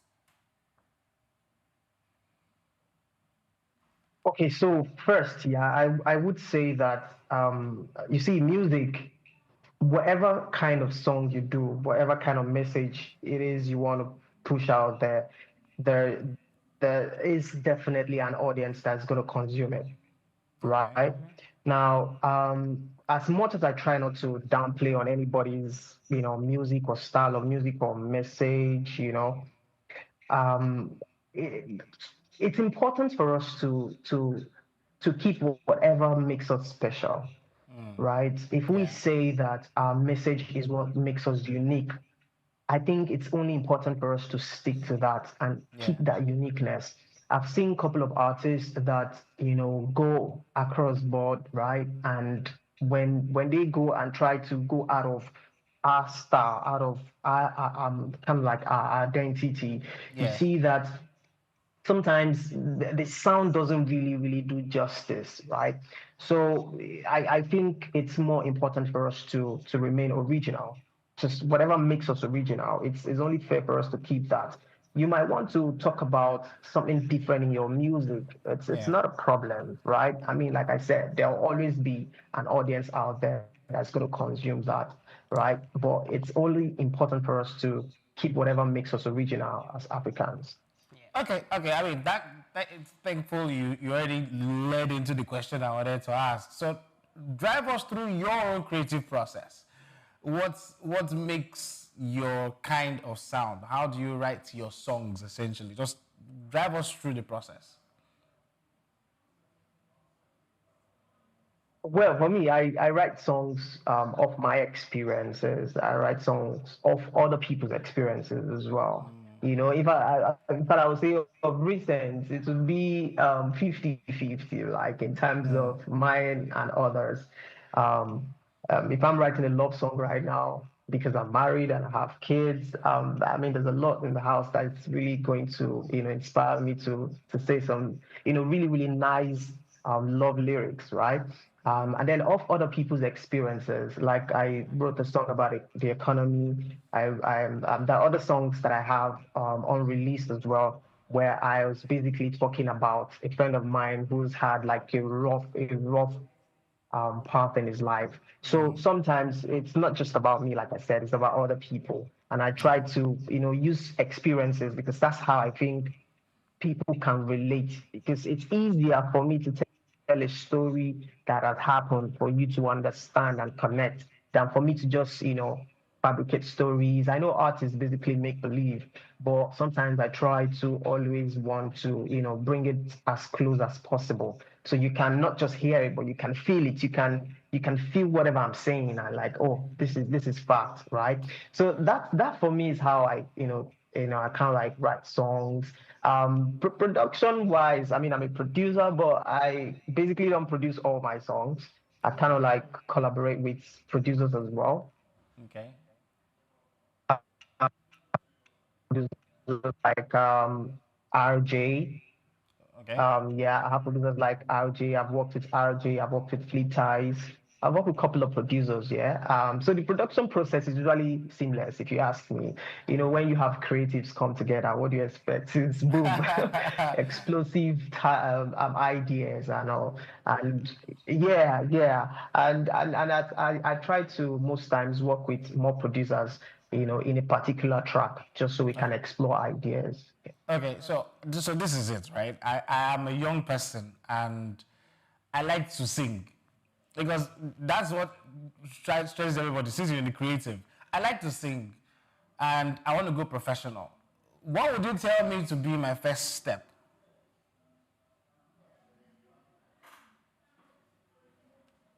First step would be, first you have to believe in the first thing you are doing.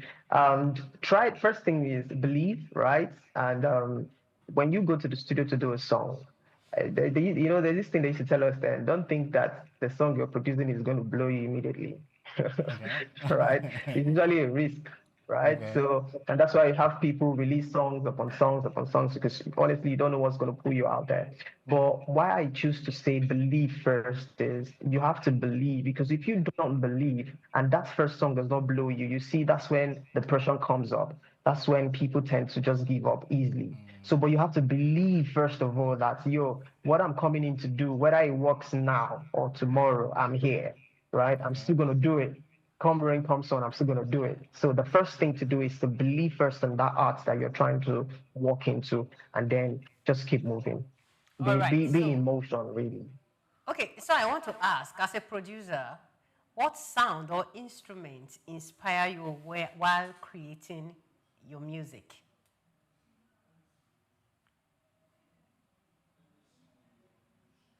The keyboard. The keyboard. Oh. So Yeah. You play that instrument more? Yeah, I play that more, and then whenever I play that, I mean, I could write tons of songs off just playing the keyboard. That's how inspired I get whenever I'm playing the keyboard. Yeah. So which comes to you first? Because I know there are some people like that. They get songs before they get the beat, or for you, is it the beat before the song? So for me, it's the song before the beat. These days, I get the vibe before the beat. I get the vibe. So I could just sit here and the moment I just understand what I want to talk about, I just get the vibe and the rhythm, and the next thing, the beat just comes. I can't even really remember when last I got a song off a beat. It's just the vibe just comes, and then boom, yeah. Okay, so many people argue that the music industry does not lack talent, but we lack structure. So they feel that it is not well structured. So do you think this is as a result, or what do you think is the cause of the structure? First of all, do you even agree with it that we do not lack talent because there are so many talents out there, but there's no structure of any kind? Maybe the policies, maybe the business, whatever it is. Do you really think that there need to be structure in the music industry? Yes, I mean, where there's no structure, there's no success, really. You might want to talk about the number of talents we have in terms of creatives in the music industry, but when there's no structure to manage those talents, you tend to have a lot of issues. I remember there was a time on social media where music giants were saying things like a lot of Nigerian artists are beginning to build so much that they don't even understand that there's a certain economic crisis that the nation is, or the country is going through. So, I mean, when there's a structure, you see that people begin to understand, oh, this is what the nation is looking like. This is where a certain fee is supposed to be. This is, when there's a structure, we'll be able to cope issues like piracy. When there are structures, we're able to have, show promoters do proper shows, you understand, and have artists. So when you have too many talented artists and these artists don't even get shows to perform, that just gets to show you that there's no proper structure, right? There isn't any proper structure. So as much as we appreciate talent, we should appreciate structures. We all have structures in our homes. That's why we live peacefully. That's why we know that, oh, we're supposed to recharge the NEPA bill, we're supposed to subscribe to DSTV, we're supposed to do this. We know how we manage ourselves and everything because there's a structure, there's a plan. So it's important for us all in the music industry to have that structure. That's going to help to even add value and even increase in revenue in terms of exporting the talents we have here in Nigeria. All right. Okay. Erosion in expression. The rebirth. Coming up 7th of November. Yes. Can you tell us about it? Because many people are eager to hear about it. Yeah, erosion in expression. I mean, as the name implies, it's me saying that I have so much to express. There's a lot of talent in me that I want the world to see. It's beyond me performing on someone else's stage and having just 3 minutes to do one song. It is me having my stage to share my music to the world and express myself. Yeah, this is the third edition. Like you rightly said, will be happening on the 7th of November. That's next week, Friday, at Terra Culture VI, 7 p.m. No African Man time. Yeah, so like I said, yeah, exactly. It's important to note that. Now, I'm not just going to be doing this alone. I have other, top giants in their field coming to support me, like the comedians I have at Jabor, a cappella, MOP. I have other top musicians coming to support as well. Now, there's also another side to the event that is even dear to me. It's the give back part where I kind of like give back to the visually impaired. So we conduct more like a music competition between two visually impaired schools where a winner will emerge and come perform on the day of the event. So we try to give them a voice as well, cash prizes and music production and promotion, right? So it's a family event. There's a concert, there's comedy, there's fun. There's a lot to be thankful and be happy for. So we chose Friday this time. Yeah. Because no, I want to interrupt you there a bit because when you said, "Oh, it's a family affair and everything," then you tagged it the rebirth. You don't talk born again. Because the rebirth. Well, why did you name the rebirth? Okay, so it's the rebirth because I mean where if you were there at the last edition, it was themed the journey. Now we've been through the journey from where we started to this point. Now the rebirth simply tells you that this is the how do I put it, is a new season, right? This is a new person, yeah. And you could also see that in my sound, right? The kind of sound I'm putting out right now. So the rebirth is not just in the concerts. The rebirth is in the person. The rebirth is in the music. The rebirth is in the season. You understand? So, Yeah. and the rebirth is also, if you believe, it's also for you, right? That's, I mean, you're coming into a new season for yourself. So a season where there will be laughter, there will be good music to enjoy, there will be everything nice, basically. So it's just us having fun. I know art tells different sides of a story. I think last week we had a curator come and then he was telling us how somebody might scribble, just do a bit of scribble, and then somebody else will look at it and then see the story behind just a scribble. Behind Not like it. the kind of art that we see. Now, I know you already have your style in music, but then again, and it's influenced by a lot of things. I wanted you to be specific on the kind of things that probably influence your style of music, not just the songs that you write, your style of music. What influences it? Well, you got me on that one. But you see, for me, when it comes to style, it's more to what people are vibing. As much as we try to be original, we also need to evolve, right? I mean, if I keep dishing out sounds from the 1940s, I don't think you have me on this interview. Right? Yeah. So it's more like evolving and trying to see what's happening. So everything happening around right now, kind of like it's shaping my sound, right? It's having some sort of positive effects in how I choose to sound right now.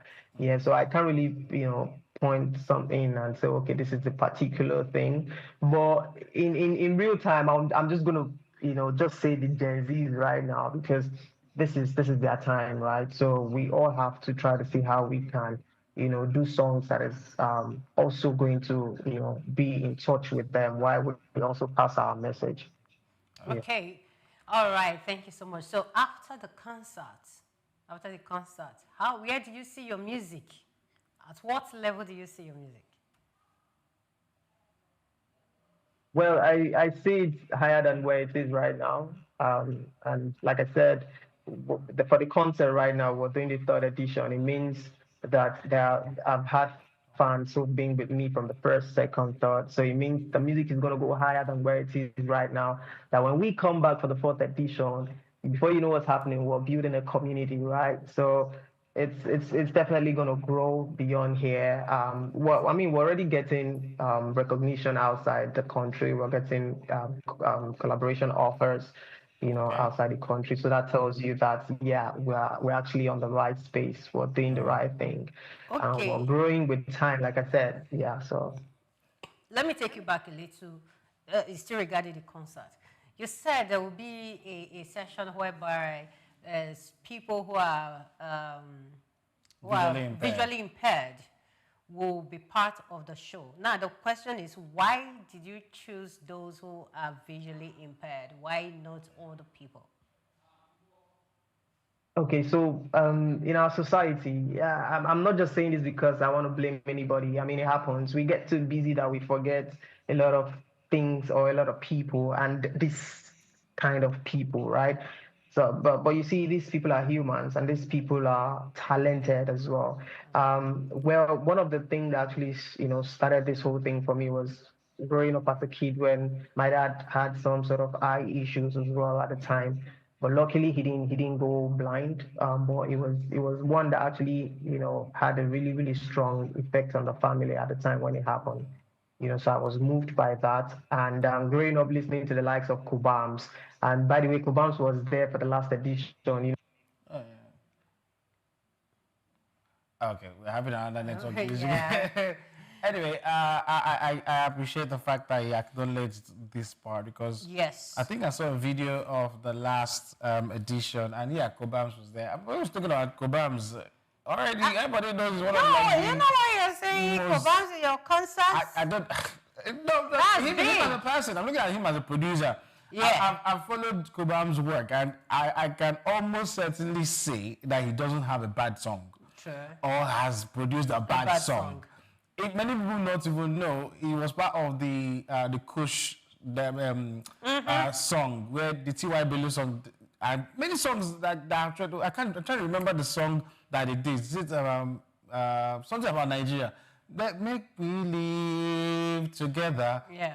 Yeah, that was Kobam's production. It's got lots of songs like that, and then you always see the mastery in it. I was wowed having to always see Kobams play the piano. He doesn't even see the keys. He doesn't have to see. And then he can tell. The thing is, I think one of the interviews he did was he was even saying he can tell a wrong beat and a wrong sound. When somebody is even playing for him, he can always tell, no, maybe I don't know their terms in music, but like, this piece the key is too high, this is too low, and like, this is a skill. And I'm happy that somebody like Henroshan is able to spotlight that these people also have a very unique talent that needs to be explored, and then using his concert to be able to allow them to do that. That's fantastic. Have you seen their choir? No. No, you need to see their choir. They have a complete set. They have all their instrumentalists. They have someone. And they're all visually impaired. All visually impaired. They have someone on the drums, have someone on the lead guitar, someone on bass guitar, someone on keyboard. I really love to attend a concert. I have not. I didn't go that particular one. I didn't attend in person. I was online, joined them online, and you can't spot any mistake, any error. The movement and all that. So you see, these people, because they have a particular challenge, doesn't mean that they are totally out until the society starts recognizing them. Just like the deaf, so those that are also impaired. With the hearing, with hearing. So you see that if we so go how the talent balances out, you understand? It is here in Africa. It is here, or maybe let me not say it is Africa. That's where we see when one is physically challenged with some things, and we just feel that the person's life is gone, or everything about the person is gone. We want to call it there's ability and disability, right? Just like you were pointing out, somebody might be handicapped in one way, but the person has a skill somewhere else. I've seen people who who lose their limbs, but they are still. I think there's a very popular public speaker. I can't remember his name. He did. Yes. And when he speaks, he evokes something that encourages you to live on. And you're looking at the person that is telling you he's human, but he's not like you built. But again, it's speaking to the person, Henroshan. He talked about having this sound, because I didn't want to talk about the lyrics alone. The sound being influenced by things around, right? His environment, acknowledging, oh, these are the Gen Z era. I have to evolve to be able to, I mean, because he said it. If I start to sing a song from the 1940s, none of you can relate. I can't be singing to an audience now. Learning to evolve over time, genre. I've been doing this thing for 10 years. I would really like to attend the concert to see what the rebirth of him. For me, I love the fact that he talked about the strong messages that way, or the uniqueness of the African music. And he didn't tie our uniqueness to one particular thing. Yeah. He mentioned so many things, you understand? So which actually means that our music sells for different reasons, which include even the pidgin English that some persons don't want to talk about, don't want to speak. I would have to ask you. So you see, our music is unique. I need to ask you that, because one of the things that they always know us for is how we infuse our identity in our music as Africans, right? Do you have songs, or do you plan to make songs that does not need or does not use the English? Look, let me not read the English a lot. Do you have songs that are going to be written in the languages of Africans? Yeah, sure. I mean, I have songs like that out already, and I intend to put out more songs like that. Yeah. Okay. I intend to put out more songs like that. Use Yoruba, Igbo, just the mother tongue, Igbo, Yoruba, Hausa. You know, just. Anyway, we're wrapping up. So just give us your final thoughts. I mean, where do you see African sounds, your sounds, being in next decade? I mean, should I say we'll take over the world? We have taken over the world already. We have taken over the world. So we're just gonna be there for as long as we can. We've taken over the world. Really, our sound is one that everybody understands right now. Everybody's trying to be part of. Everybody's trying to associate with. So it means we've done our part, you know. And for me, in my own little way, my music is also cutting across as well. So yeah, I mean, we're just gonna be there. Give us a we're final not just message take over the world alone. Young or budding African artists out there looking to blow. Give them a word of advice. Yeah. So first thing I'm gonna say is let nobody tell you it's not possible, and don't keep that music inside of you. You don't die with that music. You don't know who out there is waiting to hear that music, okay? So release it, put it out there, let it go. Nobody's saying that song is going to blow you up, but just let it go, you understand? As a creative, as a musician, just feed the world, let your music live, do you understand? And you don't know what's going to come out of it, right? So yeah, that's basic. Thank you so much, Henroshan, for being with us on the show today. It's been a wonderful conversation. As Henroshan gets up for his concert titled Expression, The Rebirth, his story reminds us that true artistry is not just about sound. It is about evolution, emotion, and identity. His journey from passion to purpose embodies the spirit of African creativity, being bold, being soulful, and of course, unfiltered. Africa's creative economy is becoming one of the continent's strongest exports, from Afrobeats to fashion, film, and of course, performance art. Redefining how the world sees the African narrative. Artists like Henroshan are leading this renaissance, showing that creativity is not just a career, it is a voice, a bridge, and a form of power. Thank you so much, Henroshan, for joining us today on Just Africa. It was nice having you. Thank you. Thank you for having me. Thank you so much. And I look forward to seeing you guys at the event on Friday night. Of course, if you invite us, we'll be there. Sure. All right. Thank you so much. Okay, so we've had it, and I do know that. I know African music is going to go places. Of course, we are there already. So anyway, we'll go on a break, and when we come back, we're having another interesting conversation with a professor all the way from South Africa. Those don't go anywhere. We will be right back.